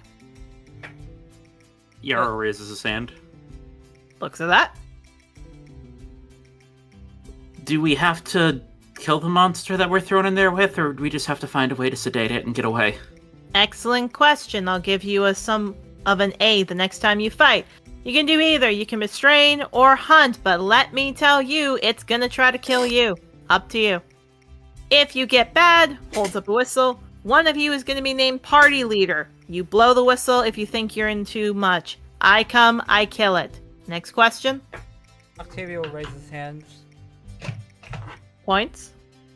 So, no holding back on really anything? Nope. Oh. I also don't care, unlike other professors, what school of magic you use. All you need to do is bring it down. I don't care how.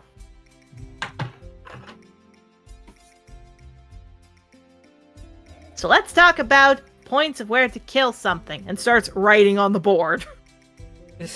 Wrestling is very invested in this lesson.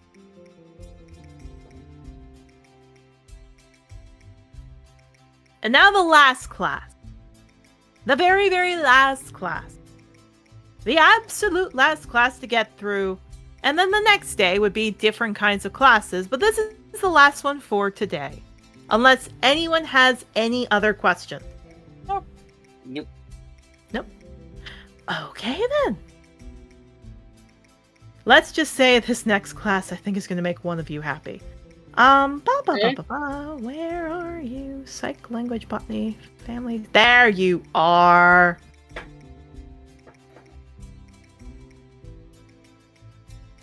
You all kind of retired. Like, okay, what's the last class? This. Last thing you see is a room filled with stars. Now, I haven't described a lot of the descriptions of the room because really there isn't much to describe, except in this one. This one, first thing you see is a raven that flies down to see all of you as he's like sitting on the top. There's like 50 ravens in the classroom.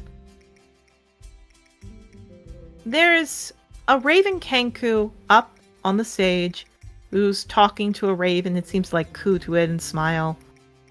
And when she comes in, she like smiles. She sees you 6. And she goes, hello. And she's just staring at you 6. Hi. Hey.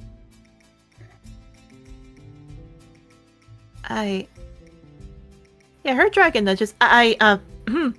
Please sit down. Inside that. You can certainly try. I most certainly am.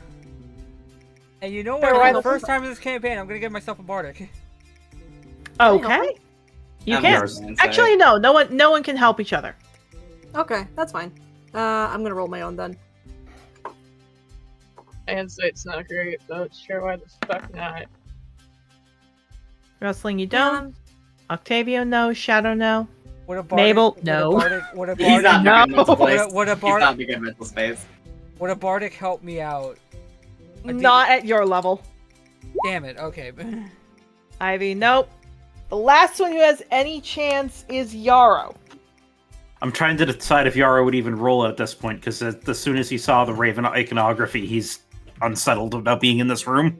Fair For all enough. the ravens around. Okay, fine. And shit, contrast, I'm by the Mabel is moth. fucking comforted by the raven. 15. Unfortunately, you all gave it your best shot. Not now. Yeah. I'm trying to figure out where we want to sit. I didn't want to sit by the moth. Oh shit, I'm sitting by Octavio, Yeah. even worse! Yeah, Yarrow's not asking anyone to move this time. He's just going and he's sitting next to Thomas and he's looking stiff. Fair enough. I mean, The look at moth that. looks Mabel like is a pretty death much behind the moth. Do Am I? Oh You god! are. You're pretty much behind the moth. Please don't talk to me. You know what? I will be the sacrificial lamb. I will be the person who talks to the moth. Trying to figure out where I want to sit. Oh, you can just sit up front. I know, but you know what? You know what? My people. Let's see if me sitting near my people is a good idea or not today. Fair enough. So as you all sit down, the Raven Kenku throws up a raven. It flies, it squawks. You see it land up somewhere. She smiles. Hello, everyone. My name, and she points to it, is Flitter Clack. As you see of my lovely gnarled appearance, which you all see, she's got a blind eye and a large set of claw marks that lead all the way down from her shoulder to her wrist. She suddenly sees the cats. I understand those might be important to you. Could you ask them to sit outside? Why? Let's just say I don't have good experiences with cats. You can ask them to move to the back. I just don't want to see them. Sigh. I still nudge Vulture to go sit in the back. I will say this. Vulture looks like he wants to defy her. He sits in your bag. He accepts this. Can I just have Rosa, hide on... Yeah, I'll have Rosa go play under the table, under the tables in the back. Yeah, she does. You hear a squeak. You hear her eat a rat. She's doing good work. Right. She's doing God's work. She takes a breath. Thank you. This is Eclipse. Kind of ruffles the top of Eclipse's head. My lunar dragon rider. We are the Dark Star Dragon Riders. As you can tell from my lovely injury, I have a little issue with cats. Specifically of a cow pit. Size 2. Oh, what daughter of Lorelei doesn't have problems with cowpit? Maple freezes. Oh. Lovely. My mother gifted me Omen Sight. It was an ability she had, though it can get from another she puts round. Our beloved minor celestial Asher, which is where the wolf statues are here.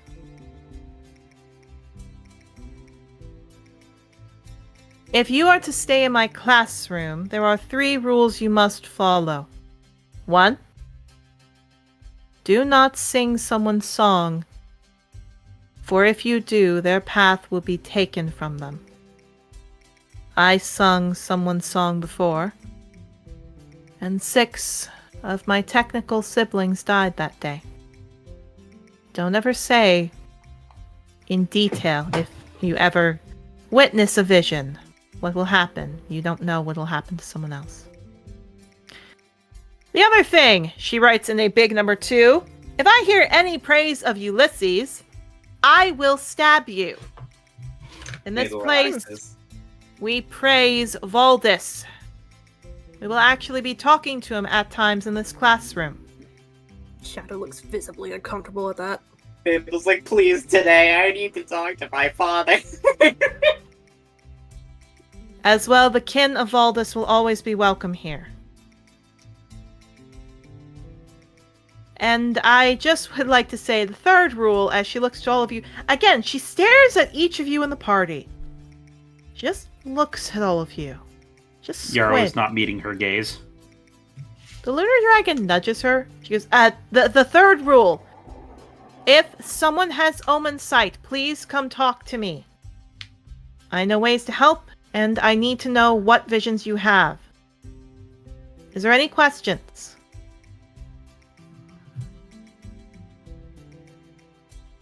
Good. Now, let's go over constellations. And she starts writing them down.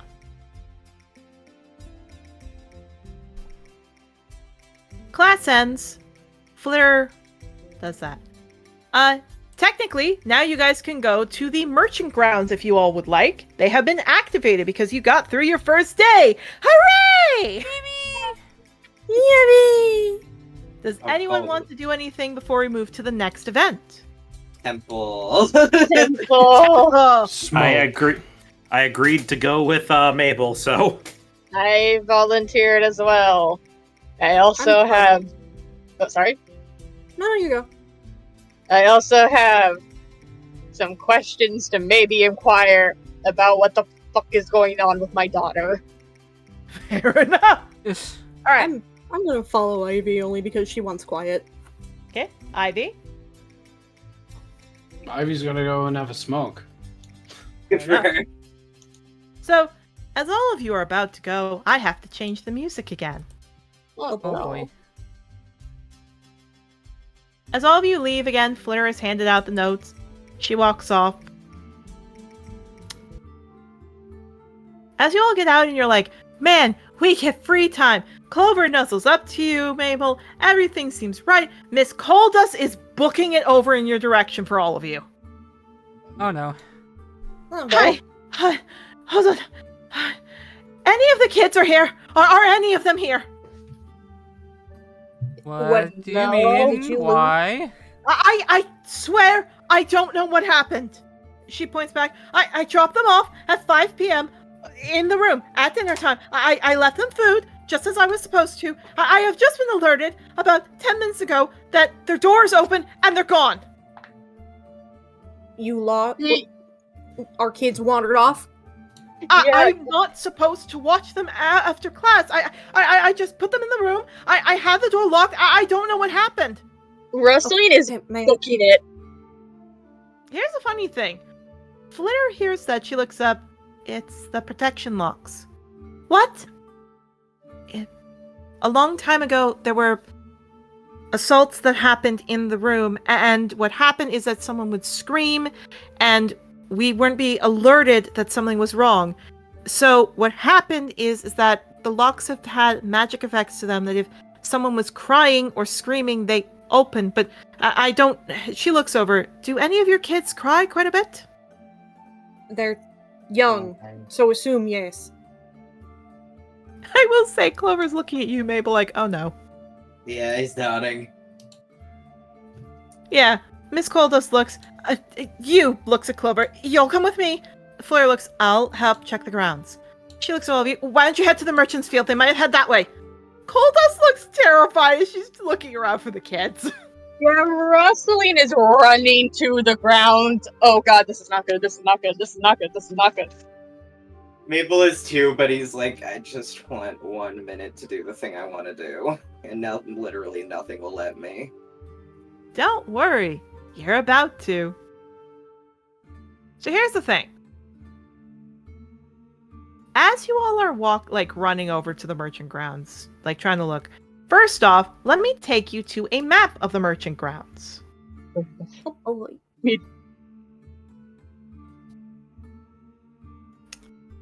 There they are.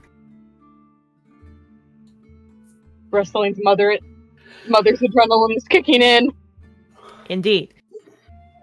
We'll be locking up soon for the session, closing it down, but we will have two things first. So first and foremost, everyone here, this is kind of the area you get to. It's a large field with multiple buildings.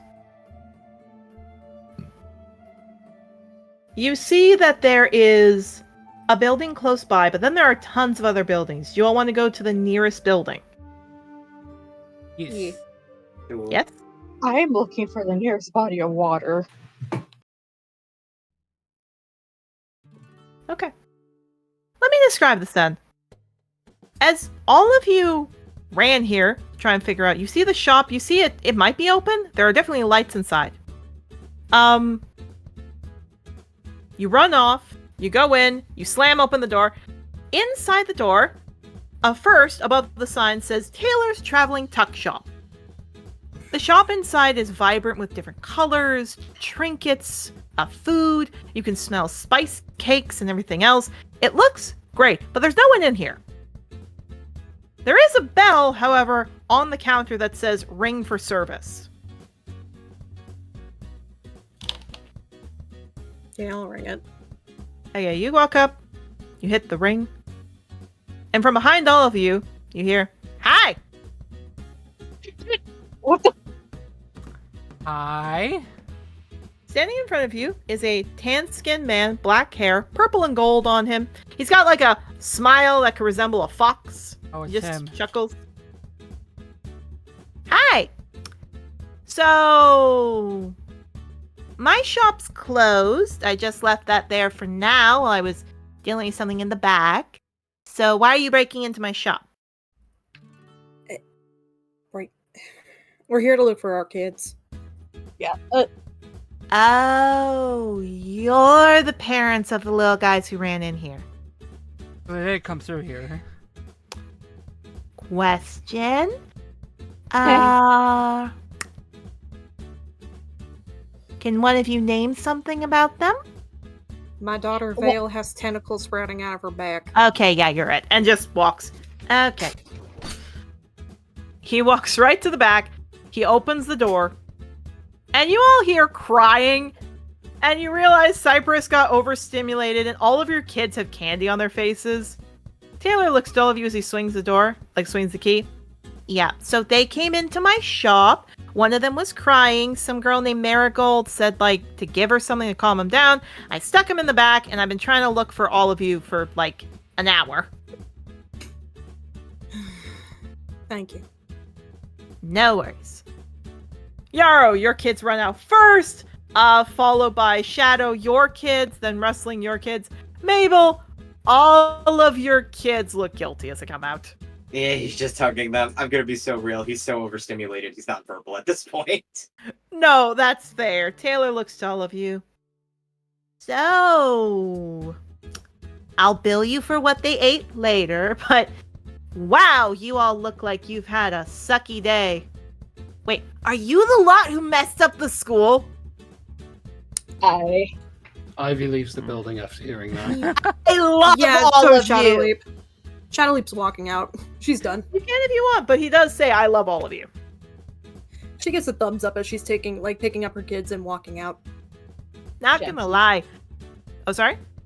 Just looking over Daria and Atlas and Oceanus as she is having one ear kind of turned towards.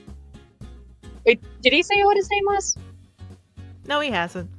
He just looks, "I love all of you. Let me tell you, I really have wanted someone to shake up this area for ages." No. You know what? You probably are in debt for a bit. I won't bill you. More than just quite a bit. Fair enough. I won't bill you then. The kids did nothing wrong. Besides, my boyfriend can seriously get me whatever I want. No worries. Do they work? Does he work here? You can say that. Regardless. Wow, you all really need a break, huh? Tell you what, he pulls out a map, which I'm going to say looks like the map here. How about you tell me where you all want to go, and I'll help you get there. That sound fair? I kind of looks over at Mabel. Are you still wanting to go to the temple. He just nods.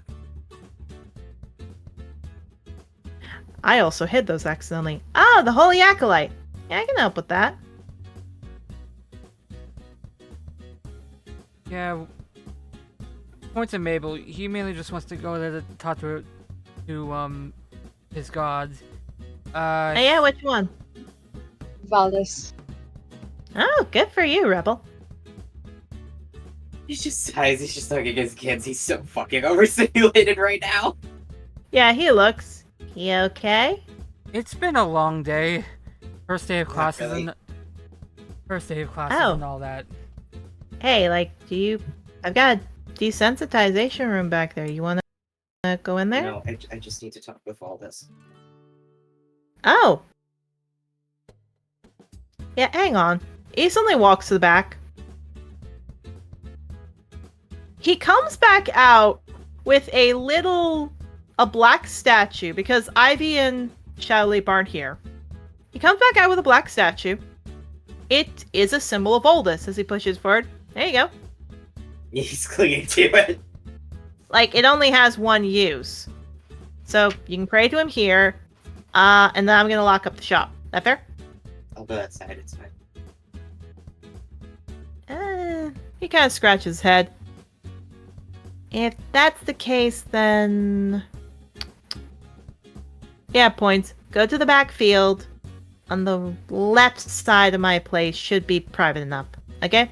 The rest of you, why don't you take the kids and go, like, give them some space. At which point, Sage looks up. I want to see Grandpa. We can talk to him later, okay?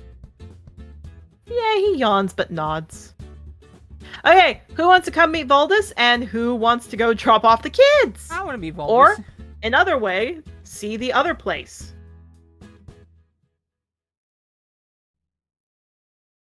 I want to meet Voldus. Wrestling's gonna glance over. Yeah. Hold on, Rustling. Wrestling's gonna look at me. Well, are you wanting privacy? I don't care either way.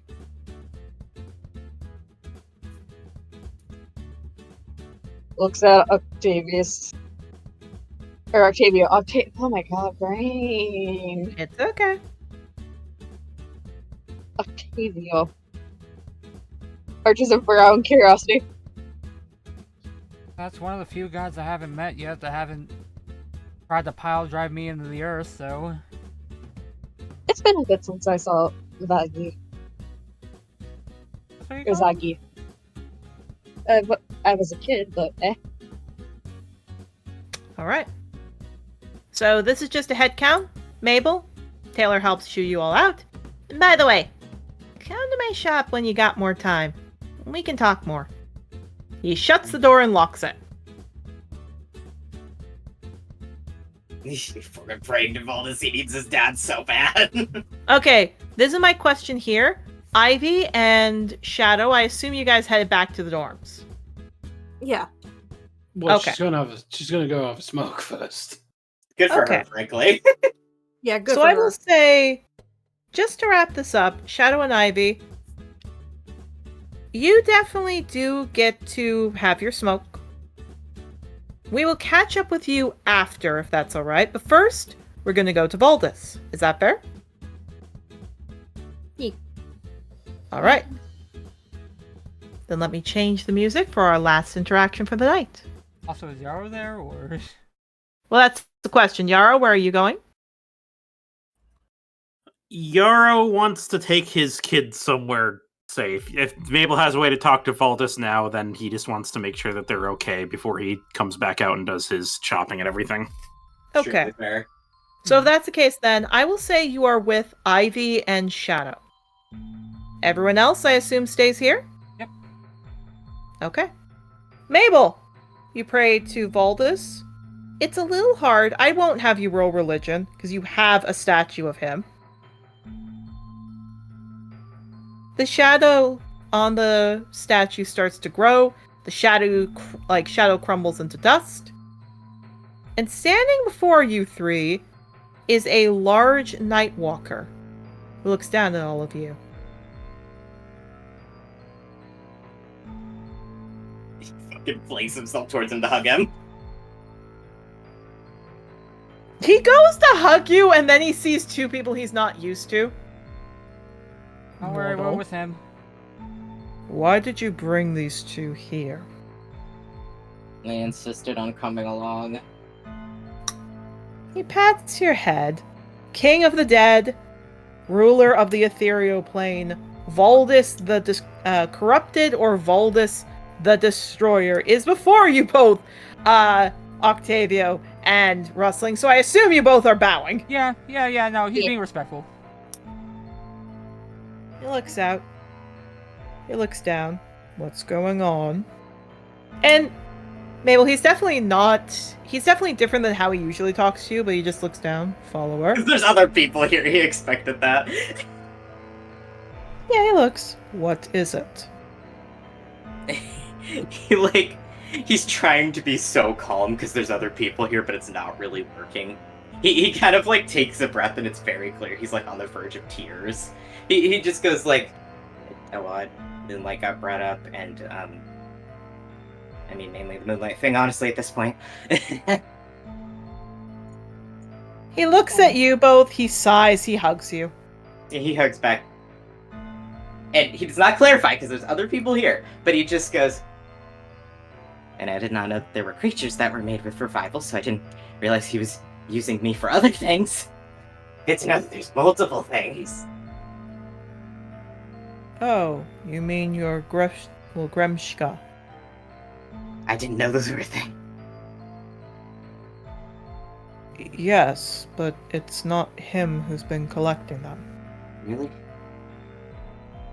It's Zagreus. Okay, I'm fine with that then. That's fine. Except he has to give them to him. Okay, never mind. That didn't... Okay. It's his job. I know, I'm not mad at him. Why are you so upset? Was the first day bad? He nods. I got expelled again. Accidents happen. And he gives you a little hug and a pat on the back. There was also someone who was really disrespectful about the domain he cares about. Mabel clears his throat and I don't think Valdis is gonna agree with you, Way. Here's the funny thing. He looks. I don't exactly agree that Mabel uses it either. But I can't change his mind. Yeah, it was a lot different. She kind of gestures. It was a really not so pleasant professor. He nods. He looks down to you, Maple. I don't have much more energy. Are you better? A weird question. Yes. Apparently I need to make money. Can you, quietly, because he doesn't know how fucking Rustling and Octavia will react to this, he just goes, if I, go to the Agnes Temple and let you possess me again, will you pay me again? No. We still do, damn it. Wait, hold on. He rubs his face hold on. Dang it! I'm not hearing it. This is me going, wait. You know, I'm sitting here and I'm looking at the kids. Did he do a fucking lucky? All right, how much you're gonna pay me to have me help you cuck your brother? No, literally. Will you give me money if I go to the Agnes Temple? No, damn it. No, he looks to all of you. But specifically to you, Mabel. You will find ways of making it. Lorelei has shown me. But if things come to it, call upon my son Otmar, and he can help you. Okay. Last thing. He looks. Didn't know I was a demigod. Oh, you finally figured that out. Yeah, if I fucking knew. It's no shit's given. He nods. Congratulations. I mean, obviously Agnes is one. That's the only thing that makes sense. He doesn't say anything, but he nods. I don't want to think about one of them. So I'm choosing to believe that that's a bad hunch on my part. He twists his head a little bit.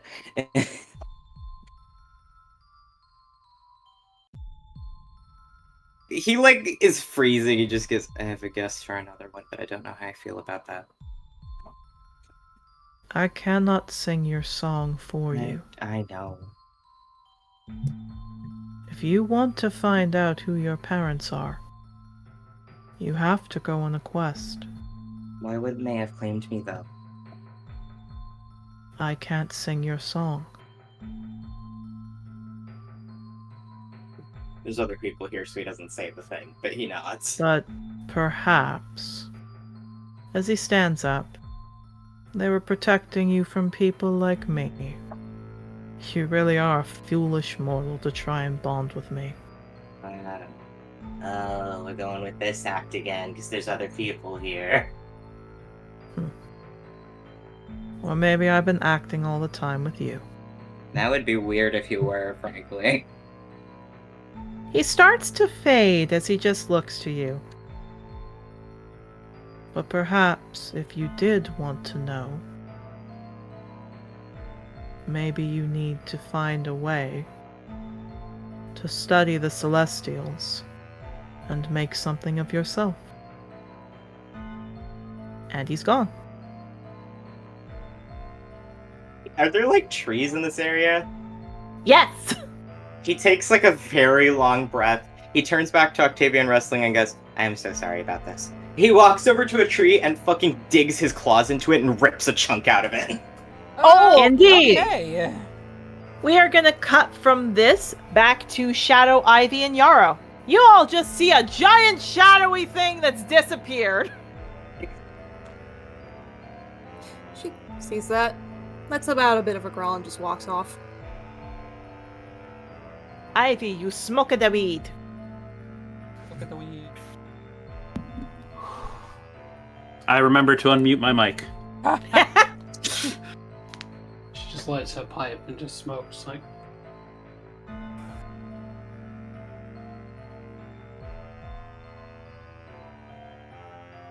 Takes a deep breath.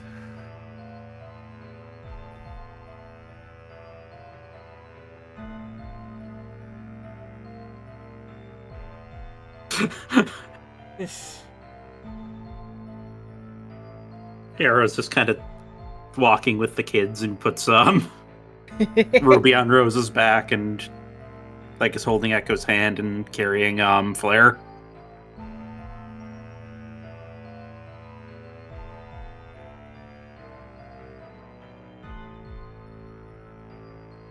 Okay.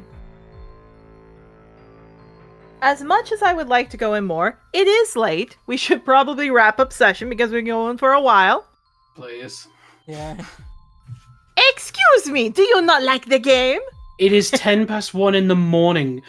I mean this politely. Fuck off.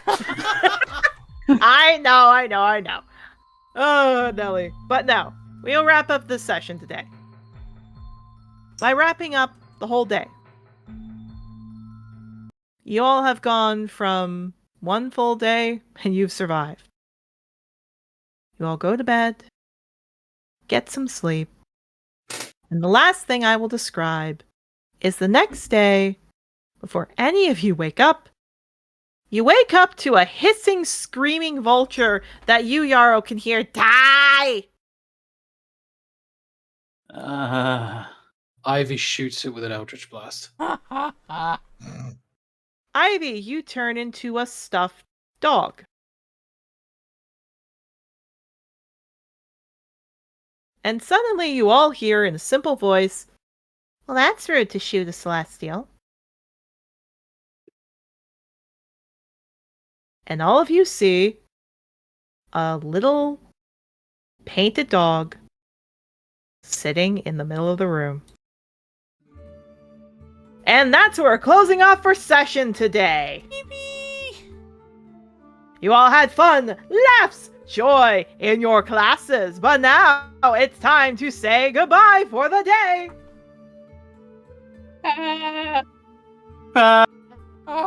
hope you all had fun. I hope you enjoyed yourself. And next week, hopefully, we will be getting to some dragons. But again, may have taken a little bit longer, but I did want to make sure we had some fun with this. So I will see you all later. Have fun and take it easy. Bye-bye, everybody. Bye-bye.